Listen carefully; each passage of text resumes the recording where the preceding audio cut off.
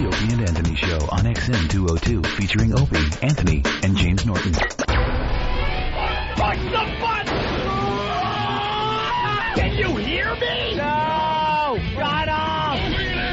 We're so excited to be back. Rabid radio retards. Wow, we're dummies. We're the only radio show that makes you want to hate us. We've been known to get our faces in the news. We're perverts. Stupid. We stink. We just love doing radio. This is a weird show. No one puts asses in the seat like Greg and Tony. Opie, I love the hitting and the fighting. Anthony, I'm a terrorist looking for other terrorists. James, I'm a speechless, worthless nothing. We all know that. I love women. I'm a slump fat pig. and a crew of misfits. Hurricane Ben! Ben looks like a tall baby with hair like Chucky. Martini Steve! Steve is a piece of garbage. Perfectly enunciating boob that we paint him out to be. Right. E-Rock! Oh, please, going through a car wash with his mouth open. I bring nothing to the table. I don't care. Shut up. No. What's wrong, Aaron? My crotch is burning so bad. Sit down and put on your laughing hats. Just relax. Here comes the funny. Welcome. The Opie and Anthony. Shut up.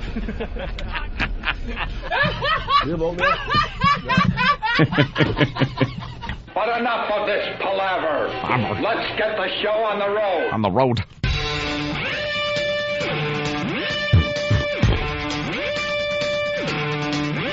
Oh my God, I'm so full. I am so full. Stuff in my face at 5:30 in the morning. Don't just stare at it, eat it. Oh, we're eating it all right. Don't just stare at it, eat it. Oh, we're eating it all right. Eating. Don't just stare at it, eat it. Eating. I love you, Johnny Cakes. I don't think they brought any Johnny Cakes. I love you, Johnny Cakes. Did they bring Johnny Cakes? I love you, Johnny Cakes. I love Johnny Cakes. Filling up that emptiness inside with lots and lots of food, lots and lots of carbs. Open your mouth! Have paying for it, you eat it! What is that private pile? Sir, jelly donuts, sir! Mmm, delicious. Open your mouth! They're paying for it, you eat it! We're going to need a nap by 7 o'clock. We're going to have nap time on the Opie and Anthony Show today. You can join in at your cubicle. When you're at your cubicle. Oh, my God, I'm so full. Morning, Mr. Breakfast! Can I have that Mr. Cheese cereal? Okay! Pity the poor fool! Don't eat my cereal! How do you find all these eating clips? Stan's helping. Well, very good. I don't have one over here, I don't think. Let me have a Diablo sandwich, a Dr. Pepper. Make it fast. I'm in a goddamn hurry. Always funny. Diablo sandwich and a Dr. Pepper. Our phone number is 1-866-313-FREE, 1-866-313-FREE. We have food. We have food, Tim. We have food. Oh, shit.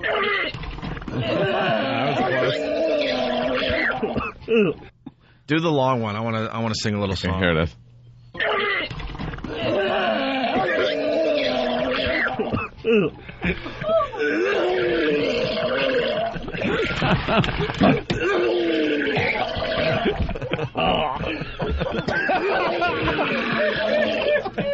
We are the world. We are the children.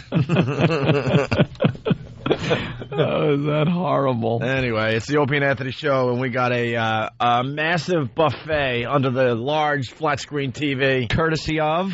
WYSP in Philadelphia. Yes. Now Karen Buck and the gang. Thank you, Karen. Why on earth would they send us a wonderful spread like that? Well, the ratings came out yesterday for Philly. Yes, they did. And we are kicking some serious ass early on. Yeah. Wonderful. So if you're listening to WYSP right now, thank you. Thank you so much. Bless you. Make sure you tell your friends that we're back broadcasting in Philadelphia, courtesy of WYSP. Yeah, that looked good. It looked really good when you really break it down. Thank God we're doing well, Opie, because, we were brought in as the saviors. Imagine when you're brought in as the savior and you stink. You don't do it. Oh, I am the savior. I will place my hands upon you and heal you. I still really hurt over here, but I've healed you. I'm the savior. No, you're really not. No. By the way, Preston and Steve in deep trouble. Yeah, This looks like it's going to be a very easy battle, unfortunately. On the outside, We like a nice challenge, but they're not going to be the challenge. on the outside, it looks impressive. Right. Preston and Steve, like they have very big numbers. Right. But then when you dig a little deeper and look at the monthly breakdowns, they had a month where I don't know, were they giving away free women for the month of April? Because their ratings were double what they normally are. Like they had normal, whatever it is, across the board, every month, same thing, same. April came, 100% increase in their ratings for that 1 month of April. And then May comes along, and boom, right back down, business as usual. So they have this huge month in there that's really bringing their average way up, and it looks very impressive, which helps us out because by the time it's just a full O&A book, that April month for them will be out of there. It'll look like they plummeted, and we went up, and it'll look like we took all their listeners. It's wonderful. I would love to know what they did in April, though, because I want to do it if it doubles your ratings. And why'd they stop? And why did you stop? Oh, my God. Yeah, they drastically dropped in May. Yeah, it drastically was dropped, but they one still month. have a couple, one really good month and one good month. It's averaged in there. It's like if you were getting, 75 on your test scores, and then all of a sudden you get 100 in there, and it's averaged in with two of your 75s, it's going to look a lot more impressive. Well, tell me about it. We're dealing with that on the opposite end. Yeah, exactly. We got two horrific months from good old David Lee Roth. We have David Lee Roth's special education class tests, and then we have our, trigonometry course test in there. So we're on the move, and we're on the move big time in Philadelphia. Yeah. Thank you, WYSP, and thanks to everyone who's listening to us on WYSP. Philly, always been friends of the show. We love going there. Can't wait to get there. And they just came back, man. Came back, treating us well, and couldn't be happier with the fine folks and YSP in Philly. You guys are thanking everybody, but how about I thank you for being so entertaining? And let me thank you, Kenny, for that thank you. Well, I thank you for thanking me. Okay. Nice. So we got a huge buffet courtesy of WYSP and Karen Buck and the gang down there in Philly. Yeah. I think the pests need to call Preston and Steve and ask them if they're getting a little nervous. Yeah. Are they starting to shake in their boots? Ooh. Are they shaking in their boots yet? Ask them what happens when... Oh, we're coming to get you. What happens when April drops out? Oh, we're coming to get you. Ooh. Ooh. They're gonna do well for the book, unfortunately, because they still have that April. They still have that April thing in there.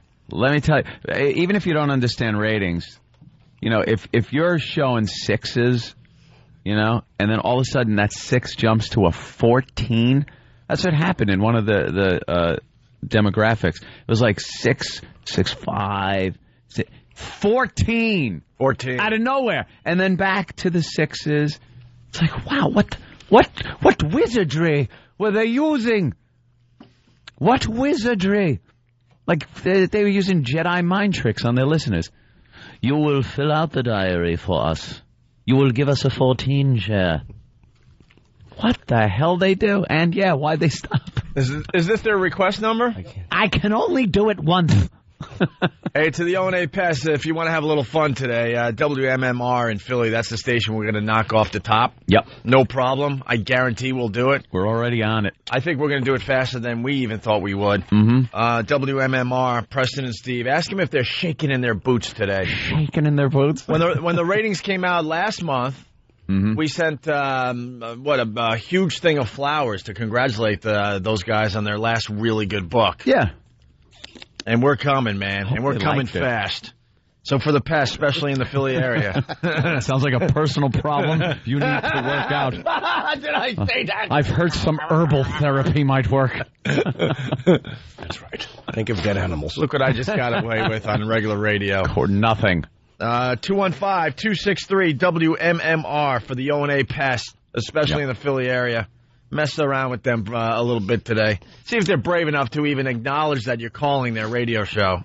Have a little fun. I bet you they don't go with it.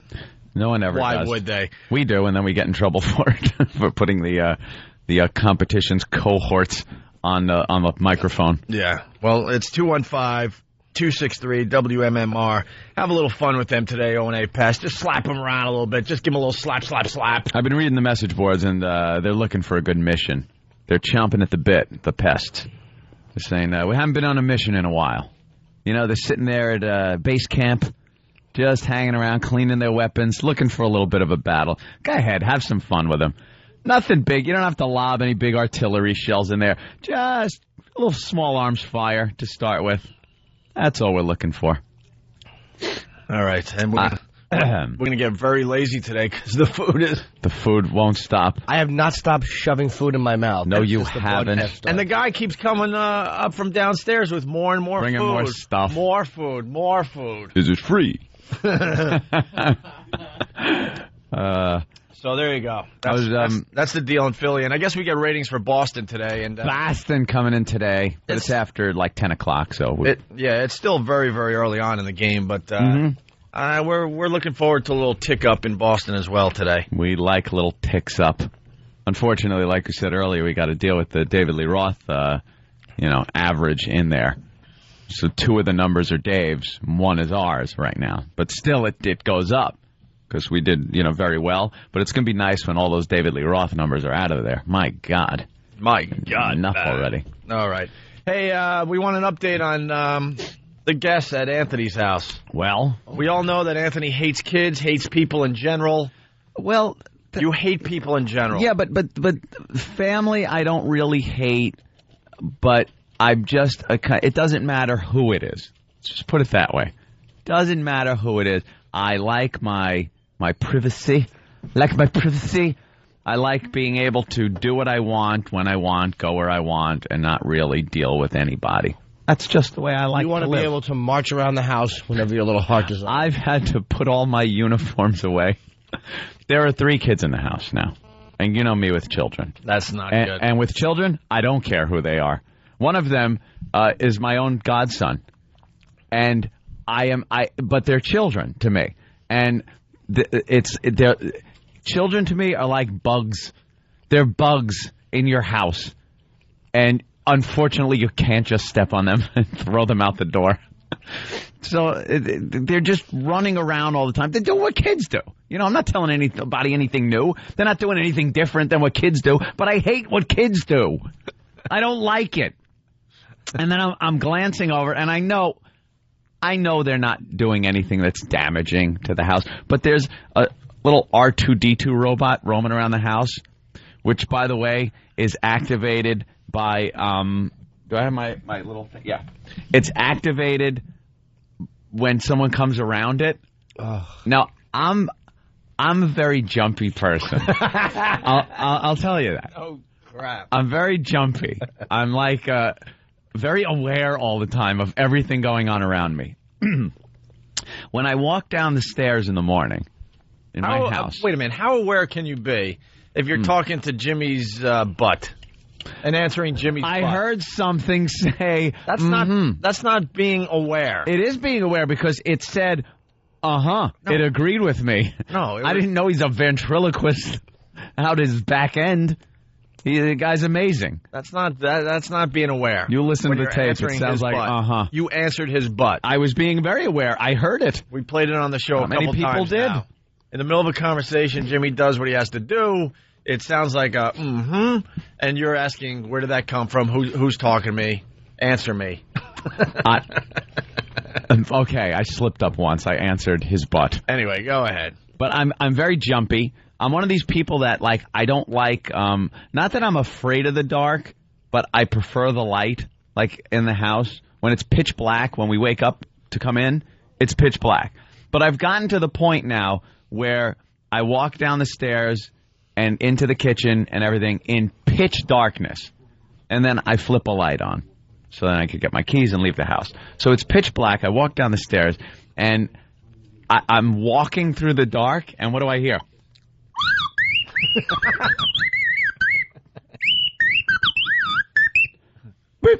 Ah! Scares the bejesus out of me. R2-D2 is left on the floor. Thinks it's a home invasion. He grabs his shotgun. I can't grab my shotgun. I've had to unload them and put them up where kids can't get them. It's another reason I hate kids. Kids and guns don't mix, and I'd rather have the guns. You can't throw a child at an intruder. Oh, you can. Trust me. And it might slow them down a little for me to get out, but I'd rather shoot them. There's a lot of things you can't do with a gun. I'm having a Jimmy visual right now. 'Cause Yeah. You got the house guests and the kids. Yeah. And I'm imagining one of these kids, going to the bathroom in the middle of the night with their big doe eyes, with that innocent face of theirs. Blink, blink, blink, Yeah. blink. And they see you in some horrific situation. In your underpants and half your uniform on. Underpants. My SS hat on sideways. With the little kid as he's going into the bathroom going, Mister, what are you doing? What are you doing? Last night, Uncle Anthony said he would hose down my car. What does that mean? I just like my independence. Yeah. That's pretty much it. Yep. Well, tell And we have house guests. yeah. So- Tell Jimmy what happened yesterday. So that's fine. Well, yesterday, my girlfriend and my girlfriend's sister, who is the mom of 3 boys, all went to New York City, came into New York City to go to Times Square and Toys R Us to get a bunch of toys to play with in the house. And so I was alone for a big part of the day. By the way, don't worry. Once I got home. Those toys won't be scratching your wood floors or anything. Or your really nice molding. Don't worry about Brand it. new house? I noticed, Brand new house. Don't even worry about it. I noticed my ottoman was moved in the reading room, which is course wood you floor. noticed. Now I don't have the rubber cups yet that go under the wood legs of the ottoman. So if you move the ottoman without lifting it and moving it, it could scratch the wood floor. And I noticed it moved. I didn't say anything. I didn't do anything, but it was on my mind. Why don't you just take a little look-see under there? No, I'm not looking. I'm not looking till everyone's gone. Then I'll look. I've resigned myself to the fact that I'm going to wait till the house guests are gone, and then I'm just going to look at everything and have it fixed. I'm not going to go meal piece looking one thing at a time. So now that the ottoman's moved, there's probably scratches on that floor. Yeah, and you will look. No. It'll be moved Don't. again. You task me. It'll be You moved task again. me. Oh, yeah. It'll be moved. You Are can there see the scratches, you think? Oh, yeah. Without a doubt. What do you think moved it? Oh, my Your girl wouldn't move it. Why would No, she pick it it up? hasn't been moved. It's been in the same exact spot the whole Yeah, time. one of the kids probably just bumped his knees into it and pushed it. Uncle Anthony with his dirty fingers and pushed it. Anthony's going to have to get a special suit on so he can get on his hands and knees to study the damage. And the booger fiesta. No, that is going to be stop. on every doorknob in that It's house. not a booger fiesta, please, no. Oh, it's got to hurt when you know it's a brand new house, too. Old house, you're like, whatever. Brand new house, brand new molding, brand new wood floors. You know what I also love about a new house? It's just like a new car. You have the new house smell, right? And it smells like paint, brand new wood, and new like carpet, like that whole thing. When you walk into a brand new house, it's like, oh, I love that, you know? It's great. So yesterday, now here's what happened. They went to the city, so I was alone. I was in my office, computing, doing what I do every day. And then they came home later that afternoon, earlier evening. And so I go out to say hi, and there's just now toy boxes being ripped open. The entire island in the kitchen is covered with Transformers and toys that are being put together and batteries and things and stuff. So I'm just like, my head is spinning. So it's Christmas in June for you. It's Christmas in June. That's what it is. And it's just like noise. There's a lot of like loudness going on, and R2-D2 is rolling around on the floor, and kids are yelling for things, and then I notice a big glass of chocolate milk gets spilled all over the island, and it not only hits the island, but it water falls off the side onto the stool and onto the floor. And I'm just like, I'm shaking, but I'm not saying anything, but I'm shaking. When are you putting the house up for sale? 2 weeks. When they leave in 2 weeks. So I'm shaking. And then the youngest child, Vincent, comes walking over to his mommy, and his mommy goes, "You're making a poopy, aren't you?" I guess moms can tell from the look on the kid's face Yeah, whether it looks like he's doing calculus. Exactly. Exactly. What that looks like. I Very said, good, parents, they know what this is. This is all new to people that have kids, I guess. But I don't have kids, so I don't know. And I guess if an adult was doing it, I'd be able to look at Jimmy and know he was too. But I don't pay attention to that kind of thing. So at that point, I turned around, walked right back into the same little office room that I'd been sitting in for hours, and shut the door, because all I could think of was the kids going to the bathroom in my kitchen in his pants, in his diaper, but he's just going to the bathroom there, and I'm just thinking of my house is gonna have that nursery smell to it. Yep, chocolate milk spilled. That's how long they've been there for a while already, though, right? What? No, they've just begun. Oh, that was their first full day. Oh, they've just begun to wreak havoc. The stupid R2-D2 is going to be bumping into your little molding on the floor and scratching it up. Over and over again. Huge moldings. Oh, it's going to be welcome to a Steve Martin movie. That's going to be awful. Do you know, I have, it's very open, my house. Like, you walk in the front door, you could see clean through the back and stuff. And in order to do this, you need these metal I-beam joists. But you got to hide them, but we don't want them hidden in walls. So there are columns in parts of my house that hold these things up, and they're covered up with other things. And I've been so careful as to not kick the bottom of the columns because they're painted white. Oh. And they're wonderful. I'm going to have to wait. I'm going to have to just wait. Well, they'll be just as careful as you are. No, I'll have to wait. Wait until 3 weeks. Wait until the first time you go to grab a doorknob, and you're like, "What is this clear stuff all over the door?"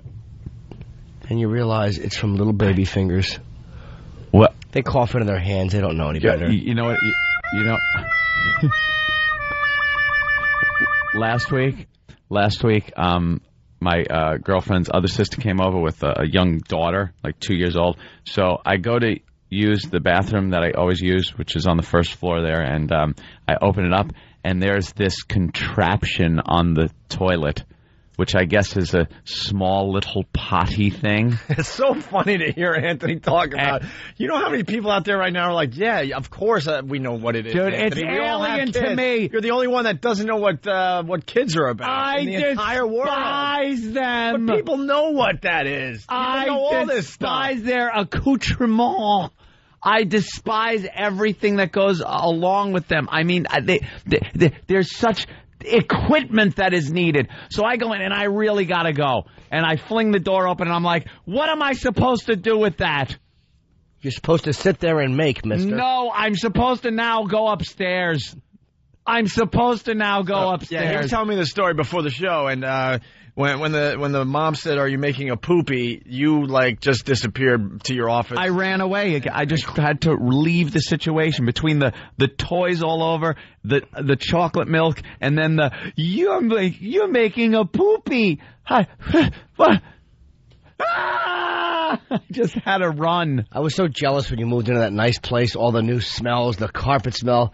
Oh, they're just wrecking it. I love these kids. Jesus. Hey, we're going to take a break, but let's read the instant feedback from Chris Patterson from Philly. Oh. See, there's people like this that write instant feedback, and they think they're getting to us. Oh. Chris from Philadelphia, Chris Patterson. I just caught about 15 minutes of you guys when I ran out for breakfast. Could you possibly have a more boring and pointless show? No wonder you have to get people to F inside churches for ratings. What's the matter, Chris? Your pal ain't here no more. Sorry. Ain't coming back either, Chris. Chris, was that supposed to get to us? Ooh, you got us. You know something? From Philly. What a coincidence that he sends from Philly, because we had huge ratings in Philly, Chris. It ain't working. Sorry. People are coming on board and listening. We'll give you another try, though, Chris, all right? Yeah. You could try to write another instant feedback that might actually get to us. Yeah, I won't ban you. Loser. All right, it's the O&A virus spreading across America. We got lots to do today. We got some Mantown promos coming in, by the way. Mantown. Speaking of Boston and WBCN, we got some Mantown promos. And we're looking for the listeners to submit their Mantown promos. I don't know if we've gotten any yet. No, not yet. We got one that BCN made. We got one that one of our guys made here in New York, Tim.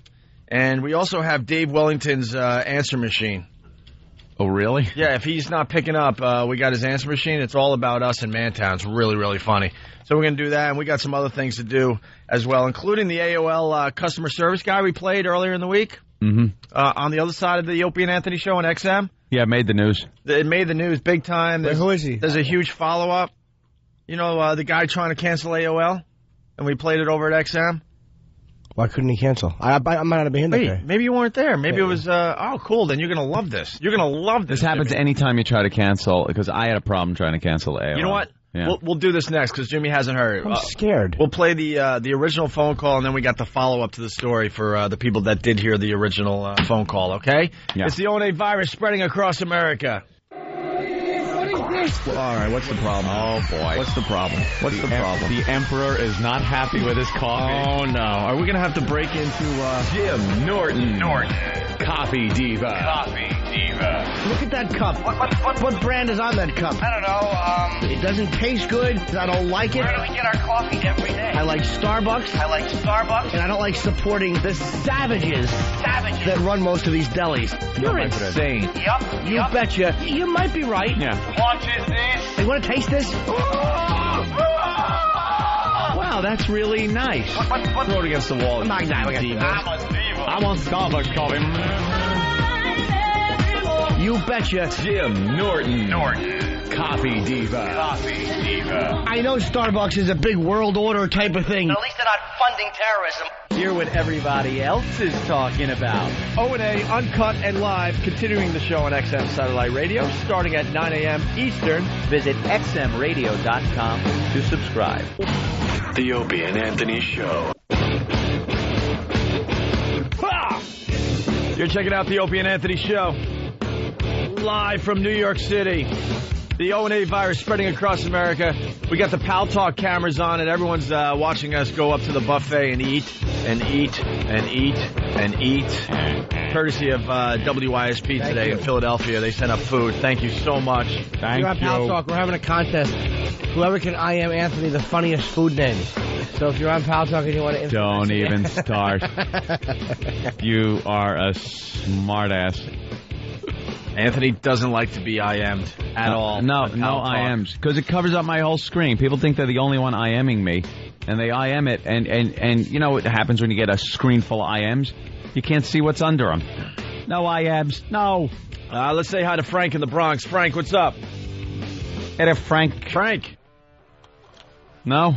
No Frank? Bronx. Bronx. Just so you're at on a bus. You. Yeah, our faces are on New York City buses all over the place. Ooh. It's a little strange. You're walking down the sidewalk, Exciting. and you see a bus go by with your face on it. Oh. We've been doing radio a pretty long time now, and we've never had anything like that before. No, the bus ads are pretty cool. I mean, we had a huge banner, courtesy of XM, that hung off Madison Square Garden for a while. That was really, really cool as well. Yeah, but Madison Square Garden doesn't drive around. It just kind of stays there, as far as I know. Good point, sir. Good point. Good point. Yeah, it's really weird to have ads on city buses. Yeah. But very, very cool. All right, we got the AOL thing. We played this, I guess it's last week when Jimmy was in L.A. doing Jay Leno. Jimmy hasn't heard this. Little show called The Tonight Show. Jimmy was just on. a little, Yeah, I did my friend. One of those late night, it's like a cable access show or something like that, sure. Well, Public access. This guy, isn't he a fan of the show? Because he sent it in to us, then he called us, and now it's a national story. Was it the guy or was it just the guy that had the audio? Oh, I don't know. That's the trick. It seemed like this guy was a fan of the show. If I'm mistaken, I'm mistaken, whatever. But basically, this guy called AOL and wanted to cancel his account. And he recorded this on purpose? Yeah. Okay. Got AOL in trouble, and there's a follow-up to the story. Good. And the funny thing is, Anthony tried to do the exact same thing and had the same kind of crap happen to him. Same stuff. It took so long to cancel my AOL account, which I had for 5 years or so without ever using it. I completely forgot my name and password. I never used it. There's no reason. It's internet training wheels is what it is, which is fine for some people. But once you pass a certain point, you just don't need it anymore. You get your internet service provider, and you're online. Now you can find things, whatever you need, unless you're a complete dolt. Jimmy? I just like AOL. I mean, I hate it in the sense that it's kind of awful, but it's inconvenient sometimes. But I like to have all my buddies. It was good at first because it organized everything for you. Yeah. Nicely. But now, I mean, that's happening. It's pretty organized. You could you cruise around the internet without needing the training wheels. Do you use AIM? Like AIM for? No, I don't use it. How do you instant message? I don't instant message. People email me. I email them back. If they want to instant message me, they could text me on my phone or call me. I like to talk to my friends live. My buddy. I go on Pal Talk or message boards. My IM days are over. Really? Yeah, absolutely. Sick of it, right? Yeah. I get some emails and I answer them, and I'm actually going back to talking to people on the phone. Yeah. I'm going retro. I'm retroing it. The big, black, call me crazy, but heavy telephone that goes... I've decided that IM conversations are useless. Yep. And, I'm picking up the phone. I'm starting to pick up the phone people, again. Talking to them right. like a human being. But here we go. So the guy wants to cancel AOL, and he recorded the whole thing. This is great audio. Because the guy just wants, cancel my account, I got to move on. It should be that easy. The guy would not let him off the phone. Nope. Hi, this is John at AOL. How may I help you today? I want to cancel my account. Sorry to hear that. Go ahead and pull your account up here real quick. Can I have your name, please? Vincent. Hey, Vincent. And for privacy and security, can I have last 4 digits of your payment method, please? All right, thank you very much. Okay. You've had this account for a long time? Yep. It's just quite a bit. What was causing you to turn this off today? I just don't use it anymore. Do you have a high-speed connection like a DSL or cable? Yep. Okay. So far, so good, right? All right. Yeah, so far, so this good. Is what they do, yeah. But as a company, you got to give them this much. You're like, all right.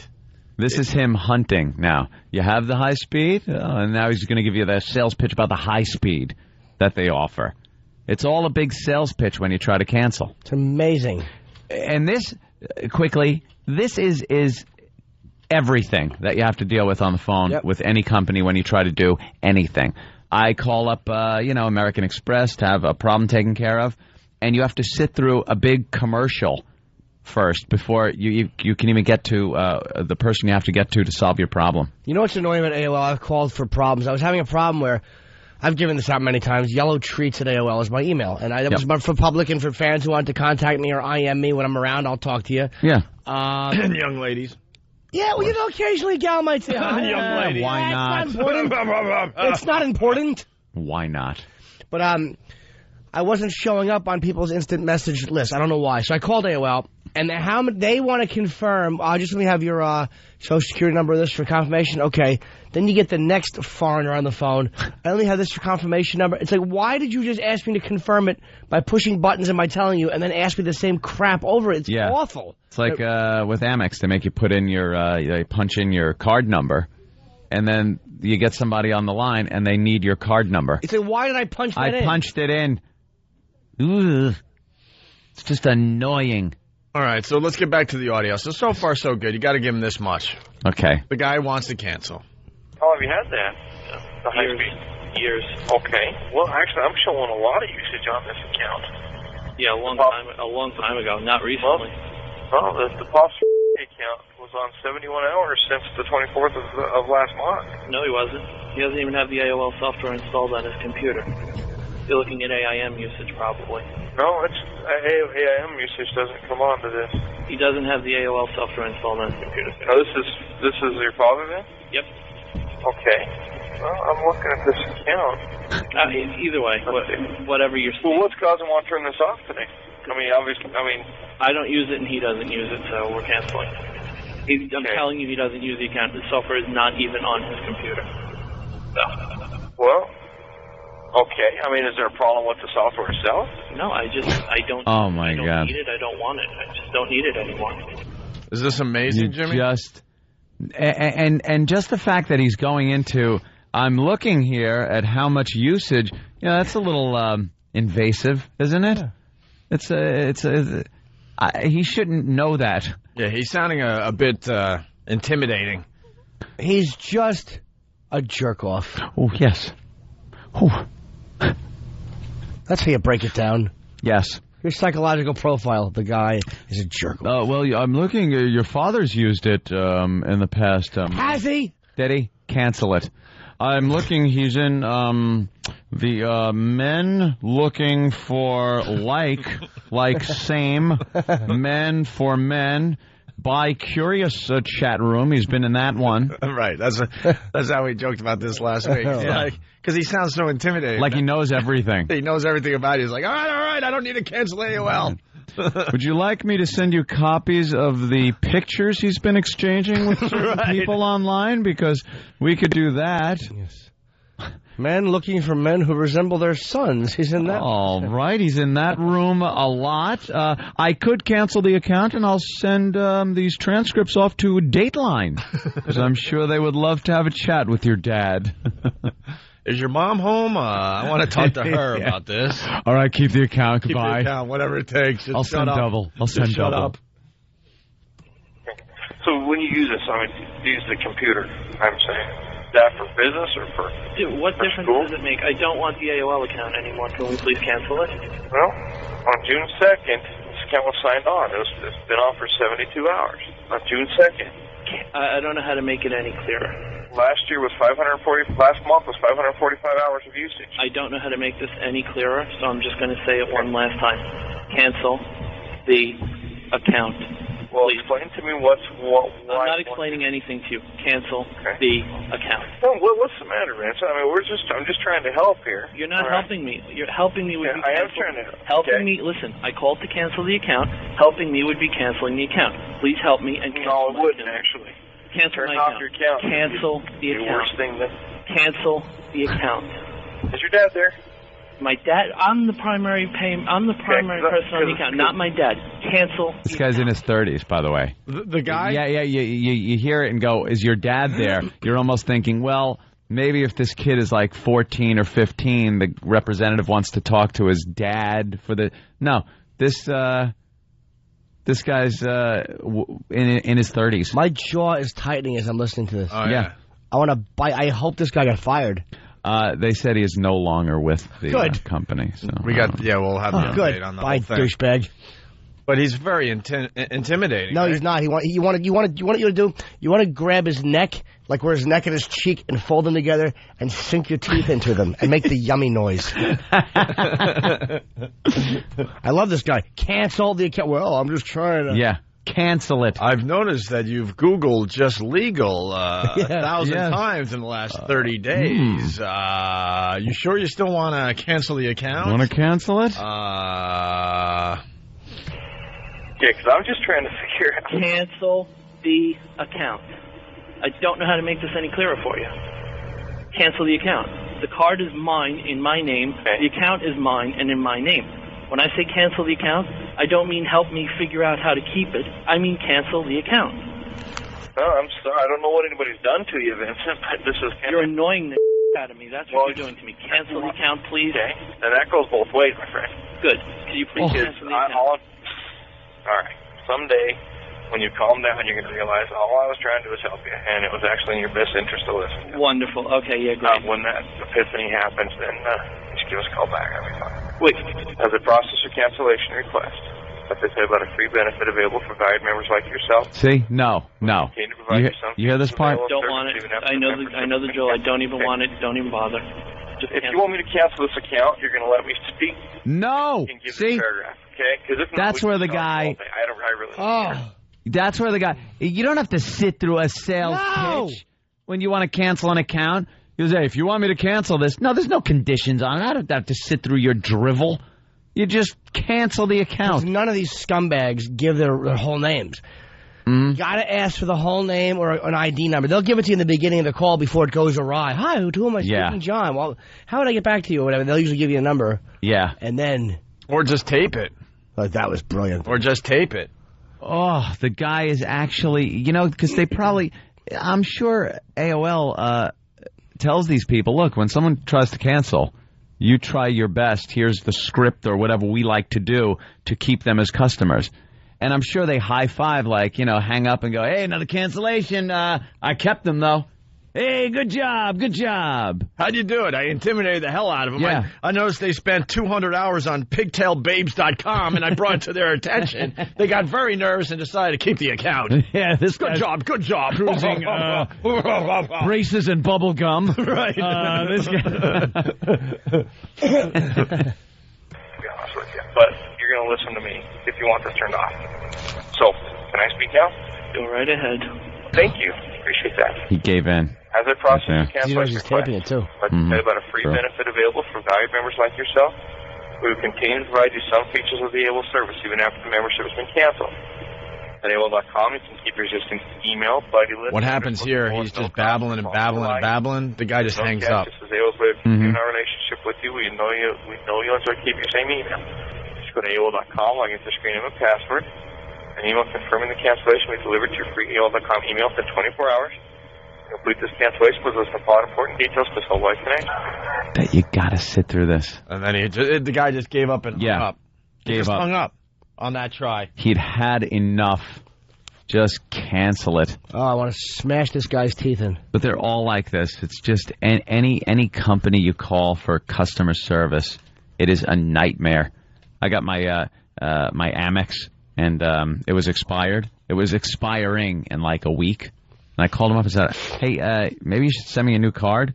They're like, oh, we send the cards later now than we used to. We used to send them a lot earlier, so don't worry, you'll get it. Never got it. So I went to use it, and it was expired. How embarrassing. So I called him back and said, hey, you never sent me a card. Well, we did send it. Well, I didn't get it. So, okay, we'll send a new one out. They send a new one out. It doesn't have the corporate name on it, on the bottom. And then the guy's telling me, okay, what you have to do is fax me a copy of the old card with the corporate name. I said, no. You know what it is. You know all the info that's been there. I've been a member since like 94. He goes, so just send me a new card. Well, we can't do that. I hung up with him, just hung right up on him, called back up. Supervisor, please, get me. I want to talk to a supervisor. I'm such an ass. I turn into, as Patrice O'Neill calls me, white entitled guy. But I got him on the phone, and he was like, we're very sorry, Mr. Cumia, very sorry. They're all very sorry whenever you have a problem. Well, I want to continue apologizing for this. Very sorry, very sorry.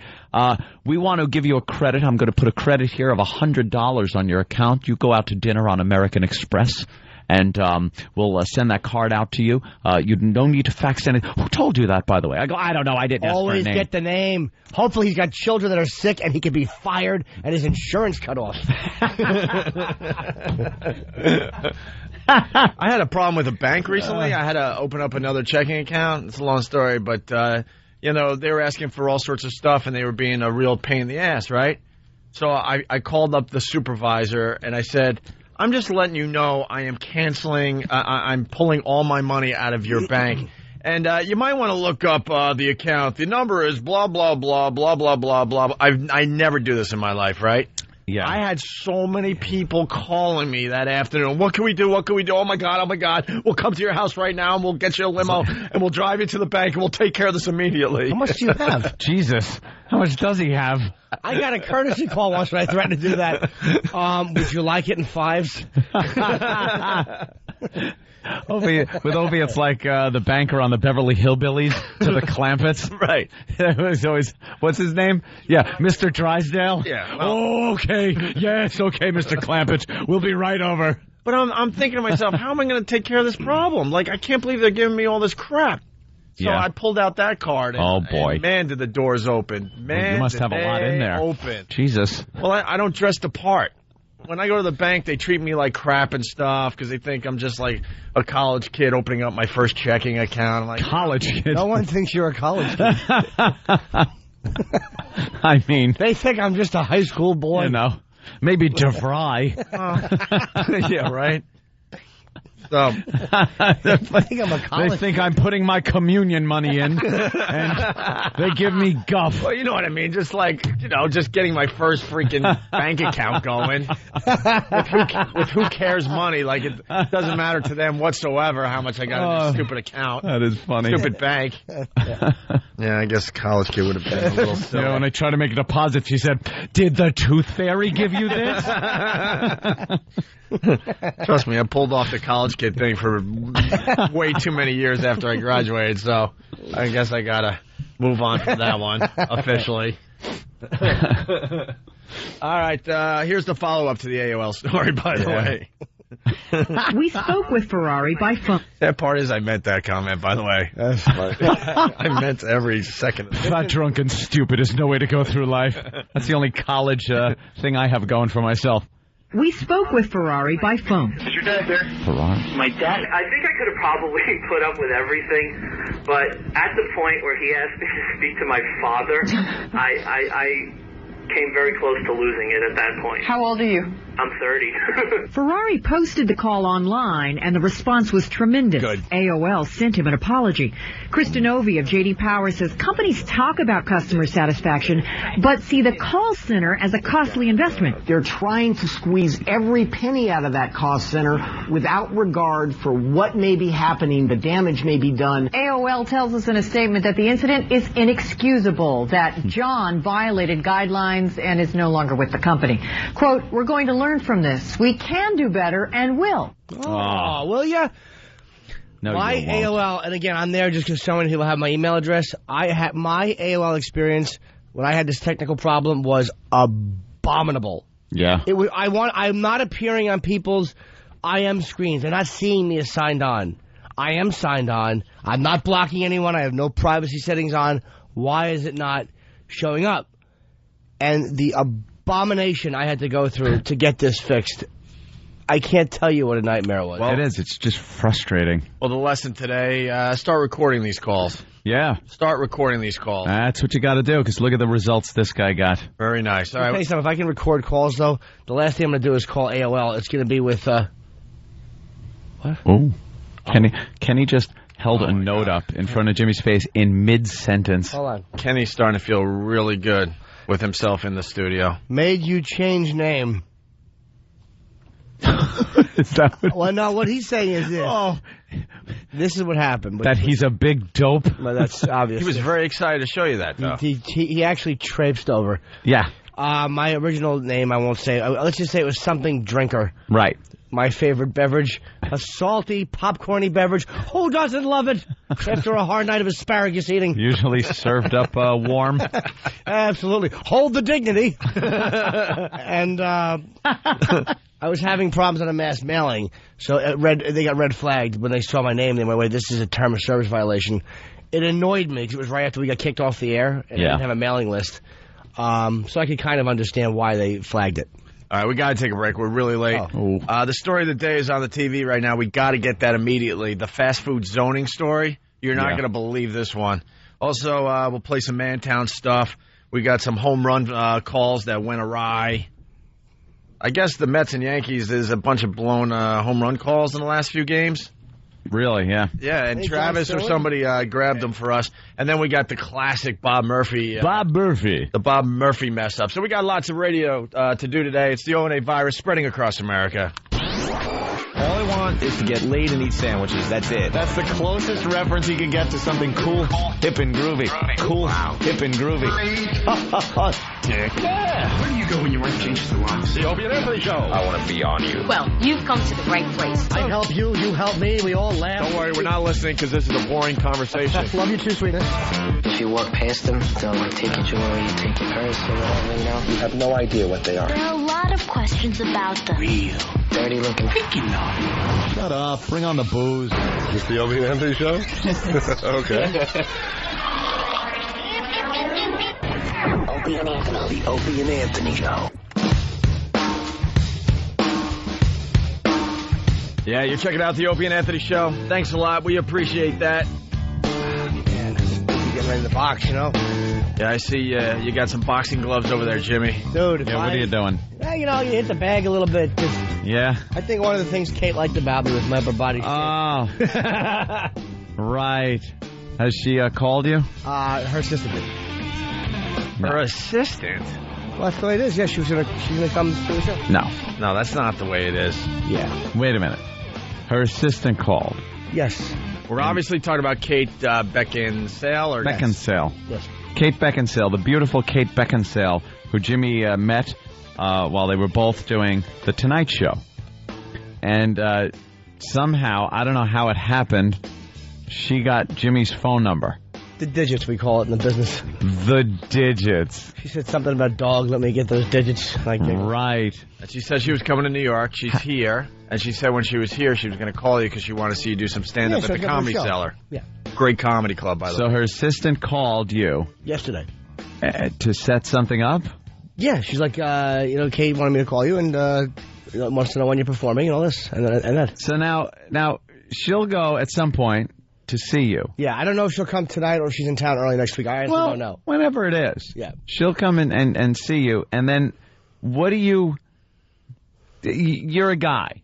You have to have some type of fantasy way this plays out, Jimmy. Yeah, I do. Okay. She comes. I've blown up the photo of us. I ask her to sign it. We never see each other again. Hey, he's realistic. He's being realistic. Everyone else would have that tiny bit of hope that you would be hanging at that back table with her and really cracking her up, and she's like, "Oh my God, you're so funny." Well, because if it went through like her getting your phone number, an assistant calling, setting up some kind of, time and making sure she's taken care of and everything, then there has to be more of a meeting after the whole thing than just, hey, thanks, goodbye. Sure. Like, do you have a plan? Not so much a plan, but a kind of I want to use the word fantasy. It's like, what did it play out in your head how something good might go? I haven't, no, because unfortunately... my self-esteem is not only bad, it's accurate. But it was just, no, she wants to... Like maybe go, hey, Kate, did you like the show? Yeah, wow, you're so funny. It was really good. I had a great time. What do? You maybe want to go out for a cup of coffee or something? Or, all right, that sounds great. Like something like that plays out in your head, and then you and her are sitting at some little booth in a diner, and you're spending hours talking, realizing how much in common you have, and that play out in your head? No. He's hoping... No, look at him. Look at him. He just goes... No. You're not hoping for a little bite to eat somewhere else, It could happen maybe? like that. You're in a situation now. What would you do if she said, hey, you want to go grab a bite to eat somewhere else away from all this craziness? Look, taking all of it off of him. Now she's asking. Look, at least I kept it real with Jimmy asking. How about this? Her saying yes was the fantasy. I've hung out with Jimmy. He's not asking her crap. How about I say no and she begs and hangs onto my feet as I walk down the street? No, Jimmy's not asking her to go eat or anything like that. I'm sure she'll be with somebody, whether it's an assistant or a friend. I mean, she's really famous, man. They can't go out by herself and pop into the cellar. You know what's going to happen? She's going to see you kill and leave with Artie Fuqua. You know, it really is. That's exactly what happens. They meet Sherrod. They see some other comic and just leave. I actually have not thought about it. I won't ask her to sign my picture. I'm not that big of a nerd. No. You gotta ask her. Nah. But Jimmy, because it is going to be the last time you see her. You gotta understand this. You have nothing to lose. But he's in a situation that can be good. Yeah. You're set up here. Things are lining up. You're not at the end yet. But there's something happening here. There's opportunity. No, I have to be realistic. She wants to come just to see the show because she maybe enjoyed it, and we got along. We were chatting on the couch. But that's what I mean. It's a beginning. It's something that can, if you can at least be friends. You have to do something here. You can't just let her go without saying, do you want to maybe grab a cup of coffee, or just out to where you two can then be alone in another place. Look at that. Comedy club. She sees you, likes you. Now get her somewhere else. Yeah. Now you're building something called a relationship. Ooh. Where now you have different places that you've been, different things you're talking about, different environments make for different conversations. Now you're out of your professional environment. She's out of hers. You're alone together. Now you can start sharing a little more personal conversation. Oh, Jesus. You got to look at her like she's any other broad. Any other broad. What, and bring you in on it so you could tag team her? Why are you handing me $50? Hey, let's get a Max in Oklahoma City. Max, what's going on? Hey, O&A, what's going on? Hey. I just had a question for Jimmy. You think maybe Kate Beckinsale puts plastic tarps down on the ground, too?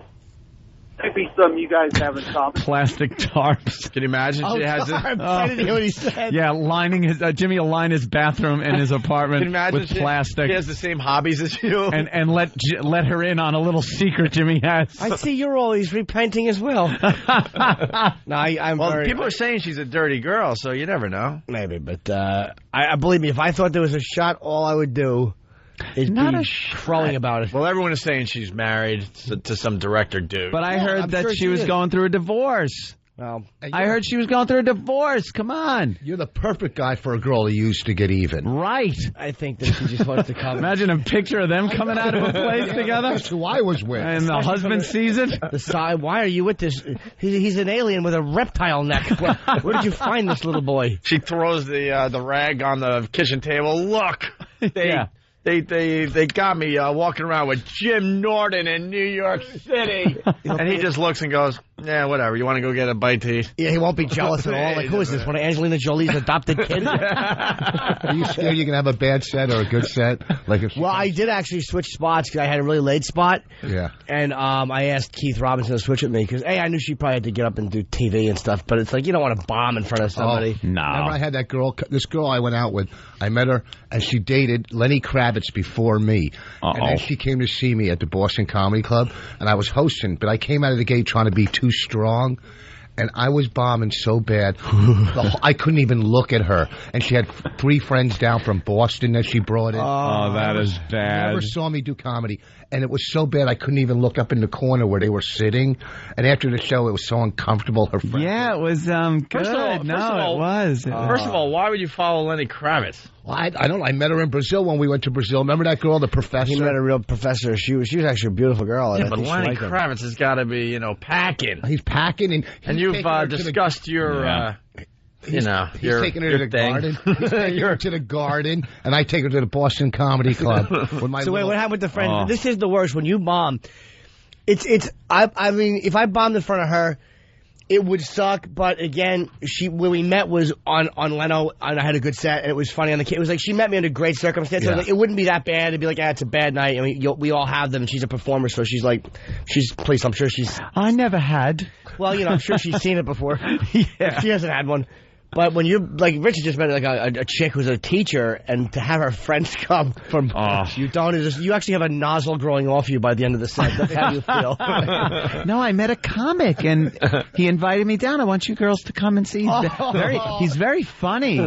Like, he seems very funny when he talks to me and stuff, so his act is probably real. And they're just sitting there like, oh, this guy is stinking up the joint. And she can't even look at her dumb friends because you're a reflection of her, you embarrassment. Sweat is pouring. It's so uncomfortable. Oh, man. Where are you going? Are you hosting? I'm hosting, so now I got to go back up again after, the first set. Oh. And it was just what was it, like 3 or 4 years? It was so horrible. And you can't, because when you're hosting, if you come out and you're bombing, it's hard. You're there all night. All night. And you're the guy every time that comes out. Now you stink every time. And then the crowd isn't with you. And killing because, they're happy to see anybody. And then the unfunny guy comes back and they all like, oh, this guy sucks. Everyone is saying you have nothing to lose. You got to ask her out. You got to ask her to do something after your set. I don't know if she's, I think she's with listen to me. I can't even say I think she's married because I do think she's married. But listen to me stammer. Hey, do you think maybe we could go, if you're thirsty, I mean, if you're not thirsty. Look, see, you're a wreck. How did I ask one girl out one time? The girl I was in love with when I was in high school, Michelle. I called her on the phone. I got her number from the phone book. And I said, you don't want to go out with me or anything, do you? And she said, she was actually nice. She went, no. Oh. But I tried to be casual and use a hip expression, but be funny. What'd you do? I said, well, that's how the ball crumbles.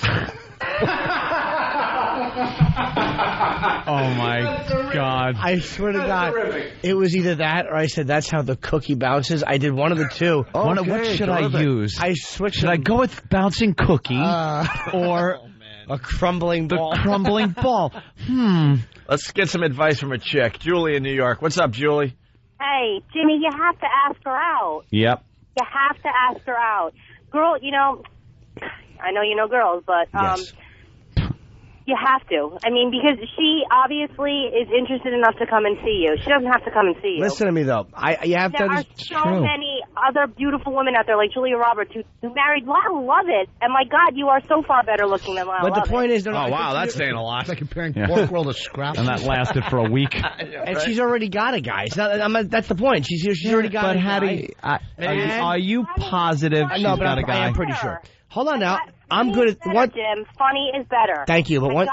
It is. Is it really? Well, nothing in my life is... Women find funny hot. Oh, my God. All right, Julie. Thank you. Thank you, Joey. But what the problem is I'm pretty good at picking up on vibes. And I wish I wasn't. I wish I was delusional. You think you're better than you are. Oh, God. And you know, I never insult you, Jimmy. No. When I hear you say something, I take it at face value. You're not as good at picking up vibes as you think you are. Oh, dude, I never am wrong. You throw off a vibe that interferes with the vibe that's coming in. Yeah. And it's called a complete lack of self-respect and dignity. They smell the fear. Yeah. They smell the fear. A lot of girls throw off a vibe. They think you're charming. They think you're adorable. They love your sense of humor. And you then have this image of yourself, and that vibe goes out and interrupts the incoming vibe. There are girls that like you and would like to get to know you better, and then what do? Name 60. You 60. What? One. Kate Beckinsale. That's the biggest. Yeah.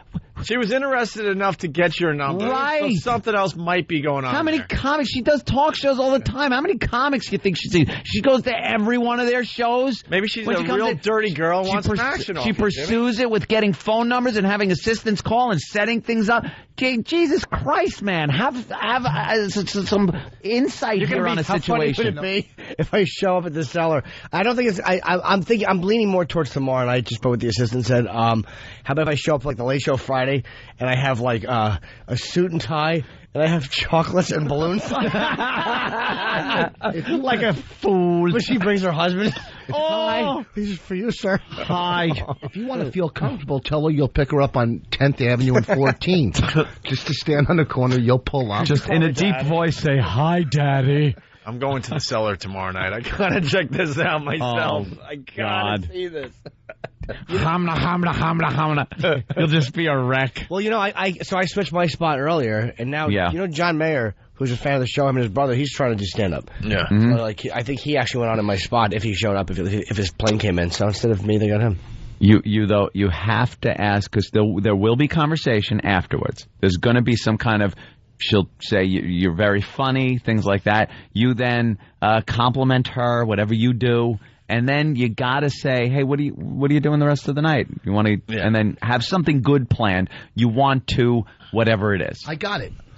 Have her go to your show, then after say, hey, want to go see my pal up at Caroline's because I'm doing a late show. This way you could sit there. Oh, what a I should have kept you on the couch. Ass. I should have kept you on the... Get back on the couch. I was feeling good today. I'm like, yeah, you could join the conversation. I'm trying to Get back on the couch. What a Get back on the couch. plugging ass he is. We're trying to help Jimmy That's out. a pretty good one. It is slipped good. it right in there, didn't he? Rich Voss at Caroline's all weekend long here in New York City. Get on the couch, though. You're in the penalty box. That's what we do now. We're setting up a penalty box in here. There was a great one. It updated. Oh, okay, Brian Hoffman from St. Cloud, Florida, on the instant feedback. Like the first man to walk on the moon, Jim needs to do this for all of mankind. Yes.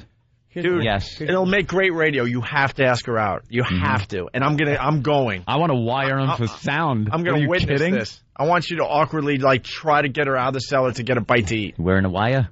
It'd be funny if she showed up with, like, say, her husband and an assistant. I went, who are these two? Yeah. Tell him to scram. Beat it. No, she's. I am. Like, look, I know you think I'm bad at getting up vibes, but I'm good at it. And this is what happened. And I hate to break I hate to break my own. Believe me, this is what I wish it was. We had a nice chat on the couch. Two performers. And it was almost like, hey, I thought you were pretty amusing. I said I was from New York. And, well, I'm going to be there. I'm going to come see a show. I'll give me something to do at night. That with somebody who I've met before. Kate Beckinsale needs something to do at night in New York maybe City. She likes comedy. Vibe man. Kate Beckinsale needs something to do in New York City. Yeah. She's just like, boy, nothing to do. Jimmy is going to lose his mind when she comes in. They're going to say hi to each other. And her husband got, stuck at the door because, a table of 5 came in at the same time, so they kind of got split up. And just when Jimmy is really going, oh, my God, there's something. Hi, baby. Big open mouth kiss in front of Jimmy. It's just me casual, too. Like, hi, honey. Oh, by the way, Jim, this is my husband. And you're just going to. Hi. Oh, no, they only save one seat. But I'll get you another one. Yeah. And he'll compliment you. Very funny, man. Very funny. Smell of really expensive cologne. Yeah. Man, he'll be very handsome. Rolex watch on his wrist as he shakes your hand. And then he'll be, okay, well, we're going to go back to the hotel and just have the most amazing sex ever. Hi, I'm Jim. Hi, I'm everything you're not. All right, we got to take a break. We got to try to catch up a little bit. Rich Voss in the I'm house. pulling for you, Jimmy. And you'll be pulling for yourself after that night of failure. You bet I will be. We're all pulling for you, Jimmy. Well, I hate to disappoint you. Keep us updated. Either tomorrow or Monday, we should have an update on this. All right, we're going to take a quick break. We'll get into some other things. We got to get into the food thing. The food story is unbelievable. The food thing. Where is it? Here. Uh-huh. And then we got you want to do Mantown promos next? Mantown. Yeah, All right, well, let's do a little more Mantown. We got some cool things to get to. And also someone wants to know, after, Rich, sit down. Don't be so anxious. Yeah. Don't be so anxious. Look at the window out there. You'll get your plugs in. You'll have plenty of people at Caroline's this weekend. Don't be anxious. Anxious. Don't be so anxious. Hey, buddy. What's up, buddy? Hey, buddy. A lot of people are asking your latest technique for quitting smoking. So we'll get into that next as well. Whatever. Plenty of fodder with Rich Voss. Of course there is. He already told me how he's trying to quit smoking, and we got some stuff on him, trust me. It's the only virus spreading across America.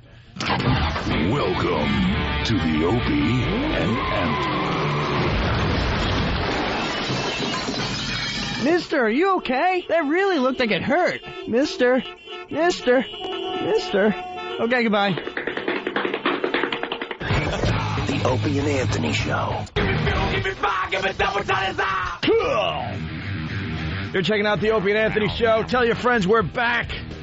There's still a lot of people out there that don't know we're back on commercial radio.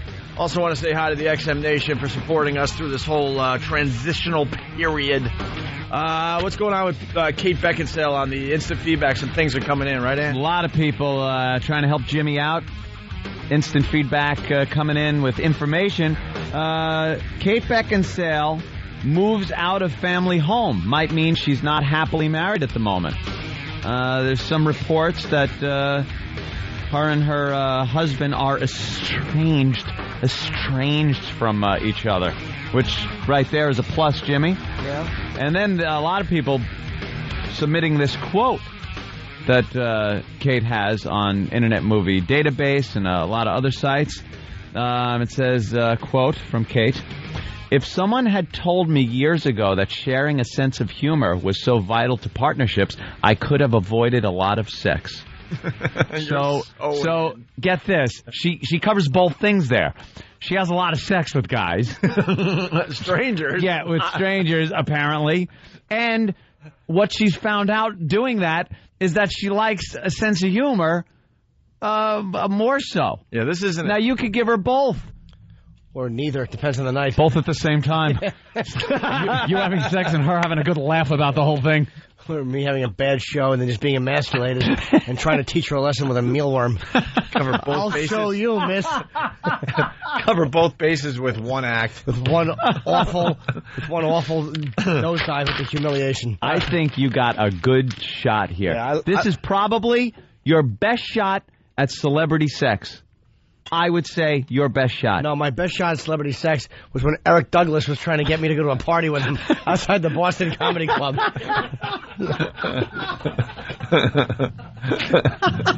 All right. Second best. Believe me, if Michael was going to be there, I might have went with him. I got to put the dog on my back. I'll lean over in the back. Well, we look forward to the update, Jimmy. Thank you. Keep us informed, Yeah, okay? I'm psyched for you. We're going to try to get some other things done on the program today. Mantown. Mantown. Mantown is alive and well in Worcester, Massachusetts. Way out there. They do this Mantown thing, and it stinks. Stinks on ice. It just reeks of trying too hard and being a henpecked husband or boyfriend. Stupid Hillman playing right into our hands. Hillman does mornings on AF, and we're going to beat him. We're going to beat him in the ratings. Not today. I don't think we beat him today, but down the road we'll beat him. No, we've only been on a month or so. I believe we beat him by the end of the year easily. Oh, yeah. Easily. I'll give you that. And he's given us some great fodder. Their big thing is Mantown. Right, yeah. Explain to Rich. He's looking around all confused. Oh, Rich, get this. Get this one. Shoot yourself if you ever have to be in this situation. Mantown. It's a place where guys go to be guys. Like you invite your friends over and your wife or girl has told you that, you know, you can't sit there, or I don't want your friends doing this, that. So it's like the basement or a shed out back. Or the Ramrod. Or yeah, exactly. The Ramrod Club down the road. See, we didn't even explain it to him. Yeah. That's what we are thinking. Like guys go. You know what it is? Faggots! You ever see on like the King of Queens, he's got to go out to the garage where they got a couch and a TV set. That's my favorite part. Oh, isn't that great? Ugh. That's what they call Mantown, where men can just hang out, drink beers with other men, and watch the game. And talk about guy stuff. Guy stuff. They're doing sitcom radio. How horrid Sitcom is radio. the whole concept of Mantown? Mantown, where plungers are left in the toilet. That show's gonna be canceled during commercial. That's horrible. Awful. And that's all they do. They got Mantown paraphernalia. Oh, there's stickers. Someone sent me one stickers. where it's a martini glass, and it says something about martinis and Mantown. Like you're just sitting there going, I think it's Martini Day on Mantown. Come on. Don't forget your martini glass, Bob. Clink, clink, clink. The game's on. Let's go down to Mantown. I don't have any salt for the martini. Here, let me lift this thing up here and rub it. I just cut the lawn. This ought to smell salty after I'm done rubbing my martini glass on it. Go ahead, drink out of it. What's next, Provincetown? Yeah, that's exactly what it is. Just kind of, it's this very homoerotic place. Yeah, so let's get right into it. They played right into our hands. We're having a lot of fun with Mantown, and the rest of the country's having a lot of fun with Mantown. They get it. Yeah. They get how stupid this radio bit is. Mantown. And listeners are starting to send in their Mantown promos. BCN, who's just great up there in Boston. We love the new WBCN. These guys are so freaking aggressive up there. They get our show, and they're pushing hard up there. Re-energized. This guy, Dave Wellington, is unbelievable. He's the program director up there, and he is just so motivated to take down AF and the rest of the Boston radio market. So love it. So here's the latest Mantown promo that BCN is running up there in Boston.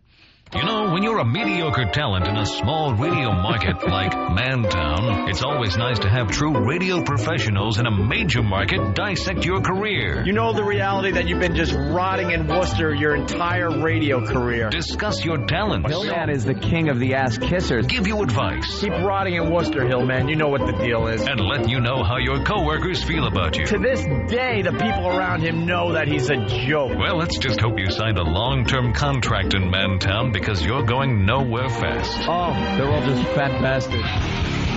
The Opie and Anthony Virus. Entertaining Boston and crushing careers. Weekday mornings at 6 in static-free HD stereo on the Rock of Boston 104.1 WBCN. You notice the new attitude up there? Yes. That's a new attitude for WBCN. I'll tell you right now. Mantown.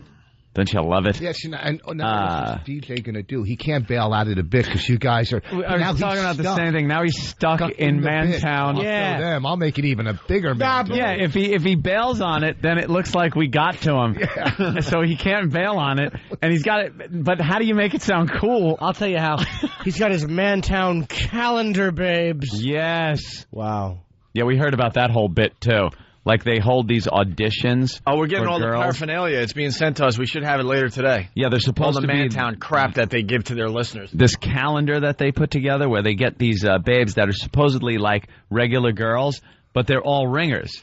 It's like, yeah, people, they're all like strippers and ringers and stuff that, go on. I don't know what the arrangement is, but I'm sure it's just not a phone call saying, I want to be on your calendar. Yeah, sure. Yeah. We've seen some of the Worcester girls. They were regular girls up till they were 7 until their uncle walked in the room. And then their path was... Mantown. LB, could you get me another bikini teeny, please? Here in Mantown. Did he talk like that? Yeah. Ew. It's Greg Hill in Mantown. Another installment of Mantown coming up. Could you please remove your pants before you enter the Mantown room? Who enjoys that in the morning? Apparently, everybody that enjoys Mantown and being gay. Hey, this just in from Snapman. WBCN keeps pushing, just like the people in Mantown. Is there a dress code? Well, you can only... ascot on. No, you can wear assless anything. They just hired Charles Nelson Riley to do midday. Mantown. I'll be there in a second. Don't forget my bikini teeny. Mantown. All the coins have Paul Lind on them. Yeah, Paul Lind's on the 100. It's like the big cash denomination. I'm on the 10. Man. If your name is the something man, you're a bag of jizz. The Hill Man. Yeah, right. Are you? Yeah. Stupid. He never went anywhere in his radio career. It's all about Worcester, man. Look, we love Boston. We love being up there and stuff. But the reality is, when you work at at a station in Worcester, that's one of those stop-off joints. Yeah. You stop off, you do your time, and I did our time, and it's some of the greatest memories of our radio careers. Yeah. Absolutely. Launching point. But we wanted to move on from there because you just want bigger and better things for your radio career. He's been there for 17 years, just rotting away. He was the morning guy before you guys got there. He's been there forever. Oh, yeah. I bet you when he first got to Worcester, I think he's a local guy or whatever, he was probably figuring, I'll do 2-3 years here. Yeah, you're then still move on there, to the big market. man. You're still there. You think he's ever going to move on to a big market? No, it's over. No, there's some radio guys that just get into those markets, and that's it. They just never leave. Yeah, but the whole time you're hoping you're going to get that big call. Yeah, but... Every radio guy's hoping to get that big call. Yeah. And this is his phone. Hello? Hello? Nothing. Hi, this is the Hillman. I'm not here right now. I'm in Mantown, but if you have a offer for another city, you can leave a message at the beep. Dude, why does he talk that way? That's bugging me. I don't know. It's just the way he's always talked. That's his cadence. It's awful. Very annoying to listen to. It's like all the accents are in the wrong spot. Ew. And Hillman, stop telling your listeners that we kissed your ass when we were there. That did not happen. Stop lying. Kissed your ass? So there's a guy named Tim here in New York City. He put together his own Mantown promo. Yeah. Tim is great. He works behind the scenes here at Free FM in New York. What? Oh, different Tim. Okay. Yeah, the Tim that's running around as soon as we get here. This is what he put together for Mantown. Are you tired of the way your father is rearing you? Come to Mantown, where getting the shaft is a good thing. Maybe when I get home from work, I'm leaving the wife and the kids, and I'm going straight to Mantown. Mantown, where the weather is always wonderful.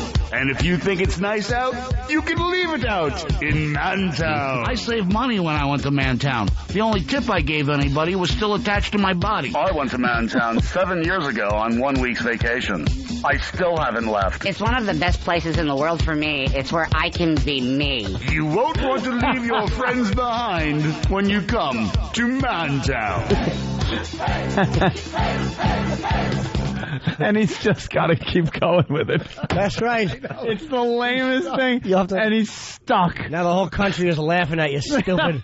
I know. Right about now, he's like, oh, no. Oh, it's man. This was my big idea. Is there a way we can maybe change the name? Guys, I can see a meeting. Okay, Mantown is done.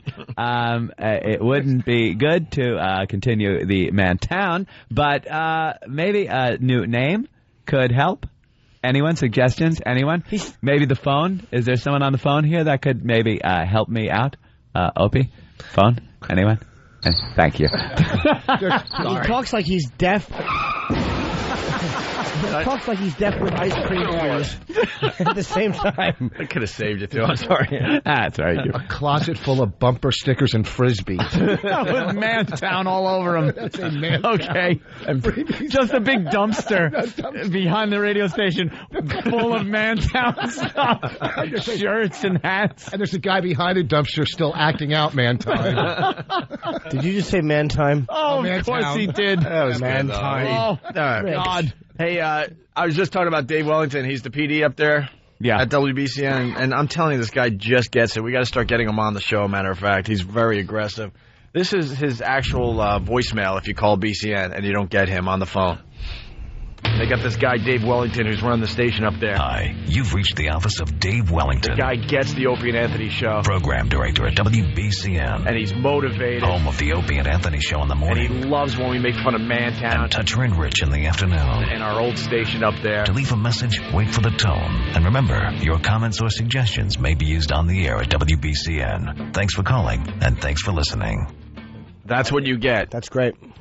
That's his voicemail. This Dave's a good boy. We love aggressive radio stations and people that work at them. YSP is another one down there in Philly. Unbelievable. They're animals, absolutely. We haven't pre-listened to these. You want to just give it a shot? I say what the heck, Ope. All right, we got Mantown. I get a little salty. The first batch of Mantown promos coming in from the listeners. We're a very interactive radio show if you're just getting to know us.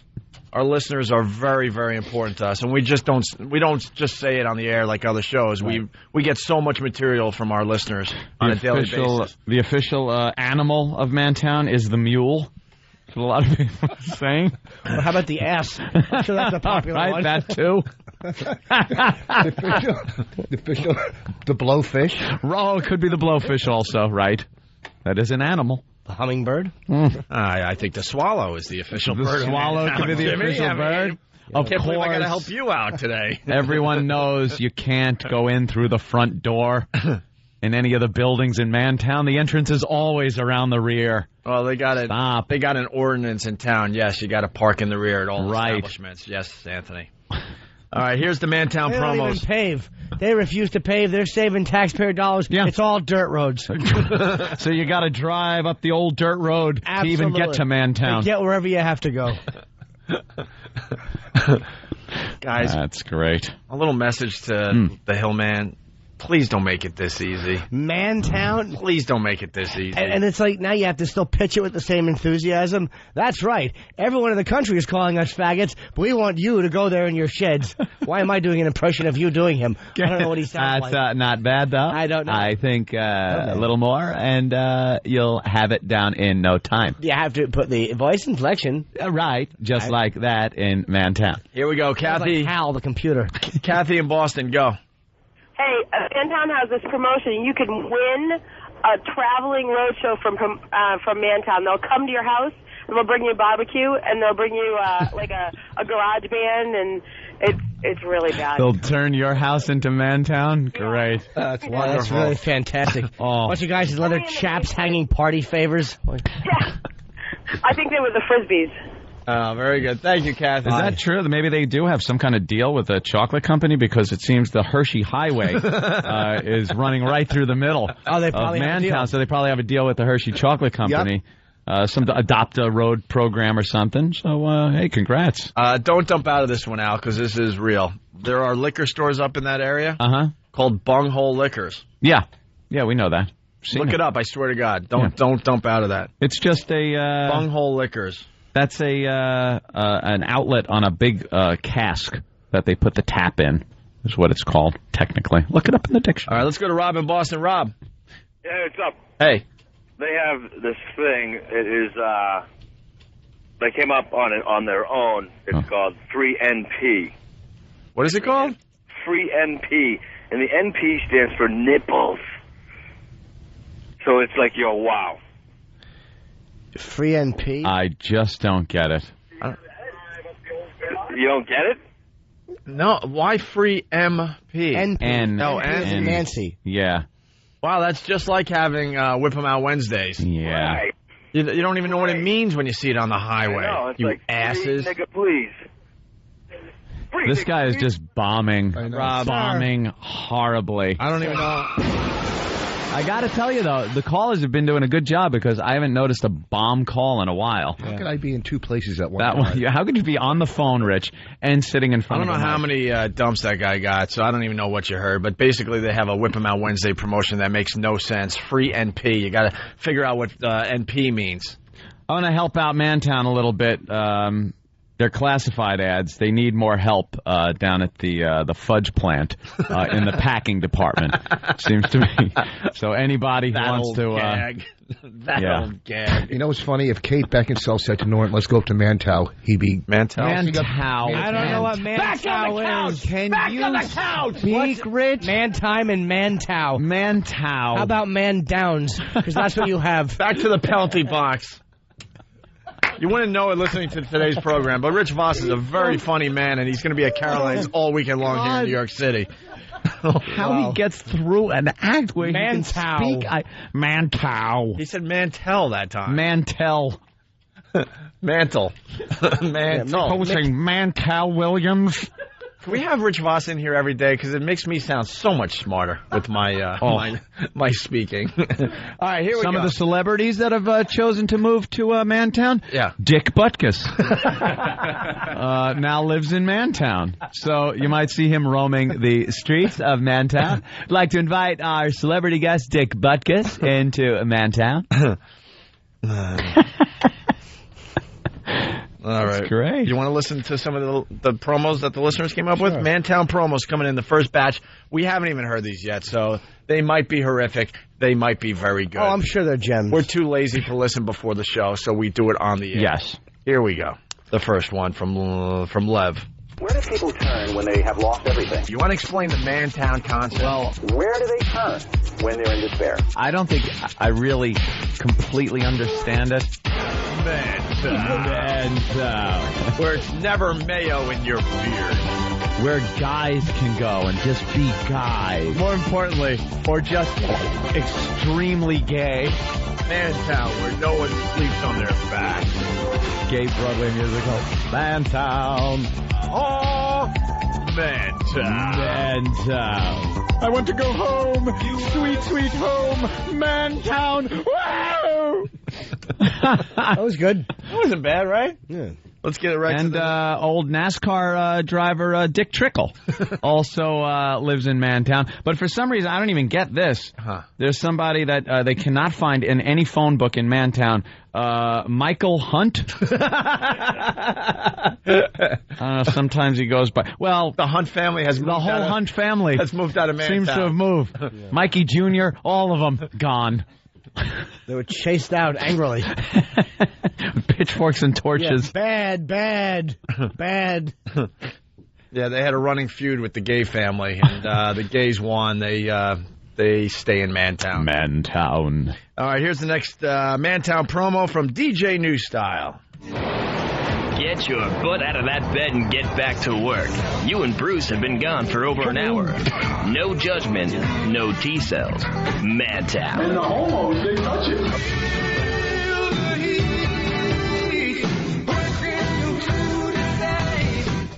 Yeah.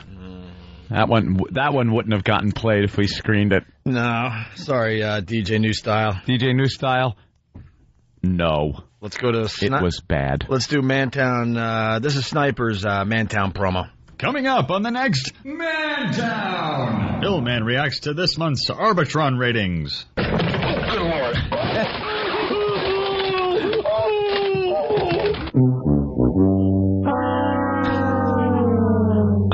man buckle under the pressure? Find out on the next Man-Town. On the only station that really rocks. That's good. The static. God, you got to explain that for the rest of America. They have a really bad signal. Yeah, you can't hear it in Boston. That's all of a sudden just go out in the middle of your Metallica song. Actually, I hear they're not even playing the really hard stuff anymore. No? No, not like when we were there. And finally, we got the last one for today from Shane, his Man-Town promo. My God, like Kelly, welcome to Man-Town. That's where you can get away from all the girls and to hang out with the guys. I love. Wait, Opie, what are you doing? That wasn't very good either. Wow, we had two good ones. And two less than stellar ones. Two that stunk. Guess there's only one thing we could do now. What's that? We gotta take a break. Damn it. There's no energy left By the in this way, program at this moment. I have some energy. Yes. Yeah? Well, I don't know. Now Lorraine Bracco can offer Tony a glass of wine because she's following in Francis Ford Coppola's footsteps. Oh, no. She has launched Bracco Wines with 8 selections from hand-picked vineyards. Lorraine Bracco has Bracco Wines. Yeah. She whines in every movie she's in. Apparently, if you drink it, you're drunk driving to the wall of an acting class.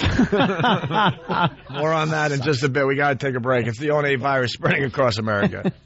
Call the Opie and Anthony Show right now. 866-313-FREE. That's 866-313-FREE. The phone lines are going berserk. Hear what everybody else is talking about. ONA Uncut and Live, continuing the show on XM Satellite Radio, starting at 9 a.m. Eastern. Visit xmradio.com to subscribe. It's the Opie and Anthony Show. Yeah, you're checking out the Opie and Anthony Show. Rich Voss in the house today.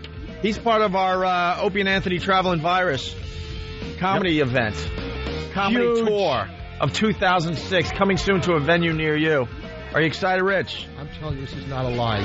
In comedy, and even Norton has this, you have dreams, like certain dreams you want to do in comedy. And one of my dreams was always to work the Garden State Arts Center, PNC Arts Center. It's like a dream come true. I saw Carlin there, Rickles. It's going to be great. This is going to be unbelievable. The message boards are talking about this like crazy, and they're going to be tailgating. We're putting together an O&A Village, and we're looking for the ultimate wet T-shirt contest that I think we're actually going to do on the stage between some of the comics. We're going to have a dunking booth and other things we're going to be adding as the weeks go on here. What you need to know, if you're in these 3 areas, get your tickets now through Ticketmaster locations. August 5th, Worcester Centrum in Boston. August 26th, the PNC Bank Arts Center in Jersey. And September 9th, the Tweeter Center in Camden, New Jersey. That's across the river in Philly there. Tickets on sale now through Ticketmaster locations. Presented by Bud Light. Always worth it. And basically, it's all the comedians you know and love from this show. There's 8 to 10 comics on each show. This is good. And we might even add some more comics as we go. We got Saget for all 3, I think. I know, Voss, you're on all 3. I'm on all 3. Patrice O'Neill, Billy Burr, Stupid Bob Kelly. We got Carlos Mencia for Jersey, Dom Herrera for Philly. We got great comics. Dom Herrera is so funny. He hates your guts. That's okay. So funny. He's doing the Philly show. Okay, Tracy Morgan. Yeah. Funny. Yeah, Dom's great. Go to our website for all the lineups, or you could go to Ticketmaster to get your tickets and check out the lineups for your area, okay? Right. But we're very, very excited about that. We should play the food story. This is unbelievable. This is probably the biggest story in New York today. Is it? I really meant that too. That and like what? Bloomberg looking for more money from the anti-terrorism, and going down to Washington to have to beg for it. That wasn't a big story. Nah, it's not important. Nah, the food story, huh? It's all about the fast foods. Food story. The food story. It's pretty funny though. We could have more fun with the food story. Of course, let's be honest with each other here. Oh, and by the way, Dr. Ian Smith is not gay. Oh, he's on the front page jogging behind Michael Strahan. Where are they jogging? In the West Village. The West Village. West Village isn't that bad anymore. It's all about Chelsea. If you're let me tell you something. It's not all about Chelsea. Dude, the West Village is where all the celebrities are moving to and all exactly. that. Like I said, it's a whole different neighborhood than back in the day. Back in the game. When you used to get out of your house and actually explore New York. Opie's turned your mic off, Rich. That's his brother. Huh? That's Dr. Smith's brother. Are you kidding me? No. Oh. Do you mean it in the figuratively or literal sense of the word? They've never met, but we all know the bond they share. Oh, wow. The whole time I'm thinking it's Dr. Ian Smith. Which actually makes the case stronger that they're not gay because the guy, Strahan's obviously friends with his family. So what's the problem? And the stupid wife now is coming out going, well, no. But either that or he is really a sick homosexual. Well, she's... I'm not available. Then send your brother. She saw all that money just flying out the window, so she didn't deny it, but she's backing off on her claim. She's backing off on her claim. Thank you, Anthony. Yes. So, all right. Good. So that's big news, too, because we had Dr. Ian Smith in here yesterday, and we had a lot of fun with him. It made all the papers, I guess the New Jersey Ledger and the Daily News and some other places. But it didn't make the Post, did it? No. The Post hates us. And we hate them. The Post hates us. We recently got really good news as far as the ratings go for the New York show here. Mm-hmm. And the Post just made believe it's not even happening. Maybe they had the information, but they drunk drove and got pulled over and said, yeah. Oh, possible that happened? I've got some gossip out the window. I hope you lose your license, stupid. That has happened. The Daily News gave us a headline and gave us a nice picture in their paper. The Post, nothing. Absolutely nothing. Who cares? They suck. And, They didn't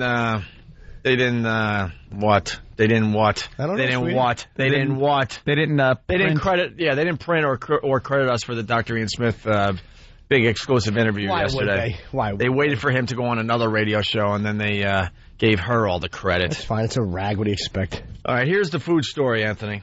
The story of the day, in my humble opinion. Ooh. Local McDonald's could be McZoned right out of the neighborhood. Let me get over that laugh. McZoned. Oh, that's great. She's McTalented. Why don't you McDie?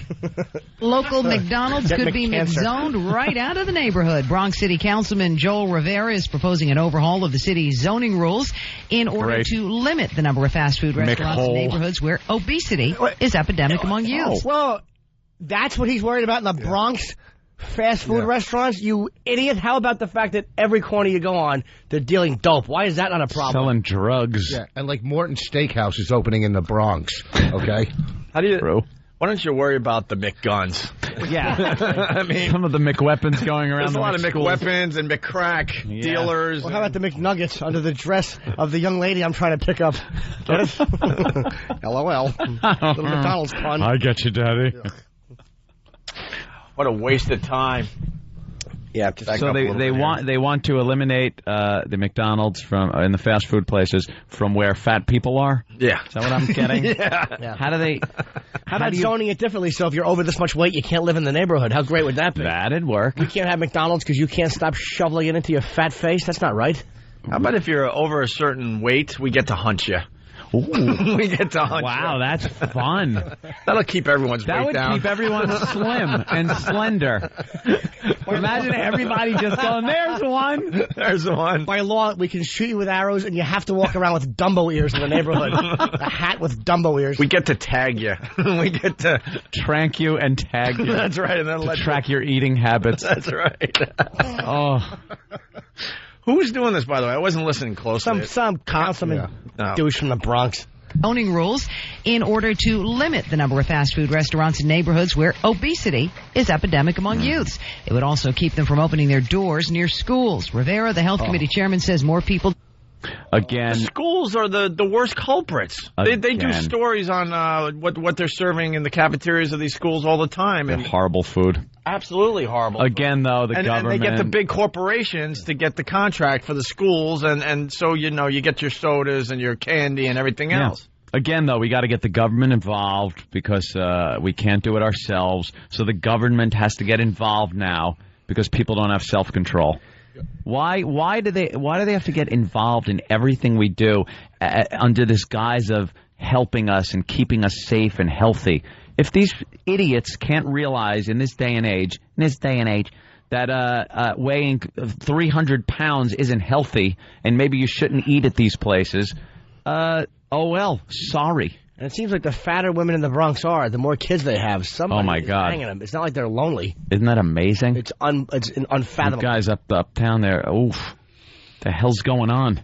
They love their big women. near doors near schools. Rivera, the health committee chairman, says more people die from obesity-related issues than smoking cigarettes. But some New Yorkers don't like cigarettes? the idea of anybody telling them what to eat and where. Education is the key. Information.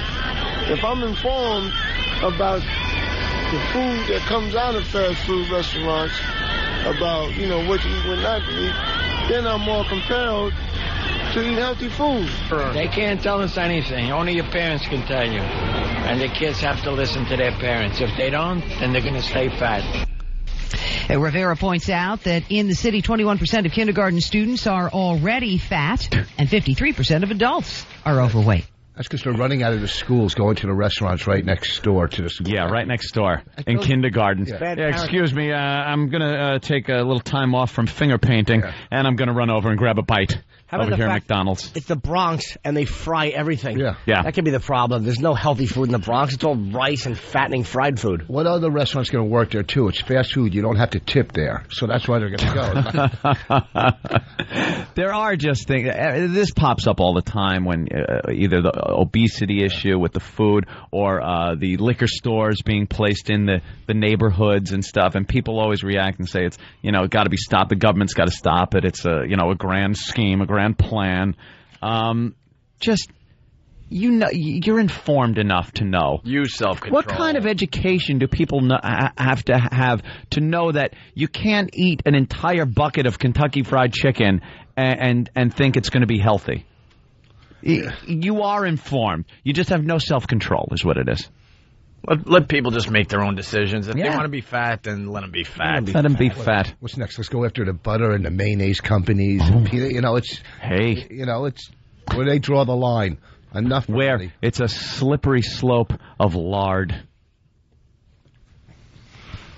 Yes, Rich? You got to take Speaking of self-control? Well, you got to take control sometimes in your own life. Mm-hmm. You guys got on my case, and it's not even about that. I said I'm going to quit smoking. I gave it a date, and I even did it a week before. It's been almost 4 days now. And listen to me, I don't want to quit. No. When I stopped drugs, I wanted to stop. All right? I don't want to quit. I don't clap till he's in a month. All right. You're right. You guys, you got to start. Right? Yeah, Rich Voss. 4 whole days. Wow.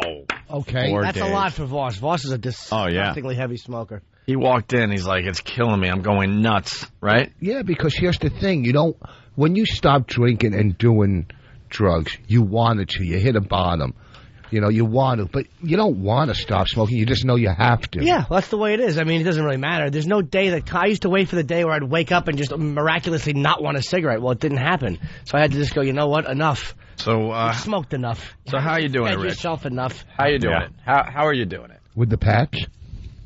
Explain the patch. Explain the patch that you got. I mean, everyone knows the patch. The patch is I did it for everyone understands the nicotine patch. I want him to explain the patch he got. It's a big yellow Star of David. It really is. It looks like you're covering a tattoo in the military. Norton, these are the ones you gave me last year. Last year, you gotta get new ones. Here's the key. What? Your patches are over a year old. Oh, my God. They expire. You're making money. They make fun of me for not spending. They're sealed. How can they expire? They do. They do. They got, a date on them. I'm not allowed to wear these by a school up in the Bronx, though. Do they really expire?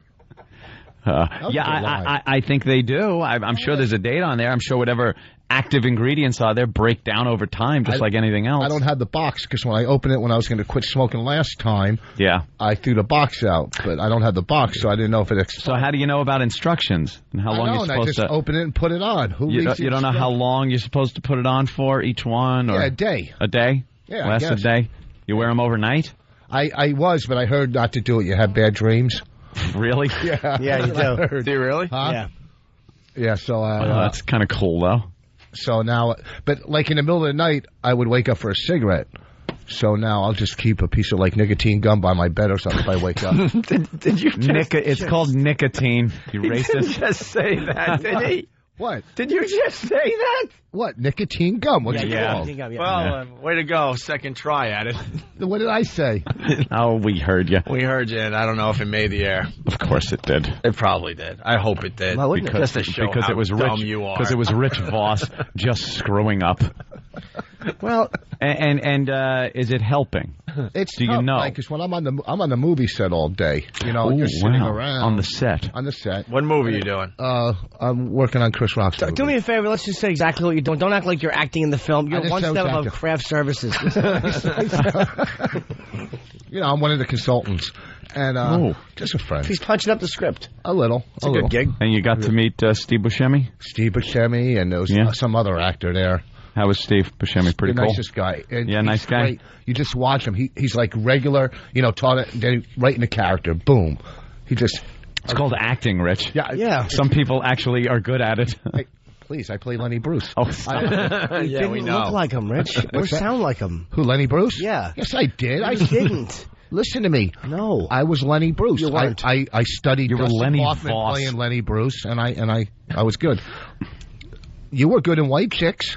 I happen to be a very good actor. If you don't believe me, you can just turn on Home Box Office. That's right. Right. I heard great things. By the way, You haven't even watched it? I don't have HBO. What am I supposed to do? Why don't you have HBO? Who doesn't have How HBO? Jewish are you? Well, I don't Your have nicotine Curly. patches are a year old. You don't have HBO? I have TiVo. You were almost a big star. I know. I'm going to get Yeah, TiVo only records things. You need stuff to record. I didn't realize that I thought it recorded. What, did you think it was like getting free cable? Yeah, I didn't know it didn't. I just got TiVo. It comes with all the programs on DVD already there for you to watch at your leisure. First of all, Stupid are you, Rich? what a cheapo. You're one of my best friends, and you haven't watched my First show? of all, stinkpot. You know, I got the first episode at home. I'm going to watch. Second of all, we're going to get. When I was on NBC, he would have. More importantly, on he NBC, just pulled a more importantly on you. Did I really? Yeah, that's when you changed the subject. Oh, did I really? Yeah. Of course. And why I didn't watch you on NBC? Yeah. Because I was jealous, and I didn't want you to succeed. I want you to succeed. Oh. You're my best. I want my friends to. All right, hold on. We got Joey Vega checking in. Joey Vega. Oh. Hey, how are you guys? Oh, Hey, what's Joey's- up, man? What's up, Joey? Hey, let me tell you something about Rich Voss. First of all, right, I'm working with him on this film. What happened? What happened? I swear to That was not any of us. Well, what are the odds a Puerto Rican's phone gets cut off? I swear to God, the phone's just exploded. Run out of minutes? That actually just cut off. Joey's a Joey, we didn't hang up on you. Call back, I swear. He's a comedian and a He's really good funny, friend of man. ours. He's on the set with you, right? He's on the set. Yeah, he's really funny. They're working on the phones in the dunking booth, so we'll get back to the phones in a second or two. All right? I don't like a call that starts off, let me tell you about Rich Voss. Yeah, It because could be it's not someone going from to a be rest good. area. What's that? Hey, we'll change subjects. Oh, well, maybe he's calling back right here. Hold on a sec. Joey. Yeah. Okay, sorry about that. No, that wasn't us, I swear. Go ahead. No, is Rich there? Yeah. Yeah. Yeah. Oh, yeah. All right, Rich. What did you say you do on the set? I help punch up the script when I'm not taking a nap. No. All you do is complain about not smoking. That's what you do. I'd rather you go back to smoking, please. Go back to smoking. Is he miserable on the set that he's not smoking Has now? to tell everybody that he quit. He's the worst. Every 10 minutes he talks about Lenny Bruce. Every 10 minutes. Ew. Oh, no. He was talking to Ed Herman. Ed Herman, this respected actor. Ed Herman's talking about Sir John Gielgud, Sir Olivia Newton-John. Well, Lawrence Olivier Newton-John. Olivier, and he has the audacity to tell him, well, I played Lenny Bruce, you know. Oh. The guy looked at him like, you're an idiot. You're an That's not the worst of it. The worst of it, he says to the guy, weren't you in Animal House? Oh, no. The guy gets up. He walks away. Do you know? Never came back and talked to him once. When with mentioning Lenny Bruce, I would be embarrassed for you just like for thinking that. I would be like, wow, you're a self-centered idiot. But the fact that you would say that to somebody else when Gielgud's name was mentioned, you are a fool. This Zero, Joey Vega, we're sitting across from Steve Buscemi, right? Joey Vega was on Sopranos, and Steve Buscemi directed it. Steve Buscemi? Steve Buscemi. Directed it, right? Wow, do you have a hard time? After the story, I'll put myself in a penalty box. Anyhow, so Chris introduces us to Steve without us knowing. He goes, those are the comics. So Steve looks at Joey, and Joey's staring at him uncomfortably like you do people. And he waves to Joey because it's uncomfortable. And later on, Joey goes, yeah, he recognized me. No, he was scared that you were stalking him. He gave him that weird, you're famous guy look. made Steve Buscemi uncomfortable. Buscemi. Steve Buscemi. Hey, how was James Gandolfini? Every day, me and Joey are scared that we're going to get fired. All we do is go, he's going to fire us. Of course. Every day. And he's funny. He's going to be on to us any day now. Joey's got a good eye. Like, he could see the movie. He's really good. His career is just, and he's so funny. He's at the Ritz tonight in Elizabeth. He's a funny guy, but we're scared every day. We just sit there going, he's going to fire us. Yeah. Do you contribute? I'm just afraid I'm going to get fired by association. That's it. Yeah, stay away from Rich. All right, Joey Vega, thank you. See you, man. Good talking to you. We're running out of show on the first half of the Opie and Anthony program here, so we should take a break. Beforehand, Sam Williams from Boston, not happy with us. Why? Why? Oh, how could he not be? Keep writing your negative feedbacks. Oh. And we'll read it. I got to read it. Wait, Sam from Boston, hey, I can't stand listening to your homophobia anymore. Oh, boy. Ew. It is funny how you have moved on to bigger and better things, but all you could do is make fun of a local radio guy. Good point, Sam. He must love the free publicity, good or bad, you are giving him. That guy really cut wow. to the chase. If you don't get the whole Mantown thing, we don't need you listening to this show, That guy, Sam Williams. I don't know. That guy really sliced this pretty good. Let's move on. He doesn't really understand radio, I don't think.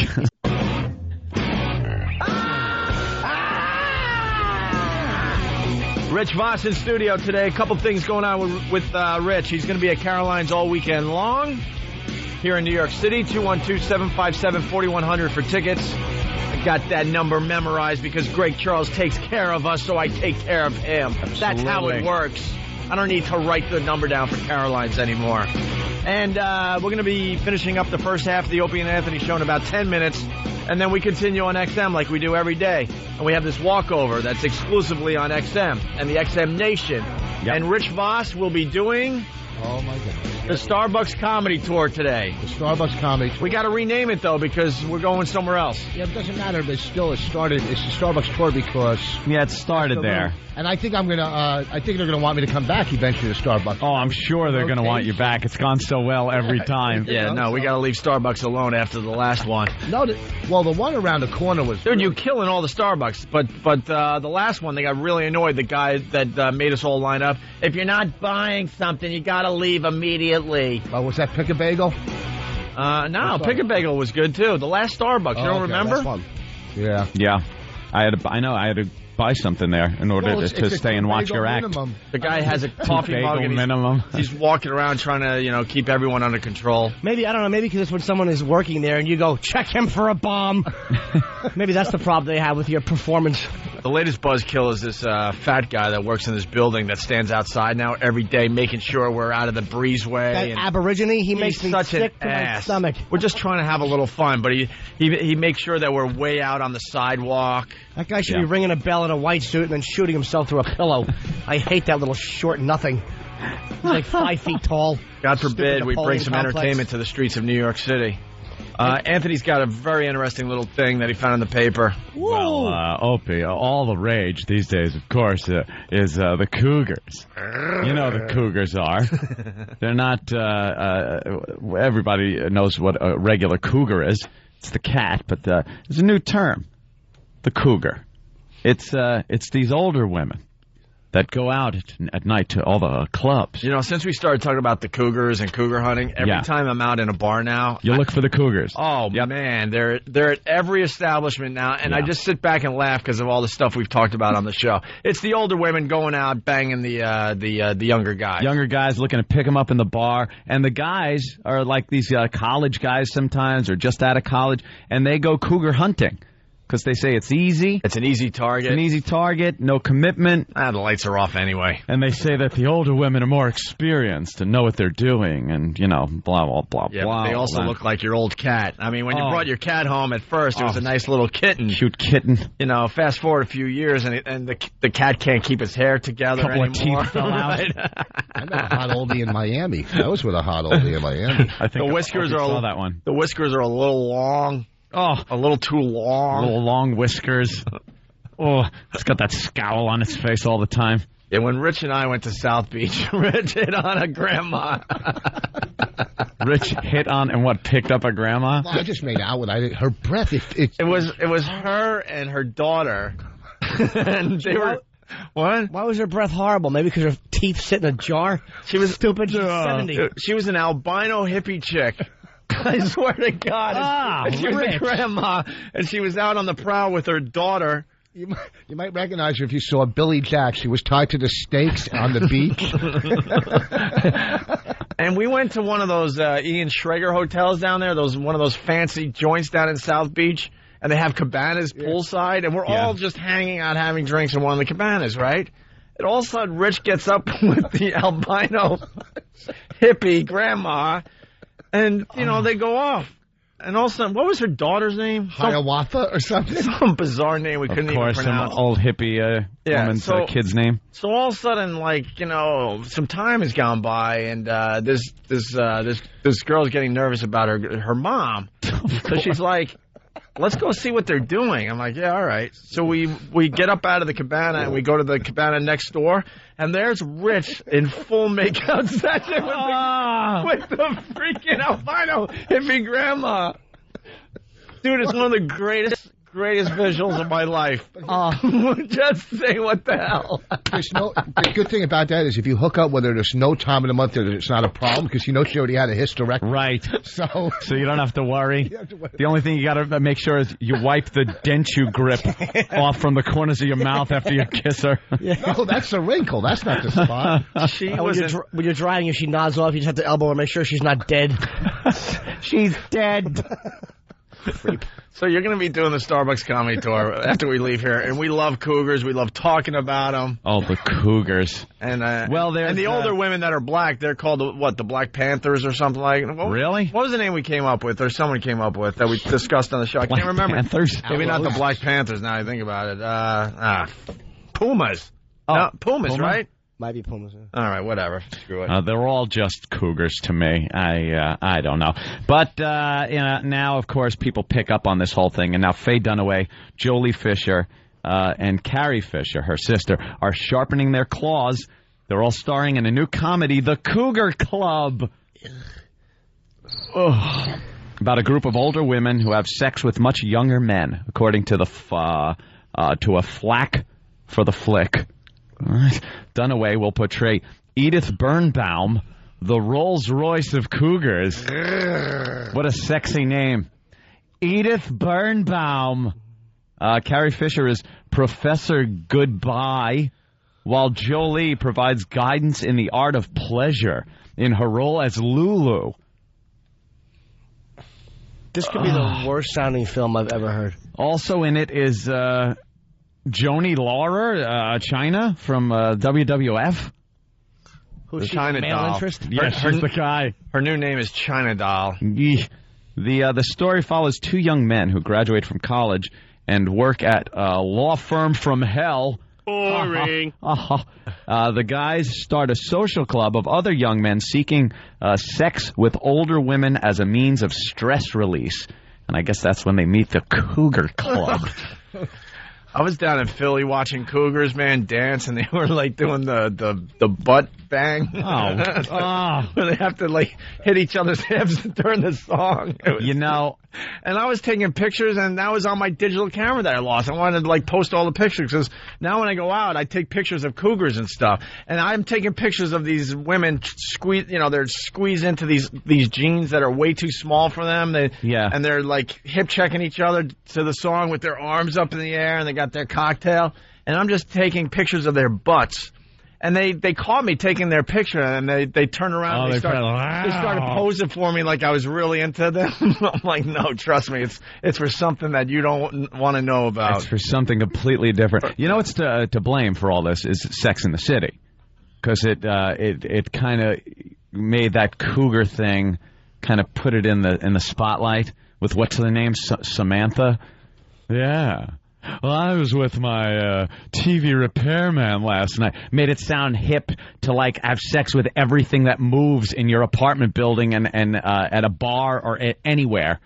She's constantly, like, picking up guys and making it sound cool, and it kind of empowered these older women and said, like, yeah, I could do that. Look, they're putting it on TV. It's not sexy. It's not hot. It's just guys looking for an easy one. It's these guys looking for an easy one.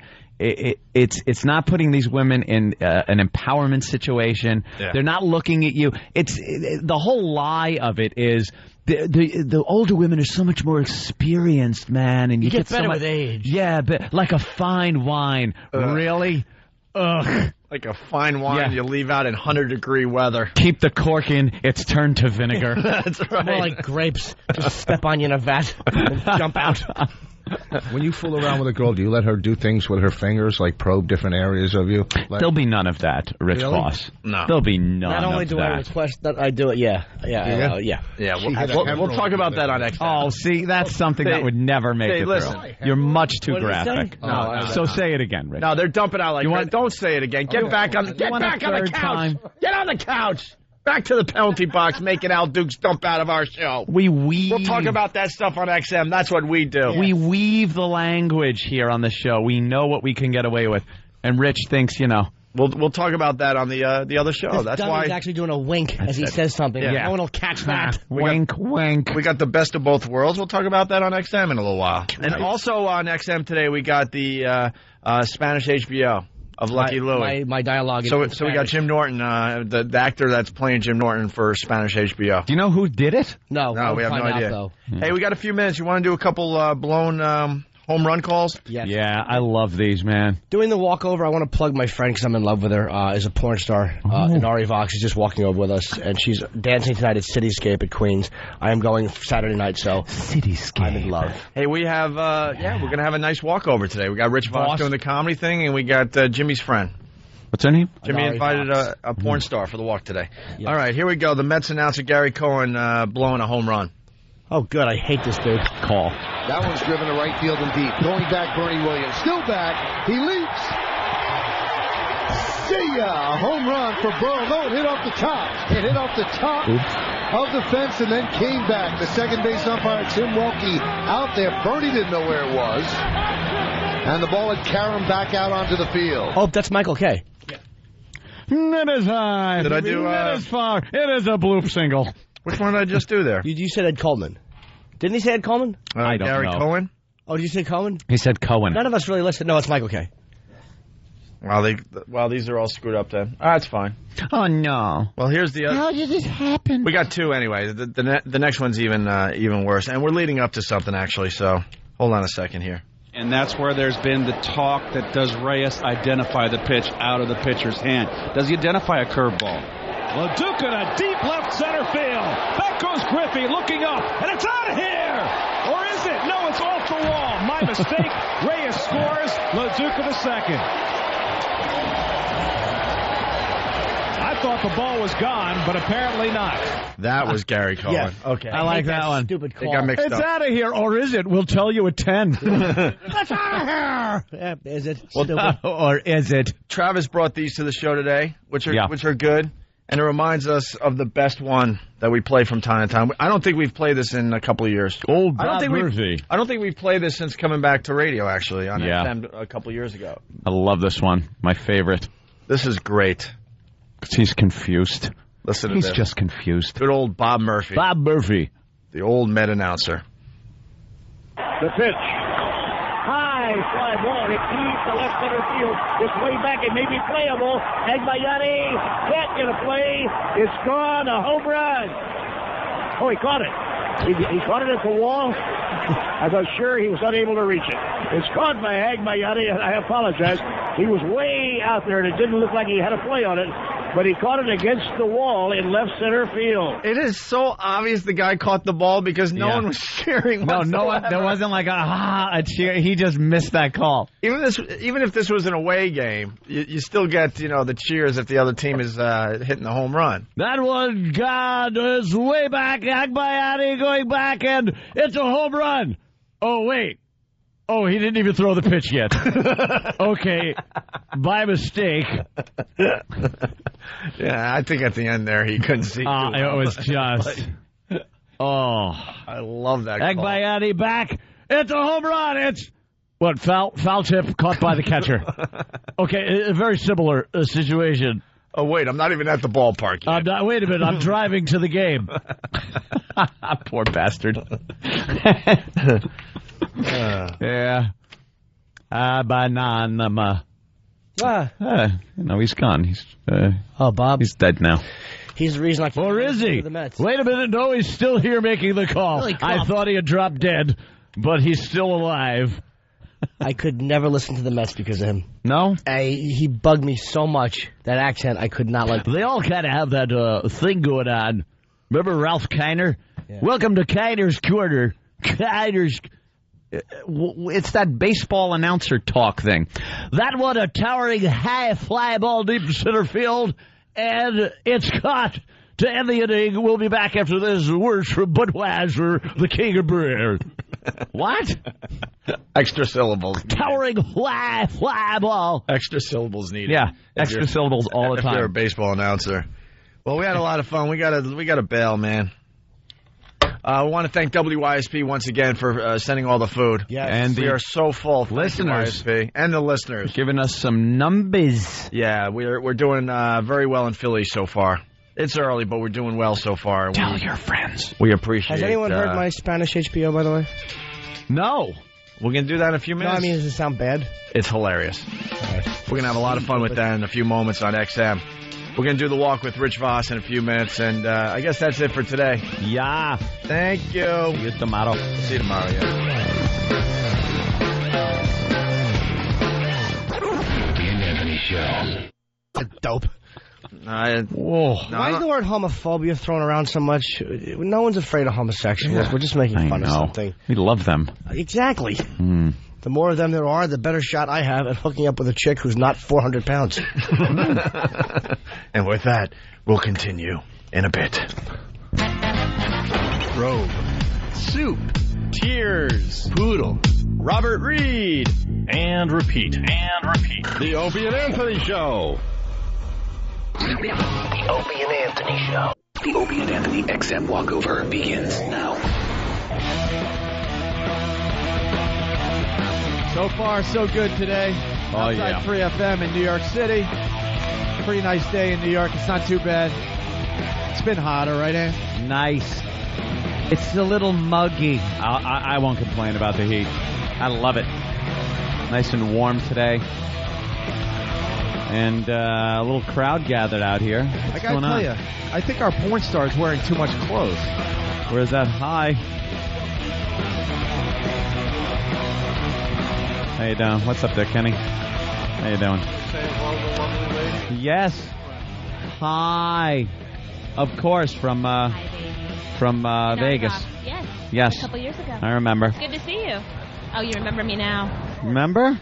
What happens in Vegas stays in Vegas, except me, okay? I'm here. Yeah, now you're here. What are you doing in New York? A business or pleasure?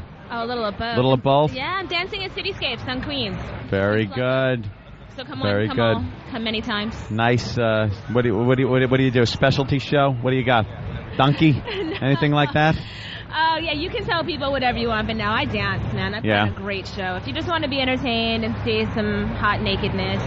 Good Jimmy on the loves pole. you, by the way. I very rarely, I really am a fan. It's really embarrassing to say in front of her, but her oral sex in films is legendary, and I really am. I would stop seeing other girls and marry her and allow her to continue to do films and just drive her and pick her up from gigs. I really very rarely I have won awards for such a thing. Yeah, oral? It's silly, yeah. It's silly that they give awards for that stuff. Any advice for the regular woman out there? Yeah. Suck that cock. Use a hand motion, pay attention to the tip, and stay as wet as possible, and don't forget to use your tongue. Jimmy. She uses that advice. Dude, it's all saliva with her. It's all saliva. It's fucking so hot. Wow. She got extra salivary glands. It's amazing. When there's something tasty in your mouth, you salivate, right? Ooh, very good. It's the best head ever. Not that I would want some, but I'm just saying I've watched it. I know. I like a girl that's picked up on what she's good at and went with it. Would you give Jimmy head? It's a fair question. No. Oh, she's no, licked he means the top real. Of his head. Hello. My mic She's licked the top of his head. Like real oral treats? Yeah, but not right here. No, yeah, of course not not. in public. On a city street. Come on now. I'm not that kind of girl. No. We're not kidding, though. Would you really give him oral treats like at XM? Because we could do that over there. We're allowed. Wow, that's. I'll have to think about that one. You won an award? Come on now. Did you win for best? You won awards for head? I have. Yeah? That's the weirdest thing. She goes, well, and she holds up a wedding ring. Yeah. That's so bizarre to me. But he's okay with you doing it on film, though, right? It's been a little while since I've been in front of the camera, so yeah. I haven't cheated. Could we have a video camera? We could just call it a movie. Call it Jim Panics and Can't Get a Rod. Can't Get a Rod. Can't Get a Rod. You are failure. a stuttering, muttering ass. He's very nervous right now, Anthony. He really loves her. Aww. Yeah, I'm actually going. I'm actually not doing an early show, so I can go on Saturday to see you in Queens. Right on. I've never canceled a show to go watch somebody dance in my I life. can't believe he's going to do that. Ever. I'm honored. All right, we got to move on. We got Rich Voss out here, too. He's going to do some comedy for us. We're going to start the walk to Let's XM. get closer to the antenna, because I think our mics are crackling a little bit.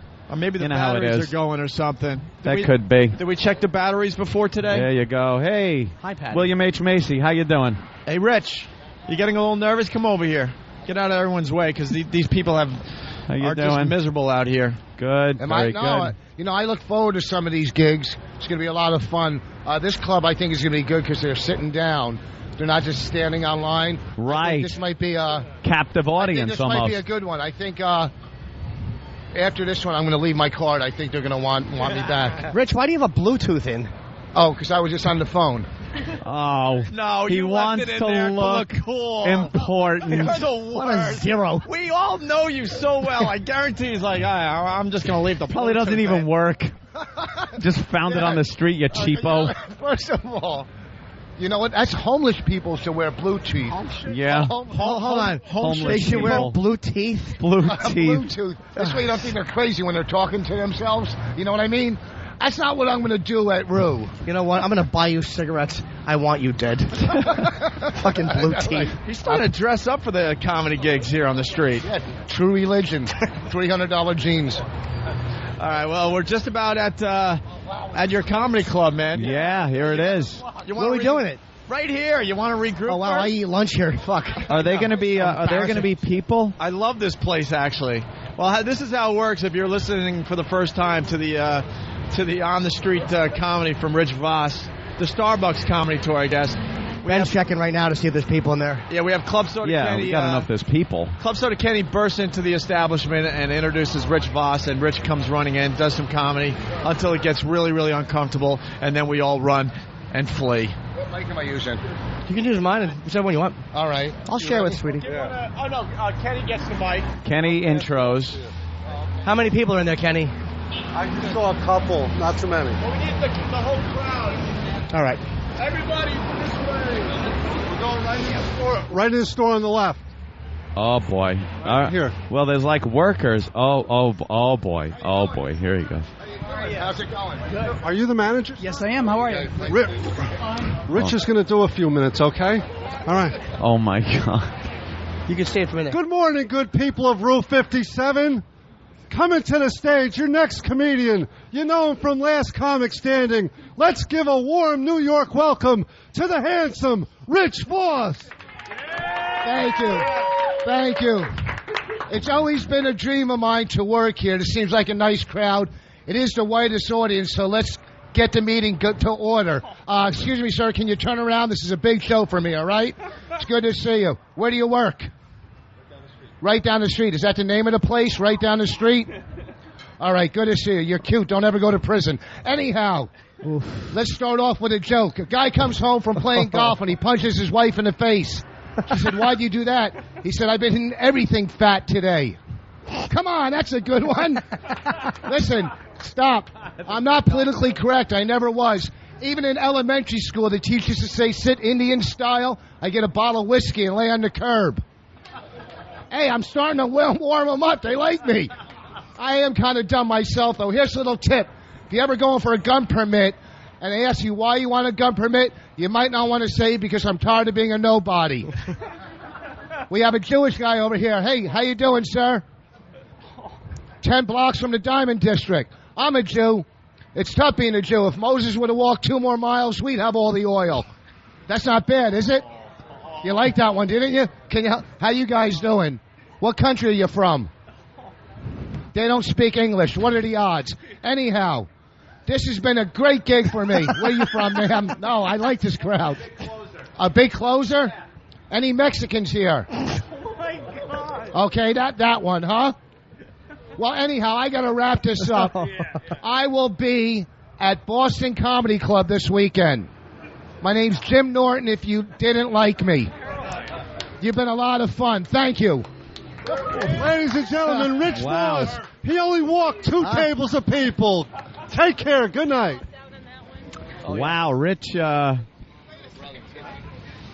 That's the thing. That was so uncomfortable. Oh, my God. That was the most uncomfortable. That's actually less one so walkouts far. than normal. Not only was it so uncomfortable, I had 2 people leave half their breakfast and walk on me. And they walked on the checks. You were so nervous too, man. Well, it's because the owner knew me, the manager. Oh, my God.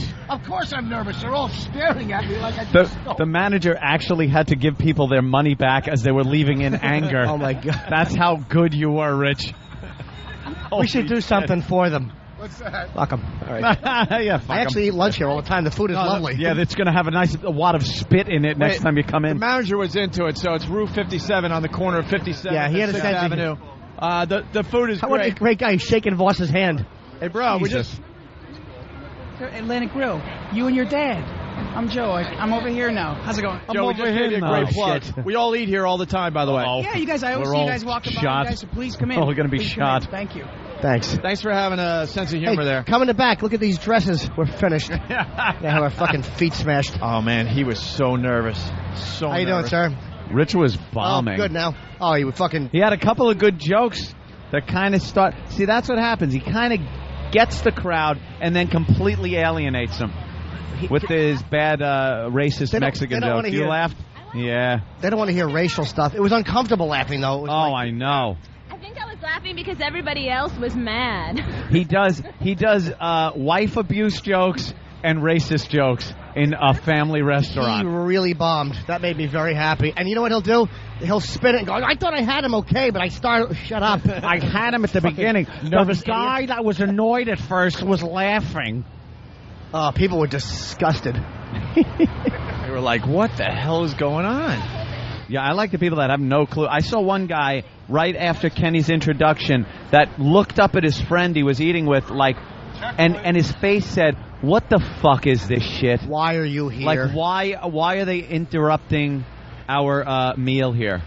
By the way, Stalker Patty's along for the walk today. Hi. We haven't talked to her on the radio really since she had the big orgasm on our show a couple weeks back.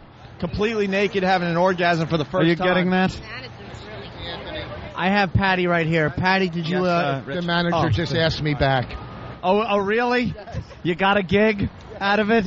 Congrats, Rich. Wow. What a monster. You know, I would like to ask Patty, did you have fun on the motorcycle run? Yes, I did. I was sore all over, and I went right to sleep as soon as I got home, but I enjoyed it. I enjoyed it. It was sore all over. That means an achy box from bouncing over the roadway. My butt ached. Oh, it did? Who fucked you in your ass that your butt ached? No, it wasn't that good. No, it was fun. Wasn't that good? I enjoyed it. I really did. I never rode so far on a motorcycle before, so I wasn't used to Did the it. vibrating make your coochie feel funny? No, I didn't notice anything in you that didn't area. lean forward on the seat so your clit vibrated? I had to lean forward so my butt didn't ache, but it was so much fun. This is the guy that had to have Patty on. I saw the pictures. Pete, Hold I'm on. sorry. It's Pete. Hey, Fred Gwynn. All right. What a cool. Very nice. Jesus. This is Pete. He's a regular at my Okay, brother's cool. restaurant, F.H. Riley's in Huntington. Hi, Pete. Hey, Jim, how are I've you? seen you standing out here before. I'm here almost every day. Okay, I thought you were going to hit us with a bat. Nah. Fucking psychopath. He does look the type. What a creep. Took one for the team. Yeah, took one for the team. She and was great. She was great. We had a, was we had she? a good time. Did right, she? Patty? Yes. Now, I remember last year, I believe, who did you ride with last year? Keith, the cop. Keith was so pissed because she would just babble the whole way. Was she trying to talk to you Didn't talk. No. the whole way? What? A bus Hey, with our look at that. pictures There's just the went Opie and by. Anthony. Isn't that Finally. fun Good. to see? So she wasn't yapping the whole way? Nope. She wasn't yapping the whole way. No. Because I would just lean back and smack her. She on the way home. She was getting a little stiff more than I would have liked. We had to stop. Where was she holding on to you? You know, Your hips? Yeah. Were you holding on to a real man? Real motorcycle man? How did that feel? Was it good? Was it like, did it give you a thrill to be holding on to a man on a bike? It was thrilled to be able to stay on the bike at 80 miles an hour. 80, wow. You know what? She's got more balls than me. I didn't know wouldn't be able to do that. Did he say? Oh my God. Did he She say? has nothing to live for. Hey, did he say if you get scared, there's a handle around front? When she threatens to pull her money out of the bank, they say, "Beat it, cunt." I didn't know about that handle. By the way, Patty, you got some snow on the top of the mountain there. What's going on? Patty's needs a little rinse. 51 years old. Hello. You ever dye your hair? I do, but I didn't go to the store yet. I'm going to include the rest of your body with it and just It dye. doesn't mean I'm going to be completely. Every woman my age has the problem. Have you had that checked out? You got some kind of growth on the top of your head. I've had that all my life since I was an infant. What the hell is it? doctors Well, move say your it's goddamn hand. Yeah, the doctors say it's nothing. I've had it all my life. What the fuck is that on your head? I've had it all my life. Is that when your mother ditched you at the diner? She left you on the head? I have no idea. Maybe it was a babyhood injury. I don't know. At the Foundling Center that you were left at when you were a child? You have a clit on your head. Maybe that's why she doesn't enjoy sex. Your clit is on your head. She can only come if she's wearing a hat. There's a Sherpa on that thing. Oh, stop. I cover it over with enough hair. Yeah? Yeah. It's not working. All right, why don't we move on? Let's continue. Thank you, Patty. You're a lumpy Thank head. you. Patty, Nice look, crowd out would here you wear tonight. pants like that? Today, whatever. Have you seen the back of what's her name? I'm Inari sorry. Vox. Inari? That fucking jeans are driving Her jeans are ripped from her I didn't buy it this asshole way. all the way up to the middle of her thigh on the other side, and from the bottom of her pocket. So That's a great her description. ass cheek, her right ass cheek, is completely exposed, and people passing by are just really digging it. Would you wear those, Patty? Would you wear I that? don't have the nerve. I feel funny. Patty I feel just exposes uncomfortable. her head knot. That's wonderful. Can we please get... I really want to get Patty on those jeans. I really want to see Oh, God. Would you put those jeans on for us? We did this one other time with a stripper or something where they had the same outfit on. It's the worst thing I've ever seen. It is hilarious. Yeah. Patty, would you put those on? Not out here. No, not out here. Yeah, I tried them on, yeah. Oh, Patty, you've wasted your youth. You can't wear jeans like that when you got a copy of a fucking MapQuest on the back of your leg. No, that's the beauty of it. What kind of panties do you have on? What kind of underpants? Yeah, what kind of underpants you wearing? Bloomers? Embarrassed. Oh, don't be shy. I've seen it all Any with you. Commando today? No, the O&A briefs that donkey store. She gets like free got the underwear O&A that she panties. wears. What are you wearing? Clean. What panties are you wearing? Look at those. Look how sexy those are. They're a leopard print But I with can't like, afford those. and they got like little rhinestones in them, and it matches her bra. I mean, holy shit! They're in Victoria's Secrets and in Calvin Klein's, but I can't afford that kind of a store. I don't make that kind of money. I'm not gonna lie, I got these on clearance, and Yeah? I rhinestoned them myself. Something tells me you walk into the store, they just throw them at you. Please put this on. But they do carry them. In Please advertise for us. What Patty goes into Victoria's Secrets and Victoria says, "Get out." No. Oh, they can't keep that big of a secret. I'm not big. No, well, you know something? I was looking at the pictures. There's one picture posted up on Whackbag, and you look like E.T. It's tough. Your thighs and ass are getting wide, Patty, and you're getting a gut on you. Are you eating all the Starbucks merchandise? Because they just had a story about how fattening a lot of the stuff is, and I think you're I packing on don't some... eat a lot of that stuff. A at lot or all. any? I don't eat any, Because you practically. get it. Where's that gut coming The from? last thing I ate that was sweet was chocolate pudding, and that was Oh, yeah? it. I thought it was a black guy I that can't you met. eat a lot of stuff. Can I see one of I those do- slippers? Patty, wait till the mic's there. Can Look I see at one of those those slippers? awful shoes she's wearing too. Let me see one of those. Seriously, You're starting to look like Vic Tayback. Let me have one. Let me see one of these. No, I'm Let me serious. see, because where did they come from? Oh, yeah, you know where that's going. Right out into 57. I want to see. We got to get Patty in those I jeans. can't believe she gave it to you. Why would she? Look how Jimmy looks. Look how proud he is. I'm so happy.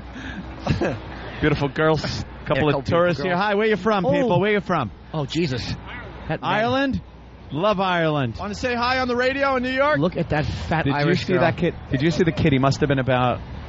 The kid's got to be 9 years old. He looked at your tits like it was the Blarney Stone.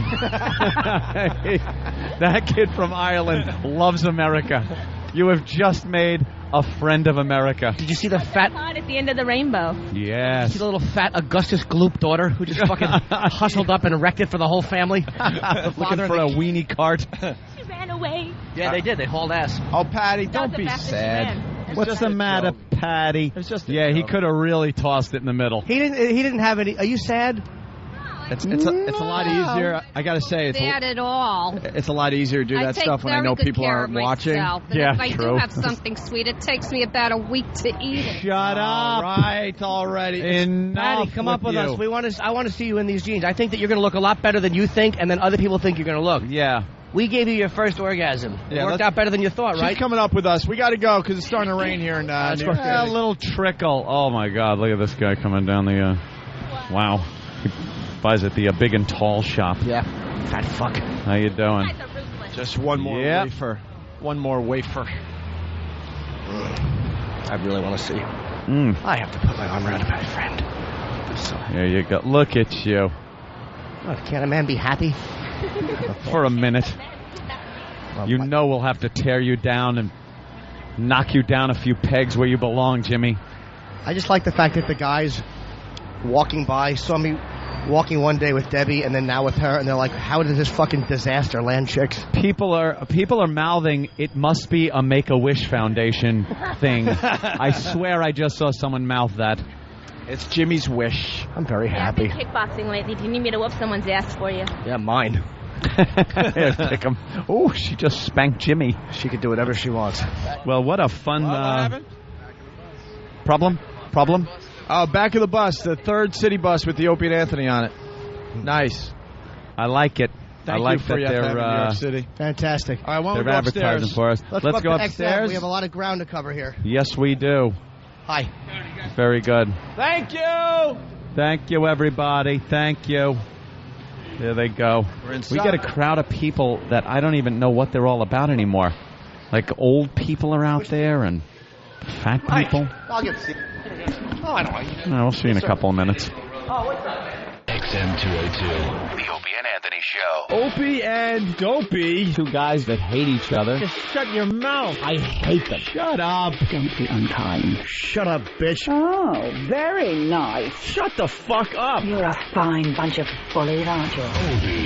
I'm Opie. I could give a fuck. I'm Jim Norton, and I'm on the radio. Shut up. The Opie and Anthony Show. It's all about fun, fun, fun. I'd love to spit in your face. I will fucking kill you. Shut up, stupid. I'm just a zilch, and I know it. Who cares? We're trying to do a fucking radio. I know what we're trying to do. I'm sitting here across from you. I understand that. The Opie and Anthony Show. Despicable asshats. And these dummies that work for us. You guys stink. Ben looks like a tall baby. Always laughing in the wrong places. Ben, where's the coffee?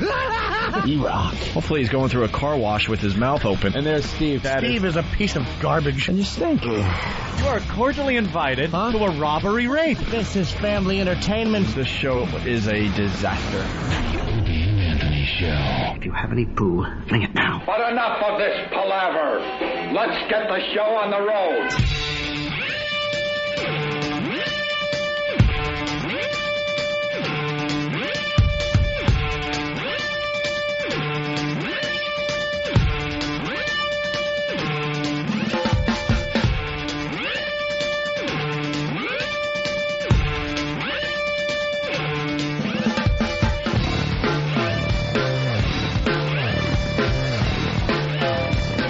Press the button. I need a microphone. Headphones. Hi. Jimmy and Opie always duck into the bathroom together for that last little snuggle before the second part, O&A Mach 2 XM version. I got a bladder, steel bladder, they call me. I wear a diaper. You just wear a diaper, take a piss wherever you want. How handy and convenient would that be if it was acceptable? Yeah. To just walk around with a diety. Just piss yourself, shit yourself. What's the big deal? What is the big deal? Well, Eagerly awaiting. That was pretty cool. That porn star is what? Smoking. She's pretty hot. Yeah, most of those porn stars are like, enough. They look too much like porn stars. She's got kind of a nice girl body. next door look to her. Not bad. Everything about her is perfect. Not too shabby.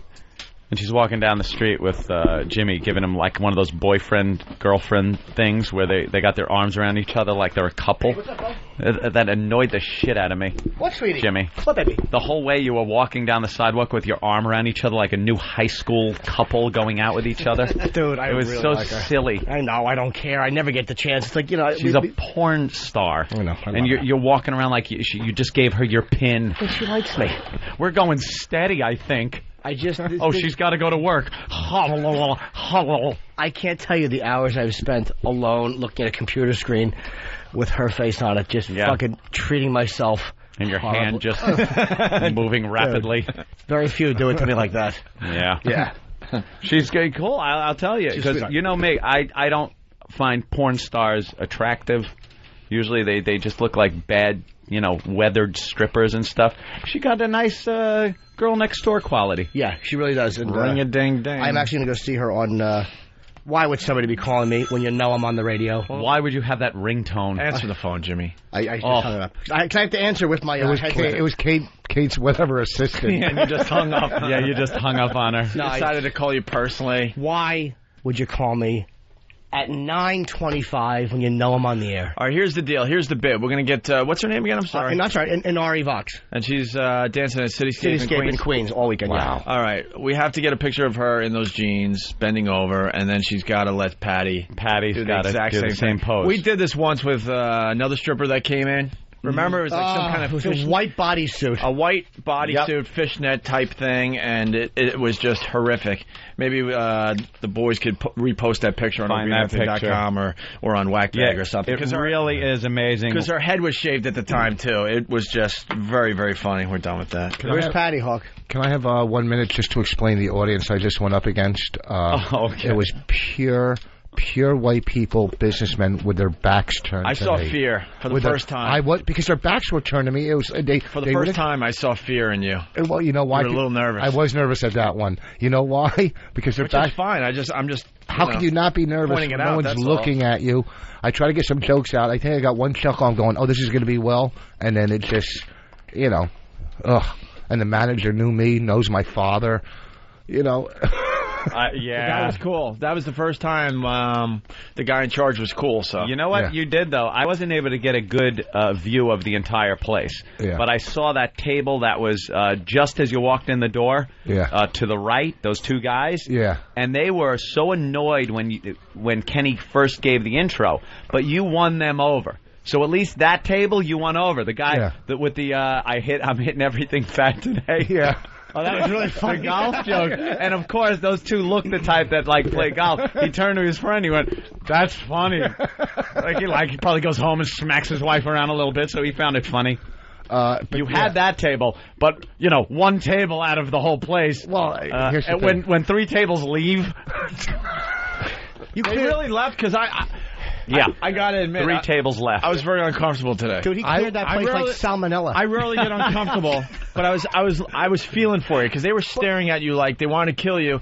I actually went back out on the sidewalk to take a breather. They really started leaving? Yeah. Yeah. 2 foreigners got up. Oh, they went. And here's the thing. It's supposed to be uncomfortable. You're doing stand-up comedy in the morning in a diner.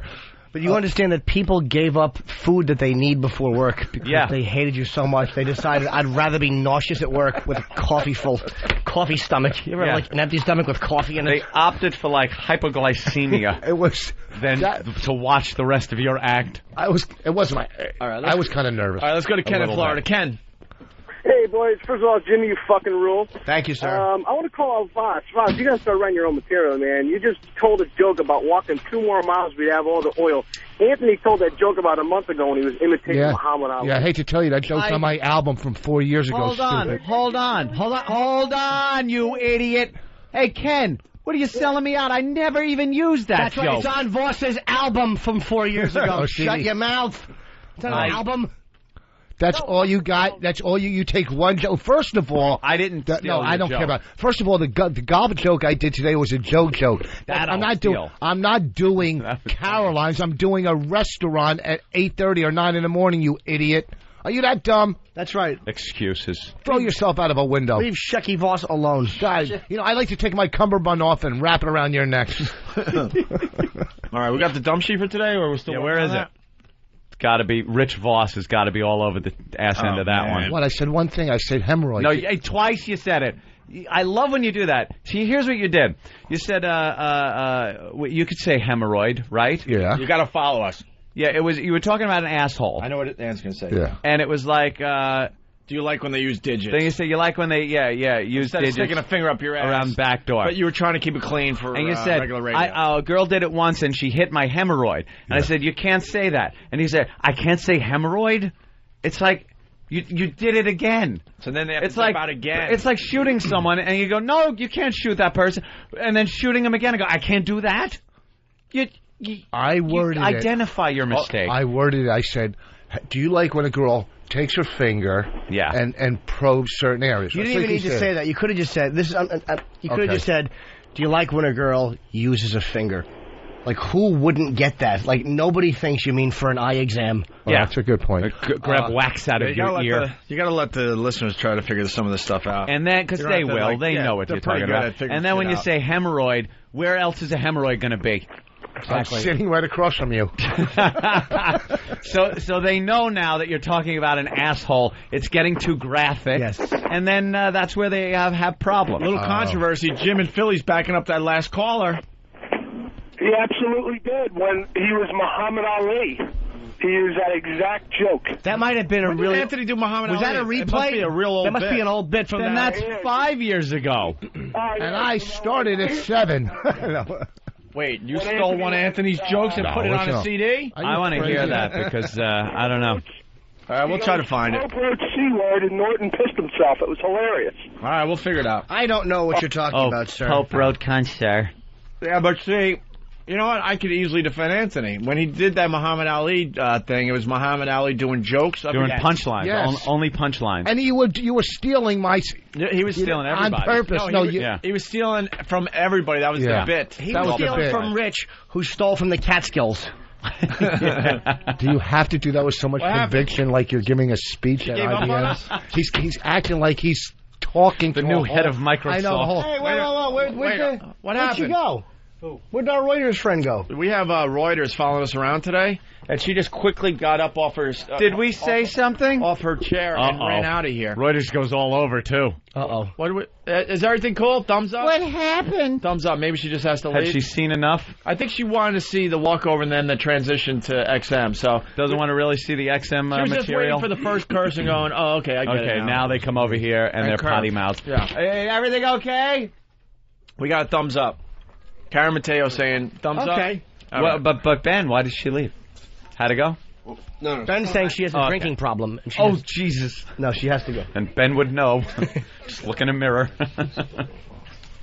We thought you were angry at us. Oh, we thought you got up and left. Okay. No, I'm fine. Yeah. We have very low. What happened? Oh, she got a call. No, I didn't hear you calling. I wanted to hit the guy's phone, yeah. Oh, she needs headphones. Of course she Why needs would she have headphones? Why would she? Why would she? Why would she? It's only Reuters. So don't take it personally, guys. Oh, no. We think you should have had headphones. We're bothered that it wasn't given to you. Of course. I mean, why would you have them? I mean... What? Okay. I love that bit. Why would you? Why would she? But I don't add anything to the show. It's not what I meant when I posted that. Why would you?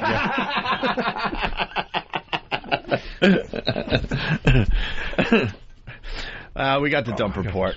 Live from the Opie and Anthony Show studios, the Daily Dump Report. Wow.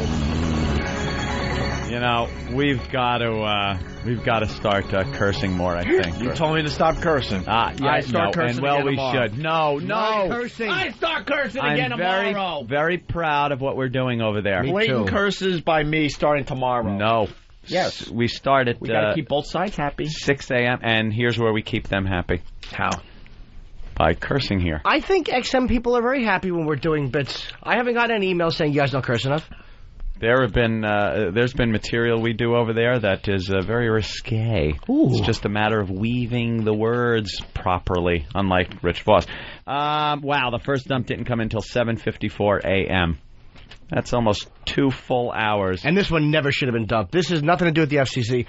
This is just a panic move by the company. It's a nigga please. Niggas 2 please. times by the caller that was on the phone. Niggas please. Yeah. I'm sure they're doing the same thing at all the black stations, dumping out for the same thing. I'm sure absolutely. Yeah. Same rules for There's everyone. no double standard on CSI there. they dump it out too. No double standard of course. there. On TV. But for some reason, when you do it on radio, everyone right. takes it so seriously and just blah, blah, blah. And then almost an hour later for the next dump. Yeah, almost an hour later. Good. And it was reference to having hemorrhoids. Rich Voss said off mic after asking if the other guys in the studio like when a woman probes their body with her fingers. You were fine up until that point, but when you mention hemorrhoids, now probing the body becomes an area that is now blatantly obvious unless you get a hemorrhoid of the ear, which I think you did have. That you used to scratch and make people sniff. But here's the thing, and you guys are right on this, but I try to, I knew it could be risky, and I try to go around. I made, it was bad. Shut up. This is why we love you. You are probably my best friend. Whenever you try What to be about clever, me? What about me? You're more than a friend. You're closer than a friend. I keep him at arm's length because of our religious differences. You're a meal ticket. Yes, you're a friend and my friend and my future. Voss is dispensable. Except for all the tapes I have. No. There's the friend with the long coattail and the friend with no coattail. There you go. He's wearing a leather vest. Hope has on like those fucking coattails from like 1906. I'm wearing a big, nice, long ones. I don't even have to stand on them. I can lay on them with my feet stretched out. It's like a Nosferatu cape. I'm wearing a slip and slide. And Voss is in a halter top. You non-coattail piece of shit. You couldn't help me. There's nothing you can do for me at all. Nothing? Yeah, nothing. There really isn't. Nothing.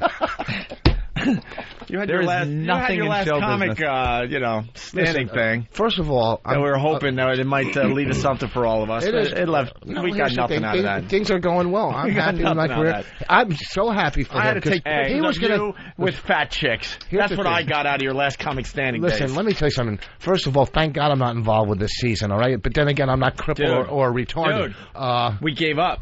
Yeah, gave up watching it. Gave up watching it, gave up talking about it, gave up playing the audio. It is horrific. Is it bad? Standing it is so bad It is the worst show on TV. Hey, is my roast? I hosted something for them, a roast, so I don't know if that's aired yet. I'm not kidding. I gave up. I don't even know what you mean. I'm sure one of the listeners will let us know. It is horrific. They just don't get what you need to do with that show. It's ridiculous. Is it brutal? Is there brutality? It is awful. Okay. Well, they picked the wrong comics to begin with.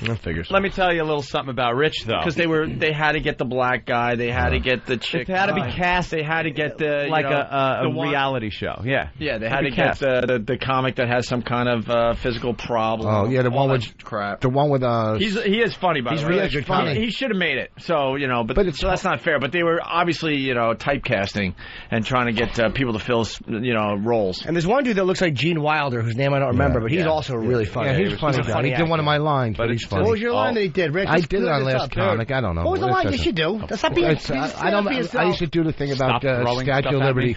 Cut. Yeah. Wait, first of all, this on? Hold on.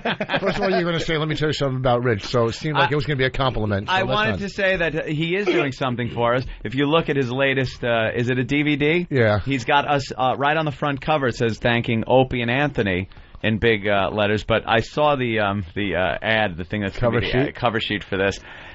It is the hackiest line I've ever read on anything. It says, "Get rich quick." And Rich is in red, and the other type is in white. So it's like, get rich quick, but he means himself, like, pick this up now. Get rich quick. I don't believe. You're lying. No, I swear to you. I didn't get a copy of that for us. You didn't come up with it, but you had to approve. You had to approve it. Yeah, I did. But here's let me correct you. Let me correct you. It's my old DVD in a new cover going to the stores because it's never been in the stores. It's not a new DVD. Same garbage, different packaging. Yes, right. Yes. On the DVD that was completely black. Yeah, but it's a good DVD. I don't care what anybody says. Yeah. But here's the thing. I mean, I'm working on a new one. Here's the thing. How about that Achille Lauro, people? How old is the material? Hey, I know the shuttle was a big tragedy, and he's talking about the one in 85. First of all, he's complaining about Islam and how they're holding those hostages in Iran. Hey, what are we at day 200? Let our people go. Second track, when I talk about Watergate, kills. Yeah, I'm sure. Get rich quick. All right, he's going to go find it for us. Get rich quick. Why don't we take a break? And we have audio to play. Yes, we do. I'm so happy. Let's do that next. We got Jimmy in Spanish. Do we got the? Okay, we got it. Great. All right, because we want to match him up. Jimmy, he's part of Lucky Louie on HBO. We got his scenes. We played his scenes yesterday, and it came to our attention that Spanish HBO is obviously running Lucky Louie, and they had to find a Spanish actor to overdub Jimmy's lines. Now, is this the second episode, right? The one that just aired? Yeah. Okay. Yeah. Does he do the inflections and everything? And that's what I got to hear. Lunatic, maniacal kind of delivery. He's probably like a really handsome, chiseled jaw Spanish dude. No, he's not. With an open shirt. We haven't heard yet, so we'll do that next. A lot of hair on his chest. Yeah. What's going on with the jeans and Patty and all that? Hawk, behind the scenes, someone's got to take care of all that. She's got to do a sexy from behind pose. Why would they go with our suggestion? Yeah, why? Why would we only said it 30 times? We only said it. It's obviously radio gold. Why would we actually, Look at Hawk trying to convince her to remove her pants. Could I take a picture of your ass, and then could you take your pants off and let this thing put them on? The bit is obvious. Hawk, the bit is obvious. She's got to bend all the way over. She wants to take the photos in front of you guys. All right. Hey, there's no problem there, of course. Oh, a smoothie from me. And delivered with love from Kenny. Well, Hawk, Are you sure you don't want me to taste that and make sure it's not poison? Oh, no, thank you. I like you and all, but no one can touch anything I consume. It just can't happen I was just ever. trying to steal your shit. Thank you. Mine. Oh, see, there it is. Get rich quick. See it up there on the... Turn it around, please. That has to go to Whackbag. Oh, my God. Send that off to Whackbag because I want them to Photoshop the shit out of that. The stuff on the DVD is terrific, but that is awful. And I know the first one's going to be Get Shit Quick. Yeah. Why does it have to say Rich in red like we wouldn't get it? We wouldn't get the joke. His name is Rich Voss. Rich! Oh, Rich! Voss! Rich money! Is Rich Voss now doing kind of those tapes where he tells you how to sell real estate? I don't get it. But we're right on the cover. That's nice, yeah, Rich. Of course you're my... I won't even... Let me see that. Where's the cover? Last Comic Standing, Opie and Anthony. Okay. And Opie and Anthony, bigger font. That's right. Than Last Comic Standing. New York Comic of the Year Award? Yeah, Backstage Magazine. Backstage Magazine. It doesn't matter. What do people know in the stores? Backstage Magazine. New York. That's the Entertainment Magazine. Why do you say as voted on by Jessica and Ellen? Well, you know what else they put out here? They also put Best DVD, Voss. Great humor. Oh, the fucking worst places they can quote from. Any quote they can kind of legitimize. This guy's great, Jim Norton. New York Comic of the Year? The comical. I can't even Comic get past of the Year. that. Backstage Magazine, huh? That's a big entertainment magazine. Oh, yeah. Who'd you beat out? That's Larry David and 4 other gay guys. Or Jim David, not Jim David. Oh, my God. You're a wreck. Please, Larry David, sue him. Please bring out your I want to see that in the paper. Larry David accused of being gay by a comic voted best comic in New York. I want him to take that Seinfeld syndication money and dump it into lawyers who just want nothing but your house and your possessions. Let's go to Benny in Michigan. Benny! Hey, Voss, get rich or die crying. And, sir? Yes, sir. We don't appreciate... We can make fun of our friends, but we don't like when you say things about them. All right. We got to take a break. We got to get pictures of you in your jeans. You got to be bending over. Then Patty's going to wear the jeans. She's going to bend over. Then we put both pictures up on opieandanthony.com, and everyone will laugh and laugh. Hey, we'll see if the people can tell who's who. Ooh. There's a contest. There's a contest for everybody. When we get back, it's Jim Norton in Spanish. That I want to hear. All right. It's E-Rock Radio. I love E-Rock. We love E-Rock Radio. E-Rock? What's that? E-Rock Radio. Yeah, I like them. It's hot. It's cool. E-Rock. E-Rock? E-Rock Radio. He's evil. He's a bad guy. He's not true to himself, and he's just ugly, and his nose is falling off. I don't love it. He's an asshole. Eric Nagel is this, he's this bisexual, incompetent radio guy, believe it or not. I don't like listening to him. I mean, he's not really that smart. I can go fuck himself. The Opie and Anthony Show. Hey, there we are. You're checking out the Opie and Anthony Show. Damn. They're taking pictures of Patty in the ripped jeans, and she just looks horrific. And now just in her thong, in her Opie and Anthony thong that she's wearing. And I said that she looks like an old-time wrestler. Yeah. And Jimmy goes, get a picture of Dusty Rhodes. Dusty Rhodes. She's got those... Let me put my shorts back on. There you go. There it is. Do you have any underwear, Patty, besides the free Opie and Anthony underwear that we give you? Yes, I do. Get a mic in front of you. Patty. Give Geddy Lee a mic. I'm not Geddy Lee. Yes, I do. Yeah. Yes. You're looking more and more like Geddy Lee. You should be singing Free Will. You really are fucking... I will choose free will. Living in the limelight, the universal dream. What those... you look like Geddy. Wow, yeah, because your hair now is really long. You need a little rush. And kind of Geddy Lee-like. Hit me with some rush, man, when you got it. You got the little chiclet teeth like Geddy.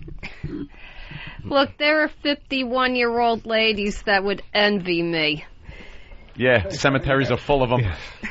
Yeah, they're called Lady Di. I feel bad for her. I wouldn't make fun of her. I feel bad for her. Yeah, stop it. Whatever. Stop. Yeah, whatever. Charitable. That's you idiots. lovely. Bring that to another radio show. Oh, here you go. Godspeed. Well, something happening over there that's a little better than what we were looking at. You want to take a look at a real woman there, Patty? Look at Inari's bosom. Jim, natural? All natural? I asked Jim because he knows everything about you. Yeah, they look very natural. Beautiful. Patty, what do you think? Her nipple. I mean, I'm very small. I have hardly any. Right. Do you... no, not what do you think about that. What do you think... do you ever get angry at God? Like, I would just picture you pissed at God all the time. I'm not. For fucking you over. We've said this many times. It just shows that God has a sense of humor, man. You get the DNA working one way, you get this. You get it working... It's all the same components. Yeah, it's all the same carbon life form made out of the same stuff. I'm going to look for photos of myself from about 25, 30 years ago. Oh, yeah? Sure, there's some and I'll bring them in. That's I got to dig them up. There are not out of the ground either. Deck of the Andrea Doria? No, I didn't look bad. It's just that I'm older, so I'm, you know. I think you have a nice, for an older lady, you have a nice body. Thank you, Jimmy. I appreciate that. That makes me feel better. Patty does have the biggest degenerate pervert in the room. I'm a pervert, but Patty, I mean, I'm not. And Patty, I think Jim Norton is wrong. No, she has a nice little body. I mean, it's hard when you're next to an Ari who's a professional body shower, but you're pretty good. Body shower. Well, I'm saying, like, you know what I mean? It's like when you've been showing your fucking body for a long time, you know. God damn it. The look that comes over Jim's face when he glances over is like this. He gets angry. It's not angry, though. It's just fucking really makes me very happy. Savage animal. All right. We're going to do the... Thanks, Patty. Boss, why are you clinking, man? A parenthesis has better posture than her. That wasn't bad, was it? No. The fact that you got the word out made it worthwhile. I practiced it 3 times. Parentheses. All right, let's do Lucky Louie in Spanish. Yeah, I want to hear some Spanish dubbing of Jimmy Norton's voice from Lucky Louie. Right. It's HBO show. All right. Apparently it's got to play to the Latin audience also, right? I would love to know how Latin people respond to this program. Well, this is what we'll do. Let's listen to Jimmy. Yeah, we'll do the original scene and then HBO in Spanish. That way we can hear the inflection, if that's the same or he's just reading it. Right, here we go. Hey, Rich. Hey, Lou. You got a package for me? Yeah, we got your package. Look, man, are you having drugs sent to our house? Because don't do that. Just have them mailed to your own house. I can't. My mom opens my mail. Anyway, this isn't drugs. It's urine. So you're a piss dealer now? I sell clean piss as an added convenience for my drug customers. This piss is liquid gold. All right, well, don't have it sent to my house, okay? Very, very nice. Great scene, right? And here it is on HBO Español. All right. Hola, Rich. Hola, Lou. ¿Un paquete para mí? Sí, vino un paquete para ti. Te envían drogas a nuestra casa, ya no lo hagas. Que las manden a tu casa. Nunca. Mamá abre mis cartas. En fin, no son drogas. Es orina. ¿Ahora estás traficando con orina? Es orina limpia. Es un servicio para mis otros compradores. Realmente... tesoro líquido. Sí, pero no la mandes a mi casa, ¿quieres? You have finally made it, my friend. Yep, that is making it. You have Spanish actors that are studying you to make sure they deliver. That guy had to look at me and try to mimic my fucking face. What an awful gig. If you could talk with that accent, you would pick up any girl on the planet if he had that. Oh, really? That's not a sexy, suave accent. That's a fucking, hey, look, are the Minutemen looking? I'm trying to sneak under a bridge accent. You don't think so? I thought it was...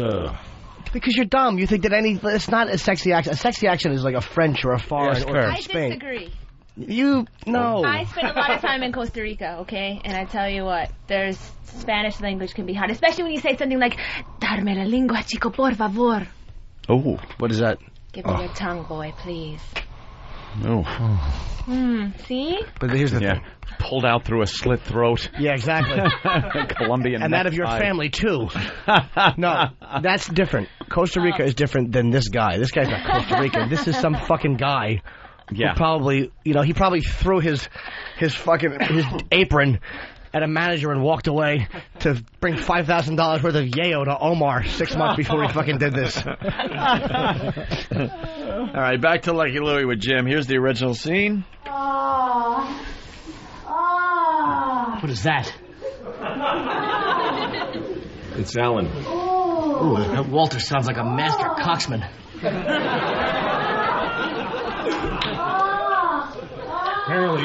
Apparently it ain't Walter. Ellen's cheating on him. That's reprehensible. Oh, you like that, you little whore.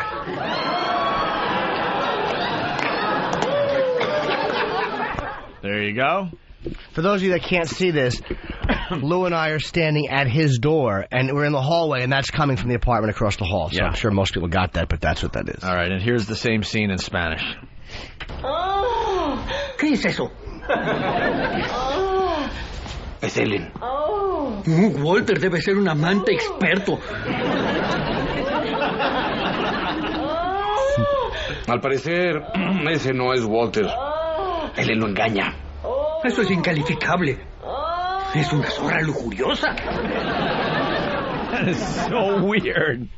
That really I didn't even know if that was me or Lou. Yeah. I have no idea. Can't tell. Can't tell these guys apart. They both sound the same. They do sound similar, yeah.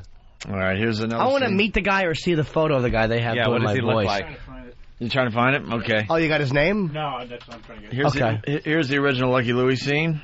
It's in a lettuce with field. Jimmy. What is that guy doing to her? He's destroying her. Oh, shit! Yeah, but what is he doing? At first, I was going to go with doggy style, but you know what? I think it might be classic missionary, but on a hard surface. You can hear him compressing a rib cage. And there's definitely ass play involved. And she's blowing him. Wait a minute. He's fucking her and she's blowing him? That's physically impossible. Oh, for you.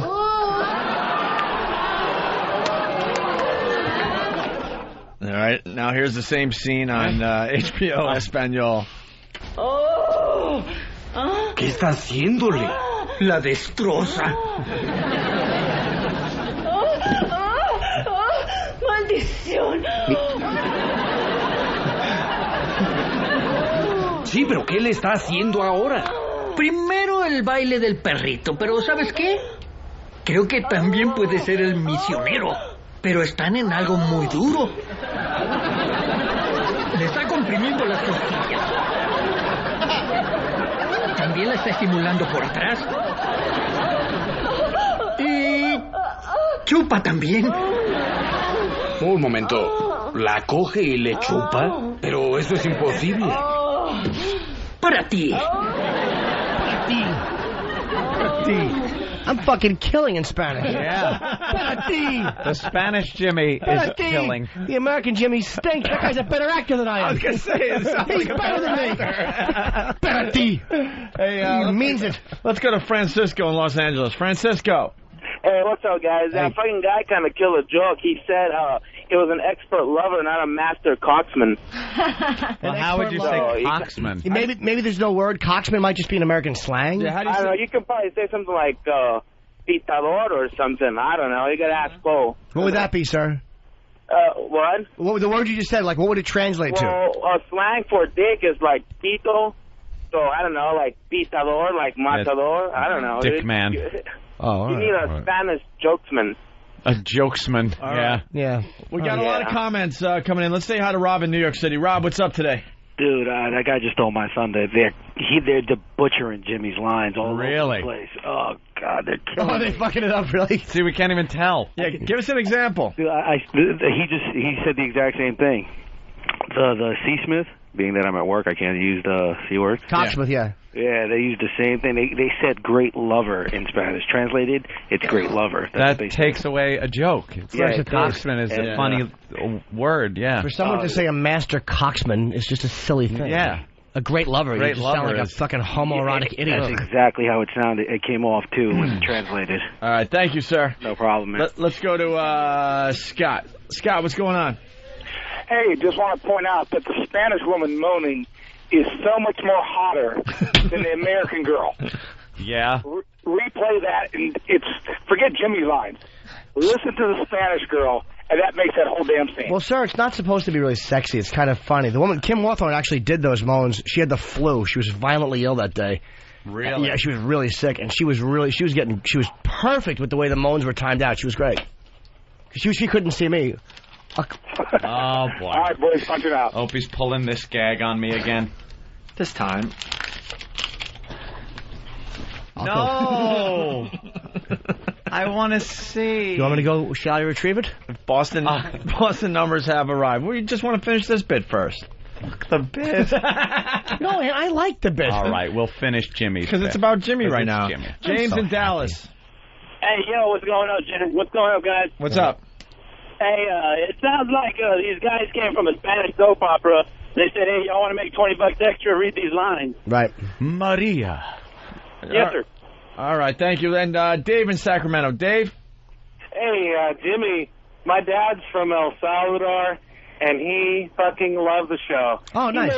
He made it a point last night to go, hey, I taped this show by accident, and I'm freaking laughing my ass off. Now, he watches most regular, like King of Queens, that bullshit like that, and it's funny and humorous, but he never laughs. Dude, he goes, I fucking laughed last night. I never laughed. I'm sorry to interrupt you. No, he's actually saying something. I'm interrupting you. No, is he watching it in English? Anthony? Okay, we watched it in English. Is he giving it in English or Spanish? We watched it in English because we didn't know it was in Spanish. Okay. But I'll tell you what, it's better seeing you because when you delivered the line, I got a hand job at the fucking parlor, we knew it was true. That was even better. Thank you, man. Thank you. Glad you guys enjoy it. All right, thank you, sir. All right, here's the last clip we're doing today. It's Jimmy on Lucky Louie, Sunday nights on HBO, 10:30. This week's a good one, too. It's The Robbery. Cool. Oh, my God. Poor Walter. That guy never had a chance. Walter's just the beginning. Having a skill set like that running around? Kim's pussy hears about this, it's over for you. Bye, Rich. Whatever. I'll be out here for a couple minutes. Yeah, suck it, Ellen. Suck my big, beautiful black cock. All right, and now here's that same scene in something Spanish. noir. I think noir. Negro? Oh, really? Oh shit, negro. Negro, yes. Right?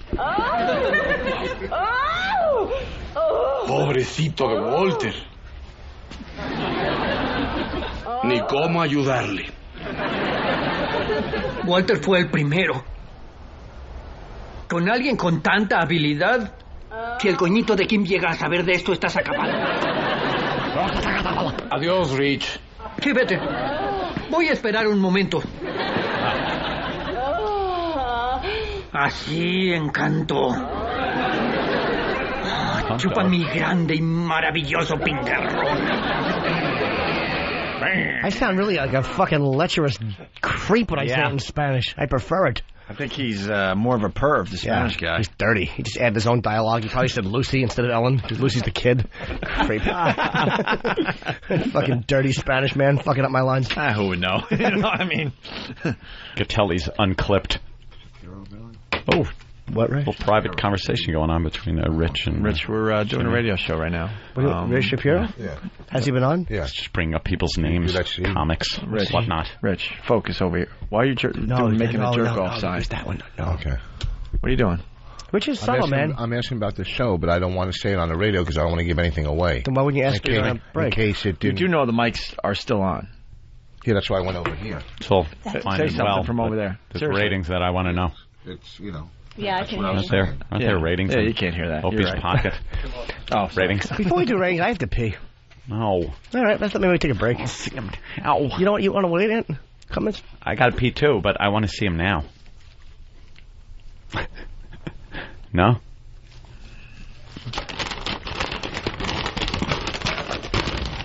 It's exciting. Unwrapping. Oh. Stupid Ben gives them to you. Well, it's because it's the gag. I know. Wait, is this your copy? Are they the same? Mm-hmm. Oh, this was your copy. They're the same numbers?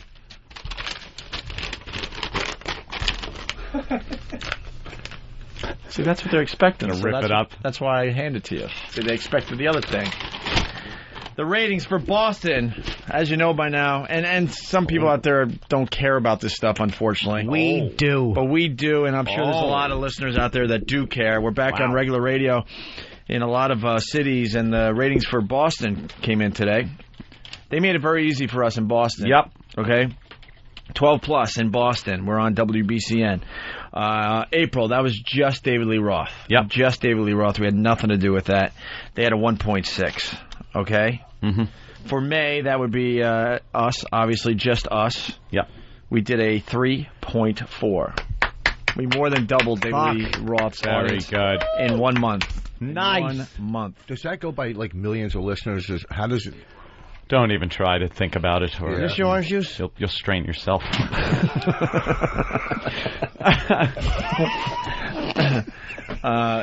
Keep Dave on the line. Creep. Persons 18 to 34.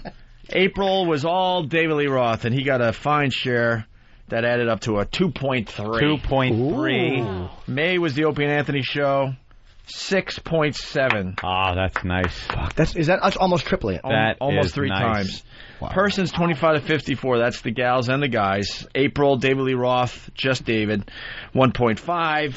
25 to 54 persons. May, the Opie and Anthony show, 4.1. Wow. Beautiful. Oh, Boston, Nice. thank you. And men 18 plus. David Lee Roth in April by himself did a 1.9. Opie and Anthony show in May did a 5.3. Wow. That's great. That's almost tripling or close to tripling. Almost great. tripling across the board. You And Boston people. For the thank first you. time on the Opie and Go Anthony Sox. show, I believe. No, I think we might have talked to you back in the day, huh, Dave? Hey, guys. Dave. Good morning. How are you? Dave Wellington, the PD of WBCN. This guy gets it. He's aggressive. He's passionate. Well, you guys make it easy. We love the promos, man. They're great. Yeah, we're having so much fun with it. You guys make it easy. I think from earlier this morning's show, we got about 30 or 40 promos diced up from that, so the pain will continue. Yeah, please. Mantown. Please keep sending them in because the audience is loving it, and they don't even really fully understand the whole thing, but they're catching on. Yeah, I'm so glad that you guys pointed that out. I mean, it's just such a joke, but congratulations on the ratings this morning. We're so ecstatic. I'll be getting drunk in about an hour here. Nice. The prize coming out of Boston. Yeah, no kidding. We need more breakdowns. State bird is alcoholism. We need more breakdowns immediately. About an hour when he hits the road. What's up, Dave? I can't wait to see you guys in August for the comedy tour. That's going to be a great time. The phones are blowing up over that, too. Are you giving away a lot of tickets? Yeah. It's the Opie and Anthony Traveling Virus, the comedy event of 2006. And, we'll be at Worcester Centrum in Boston August 5th. We wanted to be closer to Boston, but... other issues. Let's just still keep mending it at that. fences. Let's just keep it at that. Someone is holding a grudge still, unfortunately. So we'll still have fun at the Worcester Centrum. Yeah. All right, Dave. Hey, I have a question for Dave. Has Hillman really been responding, or is it just that stupid ass-kissing fucking phony line he belted out? Yeah, that's all. Well, I tried to tune him in this morning coming to work, and all I heard was... Hey, static. I couldn't hear anything. By the way, Dave, you have a fine radio voice. Oh, thanks, guys. What markets did Sounds you like work Elo in a little bit. I worked in Detroit, and I worked in Grand Rapids and Michigan, and worked in Vegas for the last 6 years. That was the last time that I talked to you guys. And you know what? I realized I was much better not on the air. No one was interesting when we were at WNEW getting syndicated all over the place, and we got syndicated to Vegas. Dave wanted us on his station. Yeah. He had the big FM signal out there, and we had to be on a crappy AM. Right. Why? There was things going on that were out of our hands. Always things. And Dave was very frustrated because he wanted us bad. Dave sounds like Eric Logan, though. Yeah. A little Elo-ish. A lot of Elo. Makes me like Dave more. Definitely sounds a lot Can like I Eric be Logan. D-Lo? Huh? Yeah, Eric Logan is our guy Logan. here. He's our boss, and you sound like him. I'll be D-Lo. He can be Elo. Could you just say this? No. Jim, the raise is coming. Put this in your mouth for a second. Oh. Oh, my God. Wow. This is uncomfortable. How do we end this? Dave. All right, guys. Thanks, guys. I really appreciate it. Boston loves you guys. We appreciate everything you do for the station, and great show. I'll let you guys go. Thanks. Dave, I've noticed at BCN, it's a new BCN. I've noticed. You guys are so much more aggressive, and we really love it. We love being part of that. Yep. We're fired up, and thanks for by the way, that was Greg Hughes, the actor that plays Opie on the Opie and Anthony show. Right. Being sincere. Being sincere. Yes, I stepped out of character for a minute. So, thanks, Dave. Thanks, man. guys. Thank you, Dave. Dave Wellington, the PD of WBCN. Yeah, a couple of people have asked if this is the same actor we use for Elo. No kidding. It's not real. It's not really Elo when we get the calls. He just had a Logan voice. That's all. Yeah. Someone is asking, are satellite ratings broken down too? They're top secret for some reason. Why is that? We know we're doing very well on XM. We're doing extremely well on XM, but for some reason we're not allowed to tell people. I never got that. I don't either. I never got that. I don't understand. I've been begging Elo, please release something, tell people something, but it's a weird top secret thing they do. You'll never get the ratings for satellite radio for some reason, unless they change their tune. We could always lie. You know what? Why don't we start lying? 7 million people listen to this That's program right. on we XM beat Satellite Fox Radio. News. What do you think of them apples?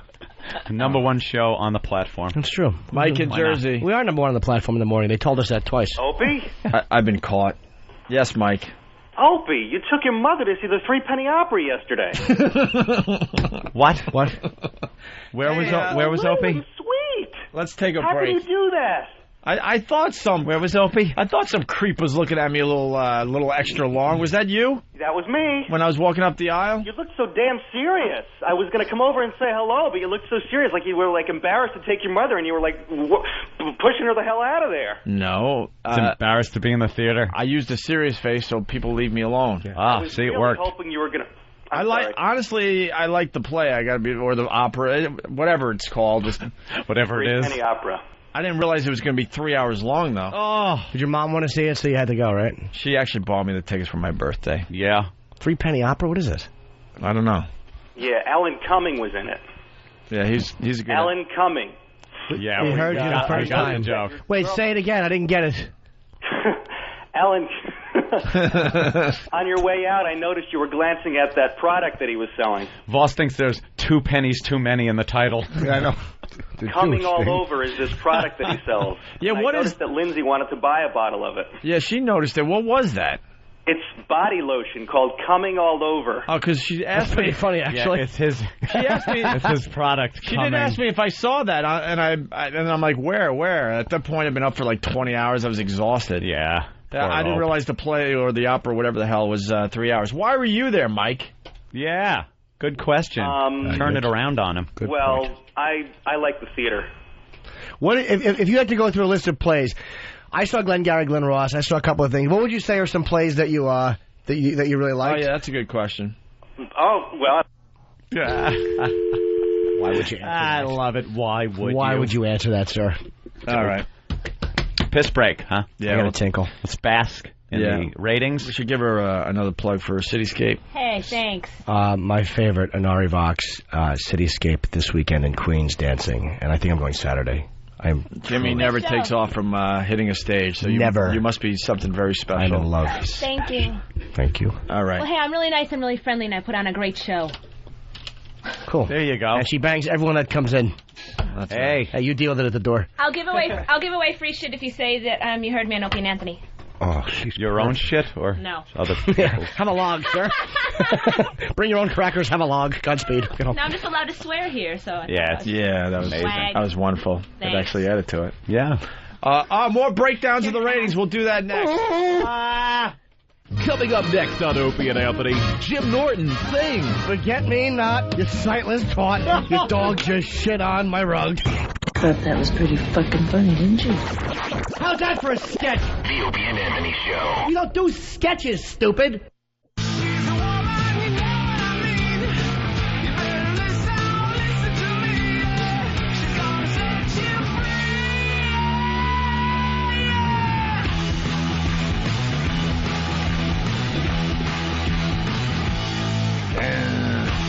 You're checking out the Opie and Anthony Show. There's a red light on out this studio. What happened? What's that all about? What happened? I don't know. I walk. I never see that. The red light on? Yeah, there's a red light on. It says on air. Because you're usually in here. Never see that.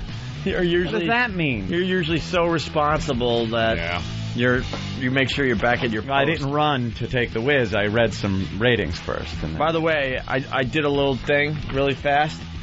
Yeah. We're already beating the Hillman, basically. Really? Yeah. Look what I did. I got to see the breakdowns. Look what I did. Mm-hmm. We're already beating Mantown. That stinks. Oh, right. Yeah. You know what I mean? You're right. We're already beating him. That sucks, man. I wanted a little battle. I wanted a little radio battle. Wow. We're already beating him bad, actually. So... It didn't take long. There you go. Hey, can we get some Who music? Who? Why? What happened? I'll tell you in a second. Hope it's good news. Who? Just a little breaking news from the Who. Breaking news. No one's dead. Oh, they still got 2 left. Still, are they touring? They should be called Half Who or Half a Who. Half the Who. Who? Who? Ladies and gentlemen, our rock stars are getting old. Yes, they are. Sucks to see this. Yeah. Age has caught up with the Who. Well, it did previously also with Pete Townsend. Unfortunately, that age was 13. Age has caught up with the Who. At 61, Pete Townsend, who's kicking off a new world tour with Roger Daltrey, says he'll no longer do his famous guitar-smashing act. It's about time. Because his body can't take it. Didn't he stop doing that for a while years ago and then went back to it? Yeah, the fans wanted it so bad. Yeah. Can you play it any lower, please? Because he doesn't know what to do now. It's turned it up or down. You worded it in a way where he doesn't know if it's too loud or too low, and he's freaking out. Obviously, it's switch positions day. Yeah, Danny is now in We charge. can't hear it. Oh, he's yelling at Dan. Now it's Dan's fault. Why are you yelling at Dan? Why are you throwing stuff at the glass? It's Dan's fault. Because he's like, take it down a little bit. So I took it down. Yeah, sure. Oh, why would your mic be on? Why would it work? Why would the wireless mic be on when you needed it? That's Danny's job, that's why. Is it on now? No. It's on the same pod as this mic. Why? So on one or the other. Oh. Danny's getting uppity. I vote me. What? Forget it. At least the pad data is spelled correctly.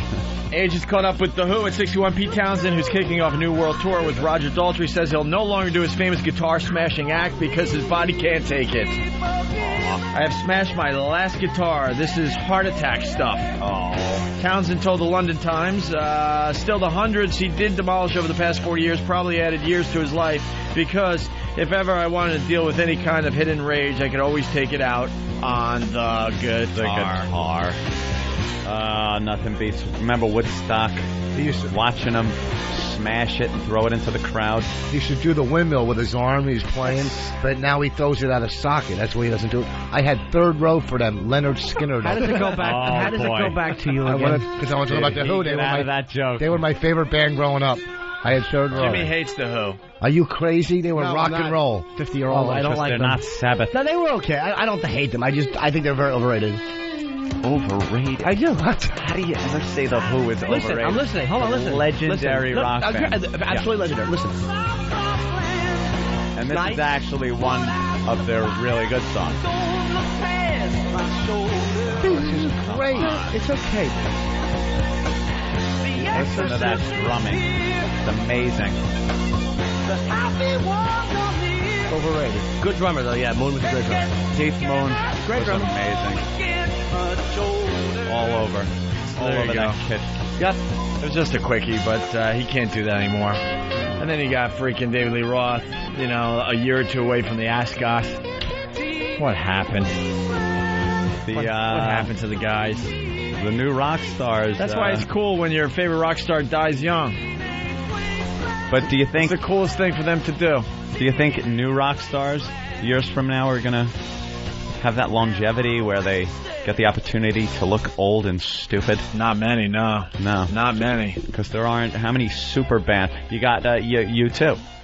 I always bring up U2 and Bono because he's been around forever now. But they're still relevant. They look cool still. Yeah, but how much longer? Done. They're actually doing better music now than they did 10 years ago. How much longer? Before it starts looking a little silly. I say they have at least another 5 or 6 years at least. Yeah, they're working on another album. About Pearl Jam. Pearl Jam. You see Eddie Vedder, he looks pretty much the same. Yeah, pretty much the same. A little more weathered. And they've been at it almost 20 years now. Almost 20 years. Almost 20 years for Pearl Jam. I saw the New York. You remember Buster Poindexter, the New York Dolls? They did a concert again in Baltimore last summer. He's so old looking. You know when the guy opened the Ark in Raiders of the Lost Ark, his face melted? That's what he looked like. His face is melted. He was he looked like a sick Mick Jagger. Is he Buster Poindexter or is he David Johansen? David Johansen. I could never figure it out. They both look the same. All right, let's say hi to Tim in Philly. Tim, what's up? Tim. Yeah, I just wanted to let you guys know you're completely blowing up in Philly, man. The entire station is celebrating all day yesterday and today. What were they saying? Just talking about the rating. I mean, the ratings for every show during the day has gone up significantly since you guys came on. The entire lineup over there is just partying and celebrating. Their afternoon guy is number 1 for 18 to 34. The midday guy is number 3 for 18 to 34 men. So it's fantastic. And also, I listen to the replay at night for the XM half, and I don't really get. That's why I didn't get to call in yesterday about this. But there's the guys that call in and complain about you guys talking about your ratings, during the XM half. It's ridiculous. I mean, if you're a fan of the show, you want to hear about the success of the program. It's good to hear. You guys are going to be around for a long time. I thought that was obvious to people, but for some reason it's not. I don't know. If we got the ratings earlier, we would talk about them over there. But we get them, they don't come out till just about 10-ish. So we get them when we're over here. We're excited about it. And, we like to let people know how we're doing, especially since, and it's a little selfish because there are a lot of people out there that We're like, oh, these guys are going to fall on their ass. They're going to fail, blah, blah, blah. And it's, knock wood, doesn't seem to be happening that way.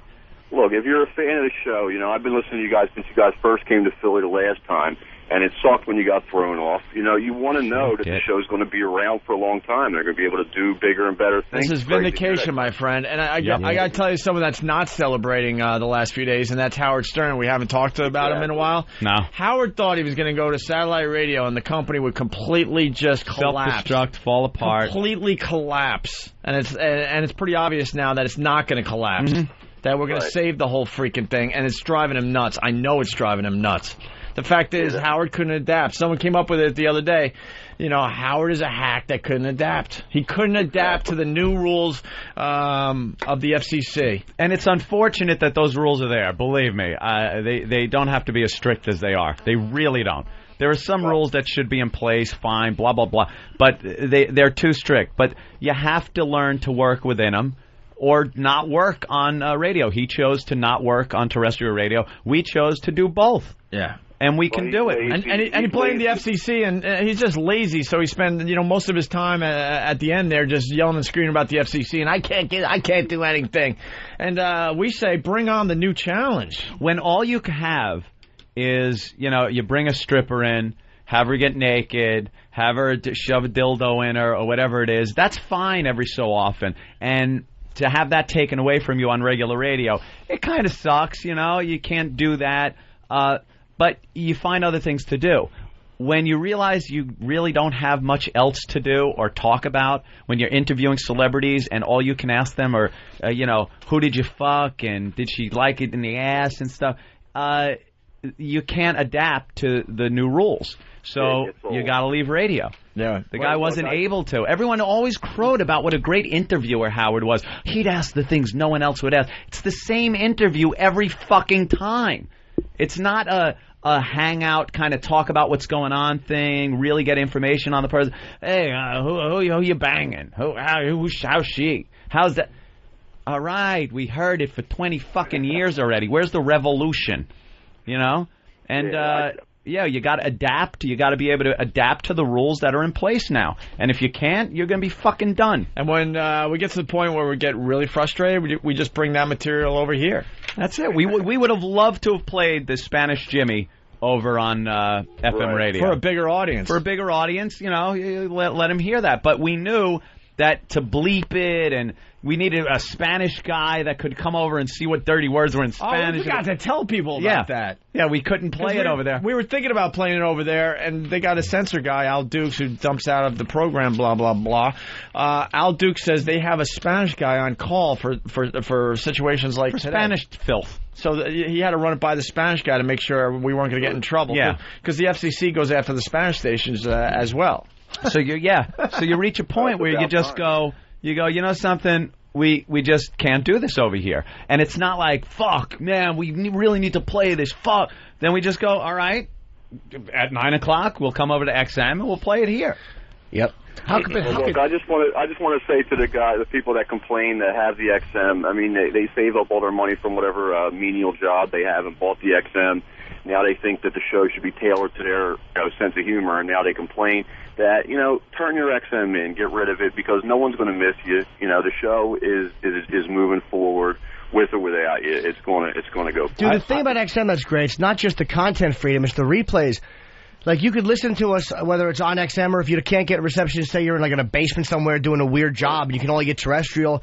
If you can't get XM online, just listen to terrestrial and then listen to the replay in the car and pick up where you left off. That's what I do. I listen to YSP all day now since you went back there. If I'm in a truck, I'm in a different truck every day, so it's hard to carry the equipment around me. Right. And when I get home, I hear the XM half. It's that simple. I truly believe that the show's gotten much better since we made the deal with CBS. Yeah. And it's getting better every day. Do you know how much I love getting in the car at 11 o'clock, coming home from a spot and flipping the show on and hearing us, or checking out Ron and Fez 9 hours after they did a show? It's fucking great, dude. I used to hate when we'd be on NEW and you could not hear the show again. Yeah, show is done unless you heard it in best of months later. But in best of, you're usually on vacation. You didn't get to hear it. I've thought about that, too. That's got to be weird to the people that, are listening to us on YSP in Philly.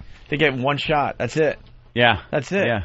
We did a quick survey, and there's I think it came out to some 30% of our audience, maybe more, don't hear us when we're live. Yeah, on XM. isn't that weird? Yeah. It was a quick little survey. Later in the day. I think the people that heard us live was about 30%. So 70% of the people were listening when they wanted, or an afternoon drive, or what have you. Dude, when I was in L.A. and Yoshi because Yoshi has XM, and he's playing this, and I'm listening to the show. How weird is that? It's in L.A., bizarre, right? man. It's That's when it hit 6 o'clock in L.A. It's like I'm listening to the O&A show. I brought my Fi to one of our trips to L.A. and got up early, and I turned on 202. I'm just drinking some coffee on the deck or whatever, and I'm like, that's awesome. Isn't that odd? And we're way over here. It's weird. It was over weird. Here now. That's when it finally hit me. Man, this is crazy. Tank is asking. Tim. See you, buddy. All right, guys. All right. Tank on instant feedback. Are you guys beating Stern's old numbers before David Lee Roth took the gig? No. Jesus, dude, no. We've been here a month. Could you give us some time? We're not stupid. We're not going to lie. Oh, we got a long ways to go. Yeah, we got a long ways to go. We're a month in, and for the month that we have been doing this, a little over a month, we couldn't be happier with the results that are coming in ratings-wise. They're well above what I ever expected so far. We did some quick math, and we're already beating Mantown after 1 month. 1 month. Howard is there, 20 years. The guy had a huge following. I'm never going to downplay that. We'll never sit here, no matter how despicable the guy treated us when we worked for the same company, but we'll never sit here and lie about it because you look stupid when you go on and go, oh, that guy was nothing. Guy fucking built a huge empire in radio, had huge numbers, and those are big shoes to fill. And he just got lazy and moved on. Yeah, he got lazy after a while. Toward the end, forget about it. Got to give him credit. He's making $100 million to just $100 million a year to call it in, take Fridays off, and run out to the Hamptons every Friday to check out his mansion that's being built. I hear rumor of the entire month of August being taken off. I'm not shitting you. You're joking, right? That right now is something that I didn't confirm, but it's a very strong rumor that his vacation time gives him the entire month of August off. Fucking his entire faithful audience, and they don't even know it yet. He doesn't give a shit about his audience. He barely ever did. Yeah. Unbelievable. And now it's just purely about the cash, which, something, I don't know, maybe you reach a point and that's where he is. Fine, have fun. He's getting the ratings as we are, as they come in, and he'll spin it another way. Like I don't care anymore. I moved on. I don't care what keep talking about me. I don't care. We know radio people. He's getting these ratings because he's hoping that we're failing miserably, so the company completely collapses, and it's driving him nuts as he sees these numbers come out one station at a time, and we're clicking up. Yeah, guaranteed. Mm-hmm. Guaranteed. They would have loved to have seen either us go down or at least us just stay flat, like no one. Staying flat is the worst because that means no one cares. Like you're just a non-entity. And it's kind of like, do they know we're here? So to see an increase like this really means people were like, wow, this is cool. Let me get on board. Let me tell some friends about it. They're back. And couldn't be happier. Thanks, Boston, man. Let's go to Derek in Boston. Derek. Hey, what's up? Yeah, that's no rumor, Anthony. I already mentioned it about 2 weeks ago, the whole month of August off. Oh, man, the One Pests have got to get on this. Go have fun with the Stern fans and try to call into Howard and ask him when he's going to tell his audience that he's taking the whole month of August off so he could watch his mansion being built in the Hamptons. Did you see my pathetic email last night, by the way? He takes the month of August off. I sent an email to Opie and Ben last night. Hey, guys, why don't we take off between Christmas and New Year's this year? Too, and you said, like radio, like real radio people do. We're shy, because we never do. Like, we never do that. We figure, like last year, we figured a lot of XM people were going to be getting their XMs, and they wanted to check us out for the first time. So we worked the week between Christmas and New Year's. Nobody was anywhere to be found. I mean, everyone's on vacation. Radio people just take it off. So this year I'm like, hey, guys, do you think I'd like to go away for Christmas this year? Call me crazy, and bud. There's Howie. What do you think? The month of August. I'd like to take off. I want, actually, Robin, if I could, an entire rotation of the Earth around the sun off. Could I have that, please? He already works 4 days a week, and now he's taking the whole month of August off. Yeah. He's not going to be on tomorrow. Nope. He's already on his way to the Hamptons. They have a picture of his mansion being built. The concrete has been poured. The gall of that motherfucker once? I heard he had a problem at the bank once, and he pointed out his balance, and they couldn't do enough for him.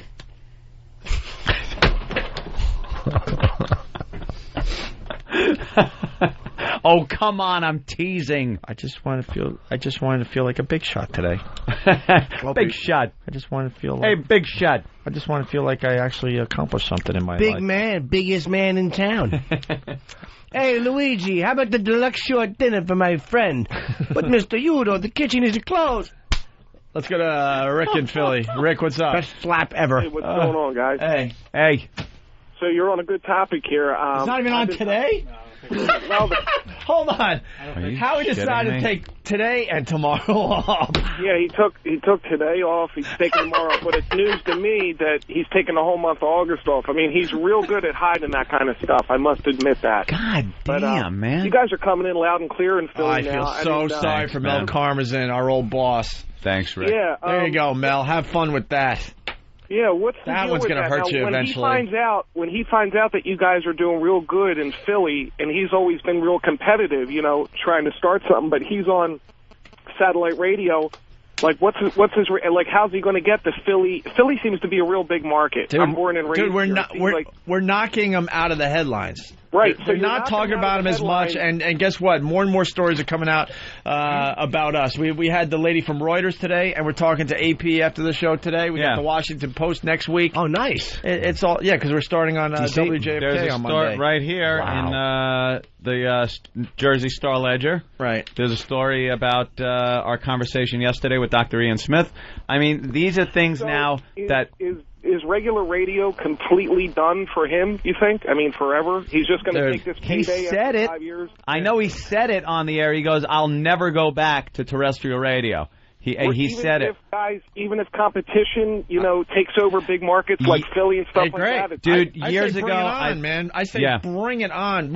We haven't been scared of Howard in well over a decade. Years ago, I might have said, in that situation. There was a time that people feared him. We don't fear him. It's been years. Yeah. Years. And he might have done it years ago. He might have actually, come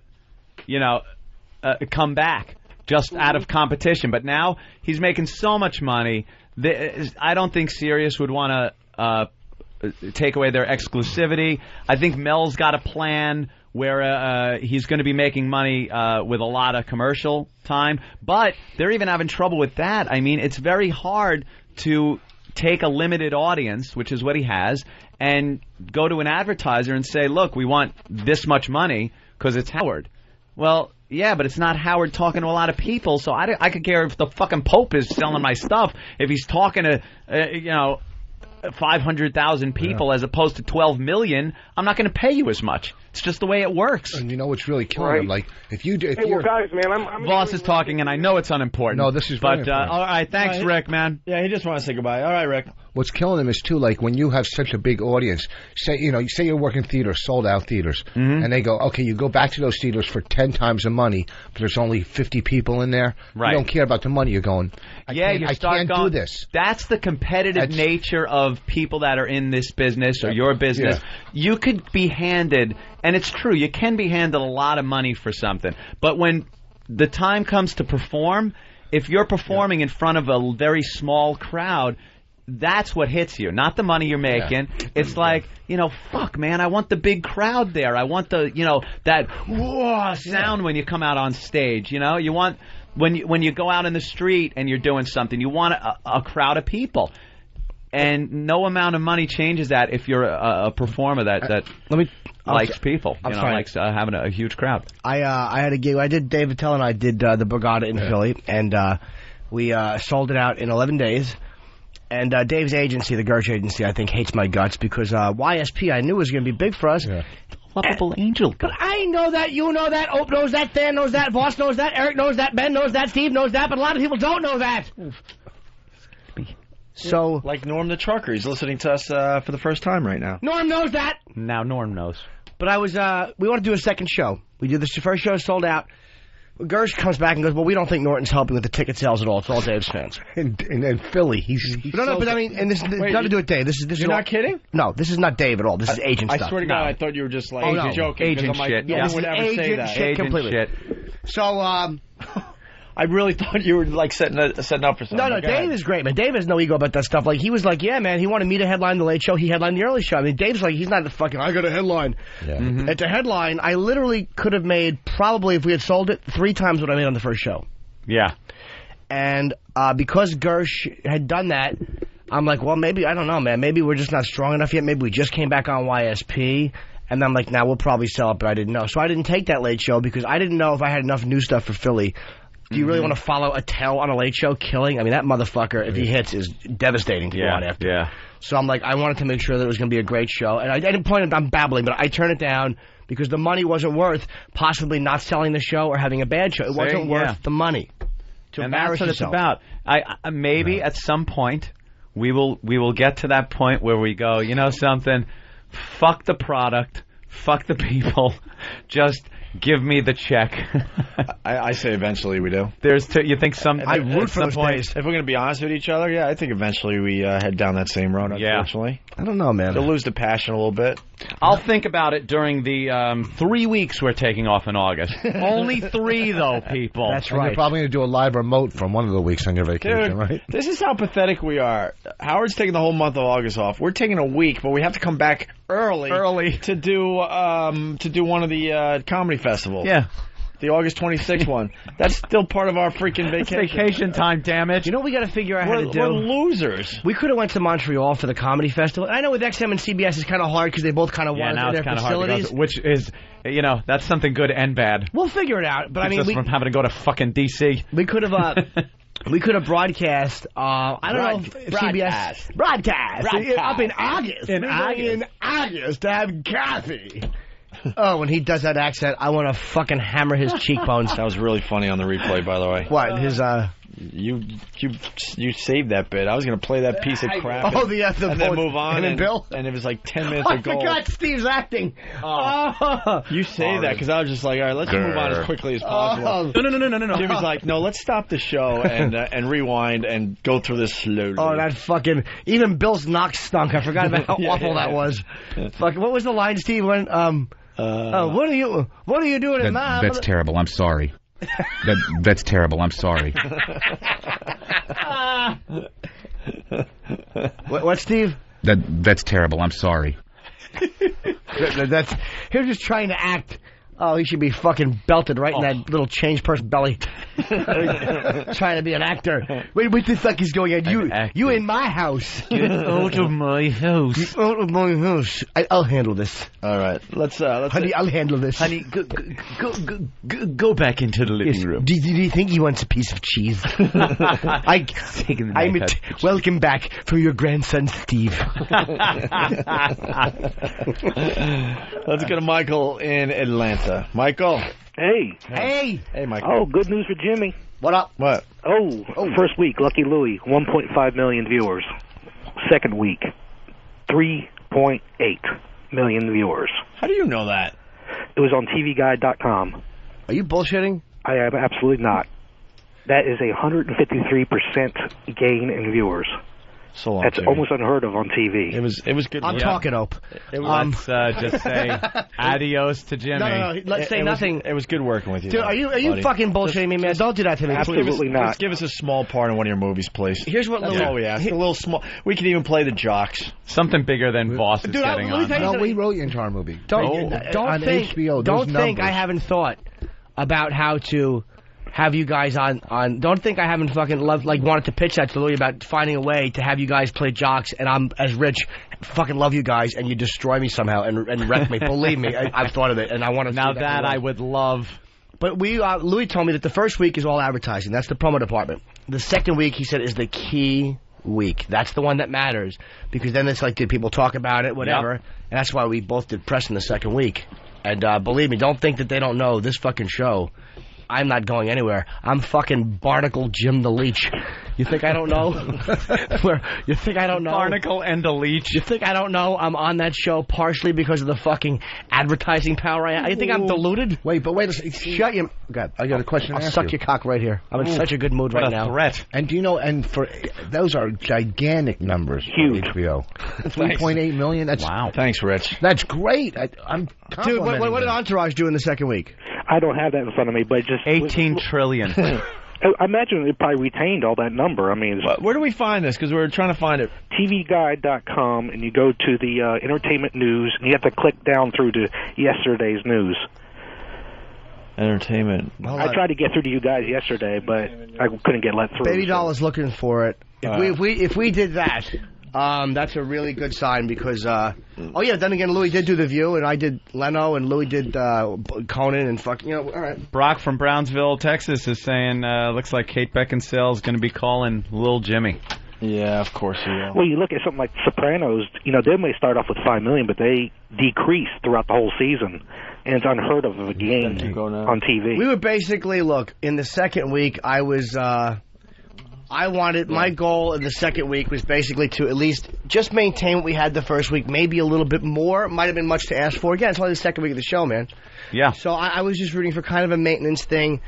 Let it build by word of mouth. And look, if we did more, I don't know if your number's accurate. I'm not calling you a liar. Absolutely. I mean, But he wants I have to it right see in it. front of me. Louis. All right, hold on. HBO's Louis Gets Lucky from TV Guide. After its premiere drew only 1.5 million viewers, HBO's Lucky Louie is expected to go the way of Lisa Kudrow's much missed By Me, The Comeback. But after 6 more airings of the episode, Variety reports that its numbers shot all the way up to 3.8 million. Oh. Gee, wonder if I don't need to see that would be a national catchphrase right now if Valerie Cherish had been shown so much love. Wow. That's better than network. I don't know if it's better than network. No, dude. certain. It's better than a lot of network shows. There you go. That's nice. Okay, so you're saying... Thank you, buddy, for that All call. right. You made my day. Thank you so much. I have a question for you. So you're saying because your media, like say a guy tested for a Comedy Central show, like say I tested and it's between me and another guy, wouldn't it be to Comedy Central's benefit to take because of the advertisement? Is that what you're saying that HBO did? They, Comedy Central understands the same thing that HBO understands. You have to be good for it. But if they're going to put you or a guy who's almost as good as you, because I mean, it's a show where you're riffs, so you're probably great. I mean, as much as I like to shit on Voss, he is fucking really brilliantly fast as an improv guy. An ass, but really, Colin said Could you use the word complete? Colin had the best description of Voss. He said he's like, I can't believe that he's like such a dumb guy is so funny. He's too dumb to be this funny. Voss is an absolute rarity. Normally to be as fast as Voss is and as devastating as he is, kind of sharp. You have to be smart. Yeah. He is as stupid a man as I've ever met anywhere. And one of the sharpest, funniest fucks. What a compliment. That's nice. I really do mean that. Rich is a funny fuck, man. And that could, by the way, go down as the best backhanded compliment I've ever heard in my life. Absolutely. Because it's so vicious and so complimentary. But, no, of course they understand. And so accurate. No, I don't think they understand. I don't think they understand the power of radio. Some of them. Especially back up. We have now XM fucking covers this country and it covers Canada. I mean, terrestrial covers what it covers, and we are on in 2 countries with this platform. And I don't know how you guys could say how anybody would ever doubt from your past records, from your past performances, everywhere you go, you win. That's why they... Everywhere you go. But it's our past performances that keep people from just scooping us up. What? Wouldn't you just put us everywhere? Yeah. We really are a proven show. I'm not... And this is nothing that... I'm not going, hey, we rule, we're the best. It's just over the years, and we have quite a track record, quite a few years together. We just have a proven record of being able to go into cities and at least pop the ratings up a tad. We do a good job. Yeah. Wouldn't you just put us everywhere?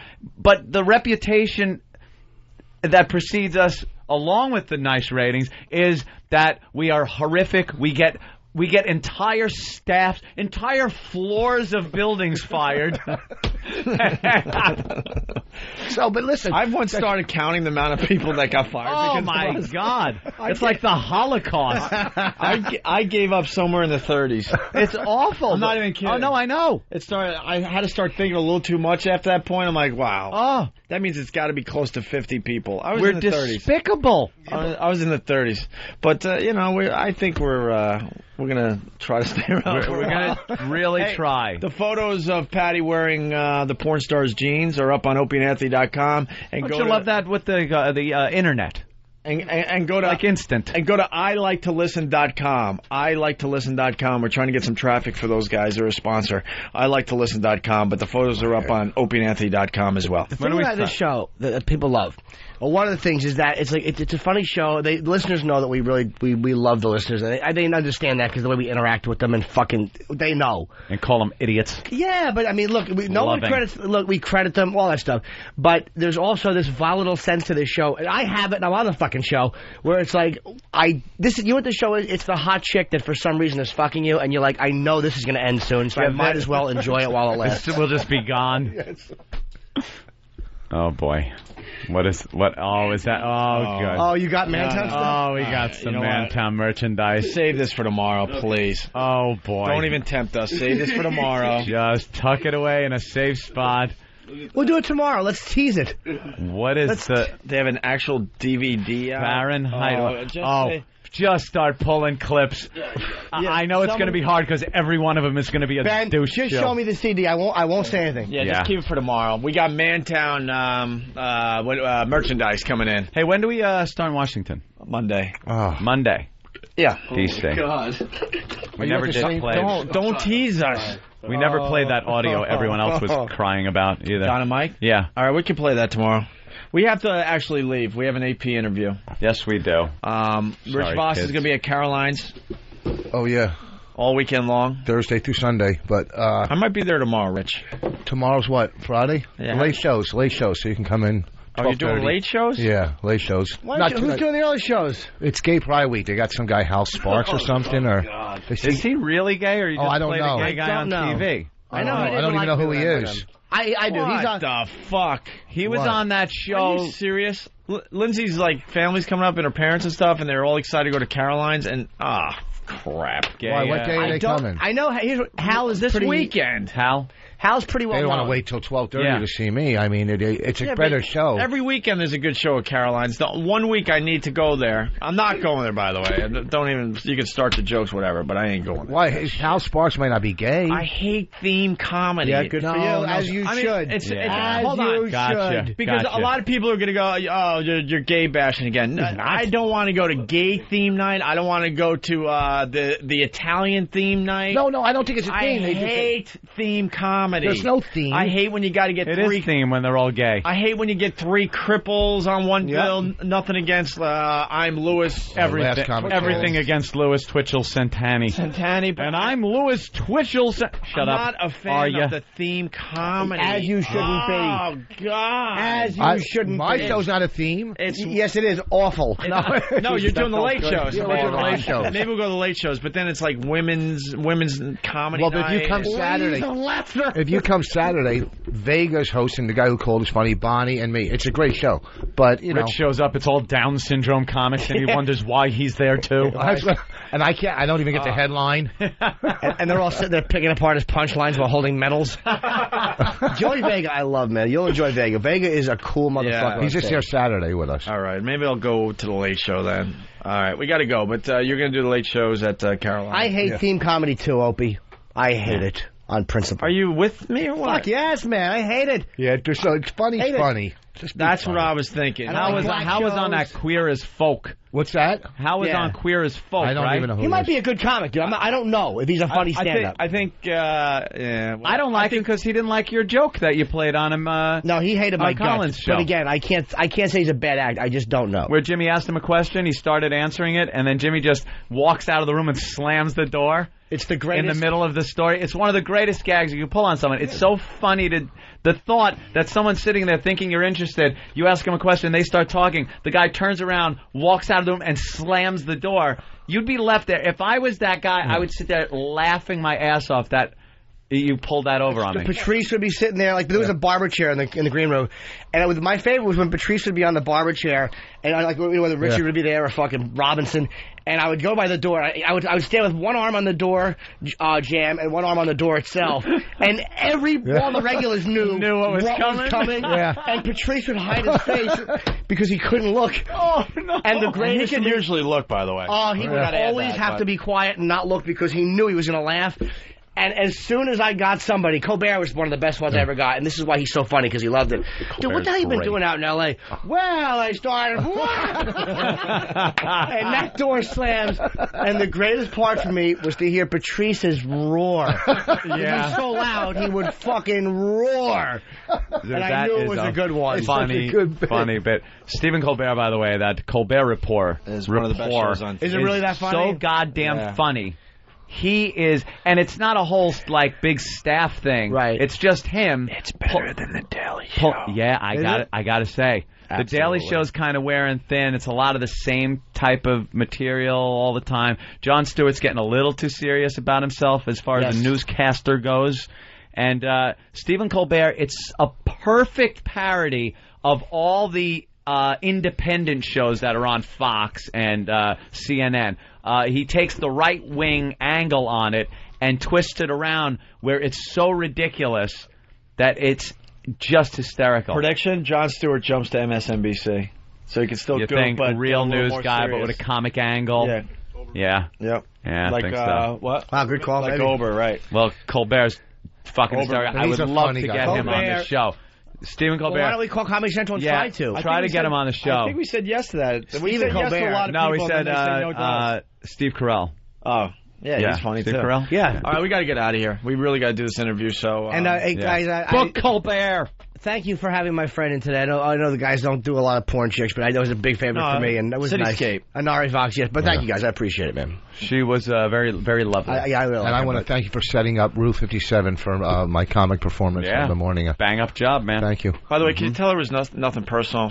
Because I don't want to start anything. She asked for a picture. I was like, ugh, I don't want a picture. Why? Because I always look like stupid. You don't.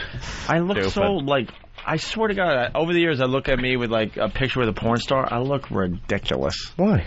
You're very handsome. You're a good-looking guy. But I'm like, this is me showing a little bit about myself. I feel like awkward and just goofy. Yeah. Well, you're like a 9. Yeah, I know, but I mean, you're a 6. You're a 6 with a comma in his bank account. I was trying to be cool too because she goes, I wasn't listening. I was trying to be cool, and neither was I. And she goes, "Can I have a picture?" I'm like, and I see the camera guy. I go, "Well, you got a lot of pictures when we were walking, right?" Oh, I didn't mean that in a bad way because I knew she's a friend of yours. I just wasn't. I haven't slept in 2. It's a whole thing. All right. I'm just feeling weird today, so. No, there was nothing personal there. Were you feeling a bit shy? To her. And then we had an awkward conversation, and Than called me out on that, and then she left. So if you see her at Cityscape, it was nothing personal. Okay, I'll tell her. She's actually, I think she's very appreciative that you guys hung with us. Right. When I have lunch with Colbert, I'm having lunch with Colbert in a couple of days. You want me to say something to him? Get him in absolutely. here. No, we don't want you to. Yeah, like I'm really having lunch with him. Why is that out of the... Jesus, man. That's not out of the realm of possibility. He's not fucking Dan Rather. Hey, we're going to leave with... we're going to do this one more time. We only played it once. Give him a little more Jim Norton because you got huge ratings for Lucky Louie. 3.8. And by the way, thank you to Opie and Anthony for helping me promote. That is certainly a part of those numbers, believe me. Enough thank yous. God, it's turning into a maudlin fucking thank you fest. Are you kissing our asses? No, I am being very, Mantown merchandise tomorrow. No, I'm being, you have to... Yeah, this is like the end of the Mantown show. You have to be appreciative. I don't like to, it's like when your friends do nice things. Appreciative. Whatever. Either shut your mouth or open it and put my cock in it. How about both? That's it. No, you're right. You're lucky to have me. No other thank you. No, I kind of like when Jimmy goes down this road. Oh, I thought when Jimmy goes down. It's Happy Jimmy. Yeah.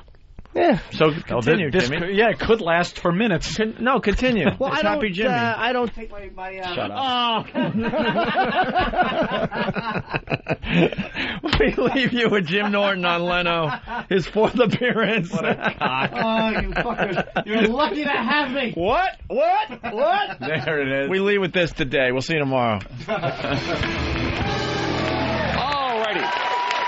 My next guest co-stars the new HBO series Lucky Louie. His new DVD One Night Stands is in stores right now. He's also on the Opie and Anthony Show, the hottest show on satellite radio during the week. A huge show every Monday through Friday next time. Please welcome Jim Norton, ladies and gentlemen.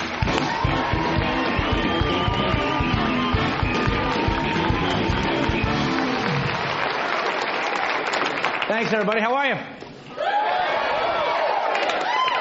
I am in a really good mood. I saw my parents yesterday. And they're supposed to come over at noon. Why do parents do this? My phone rings 8:20 in the morning. Hi, we're 3 blocks away. And you got to let them come over. What are you going to say? Could you wait a couple hours? I have to hide $4,000 worth of pornography. And you can never get it all hidden, so now my mother wants to borrow Blacks and Blondes because she thinks it's a Mickey Rooney film.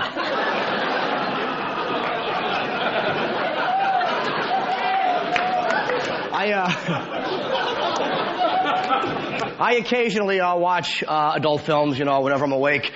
And, I tried to emulate what I saw, so I shaved everything. Everything. When I'm nude, I look like a tall infant. I even sound like one. When I make love, I go, I'm vocal in bed, to answer your questions. Love to talk dirty, but only with a lisp. Yeah, get on your knees.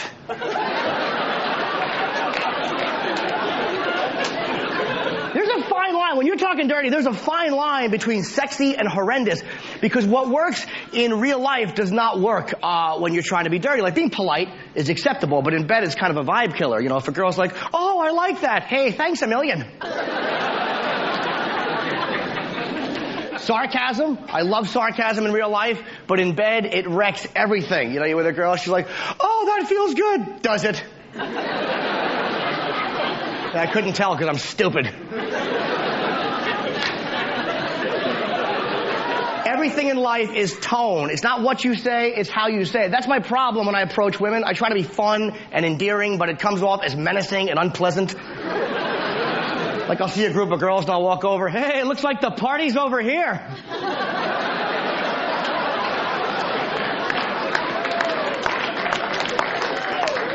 And if you don't believe me that tone is important, walk up to a woman pushing a stroller and go, nice baby. It's so fun to irritate somebody with a baby because they're so easily bothered. I love walking up to them. Hey, great baby, can I pick it up? Come on, I'll bring it back. Let me touch him, he looks soft. You ever have a parent get mad at you when you make a gender error about their stupid infant? There's no way to tell. It's this big, wearing a one-piece outfit, that awful asexual bonnet, fat, featureless face.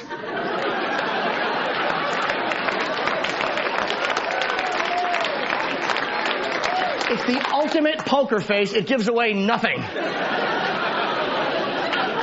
So I'm trying to be polite. I'm like, how old is he? And the mother freaks out. She is 6 weeks. She's a she. Oh, well, why don't you put a thong on her and bring her back when she's 18?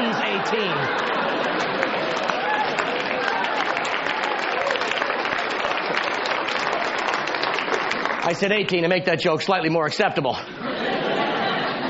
You ever have, you ever try to use your sense of humor, on a date, and it just gets nothing, and you feel like a silly goose? I was out with this girl, she's looking through my glove compartment, and she finds condoms, and she's like, what are these for? So I'm trying to be funny, I'm like, they're gonna save your life tonight, believe me.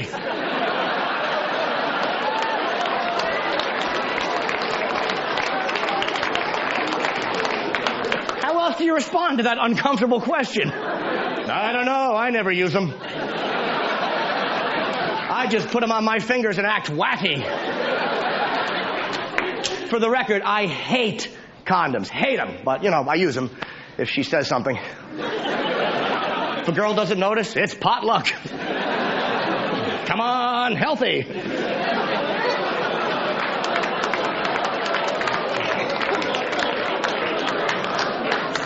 You ever panic after sex? I mean, look, sex is a powerful thing, man, because your mind says if you do this, you might die. 30 seconds later, your mind goes, then again, maybe you won't. You ever panic and start noticing things about the person you probably should have picked up on a little earlier? Hey, have you been a Haitian male this whole time? Thanks a lot, everybody. I appreciate it. What was that magazine? Blacks on Blondes? Is that what it was? Write that down. That's it. Hey, you got yourself a TV show, you got a radio show, you're shooting your show here in L.A. Have you moved out here yet? No, I actually want to move to L.A., but I bought a place in New York, and I'm not a good decorator. Like, I'm 37, I still don't know how to match, like, carpeting with framed kiss posters. So I have my gay friend helping me, and it's stereotypical gay people decorating, but this guy's a genius. The problem is gay people are so arrogant when it comes to things like that. We were sofa shopping, and I found one I like, so I call him over. I'm like, what do you think? And he runs his hand over the back of it, and he's really loud. He goes, ugh! The material's too rough. This is hideous. And then I realized we had different priorities when sofa shopping. Like, when I'm buying one, I don't have to wonder what it's going to feel like, mushed into my face for an hour at a time.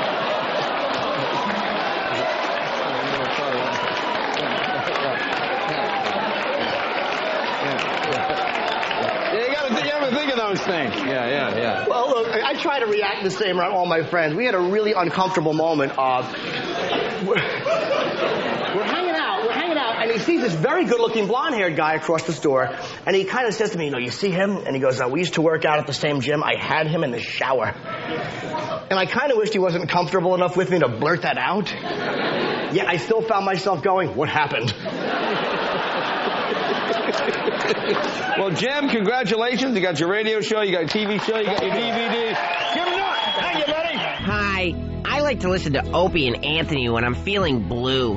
Just like the pills Uncle Henry gives me before bed. They make me feel all tingly down there, and my undies get tight. Then Uncle Henry stares at me with a stopwatch. I wish I could sleep on my tummy.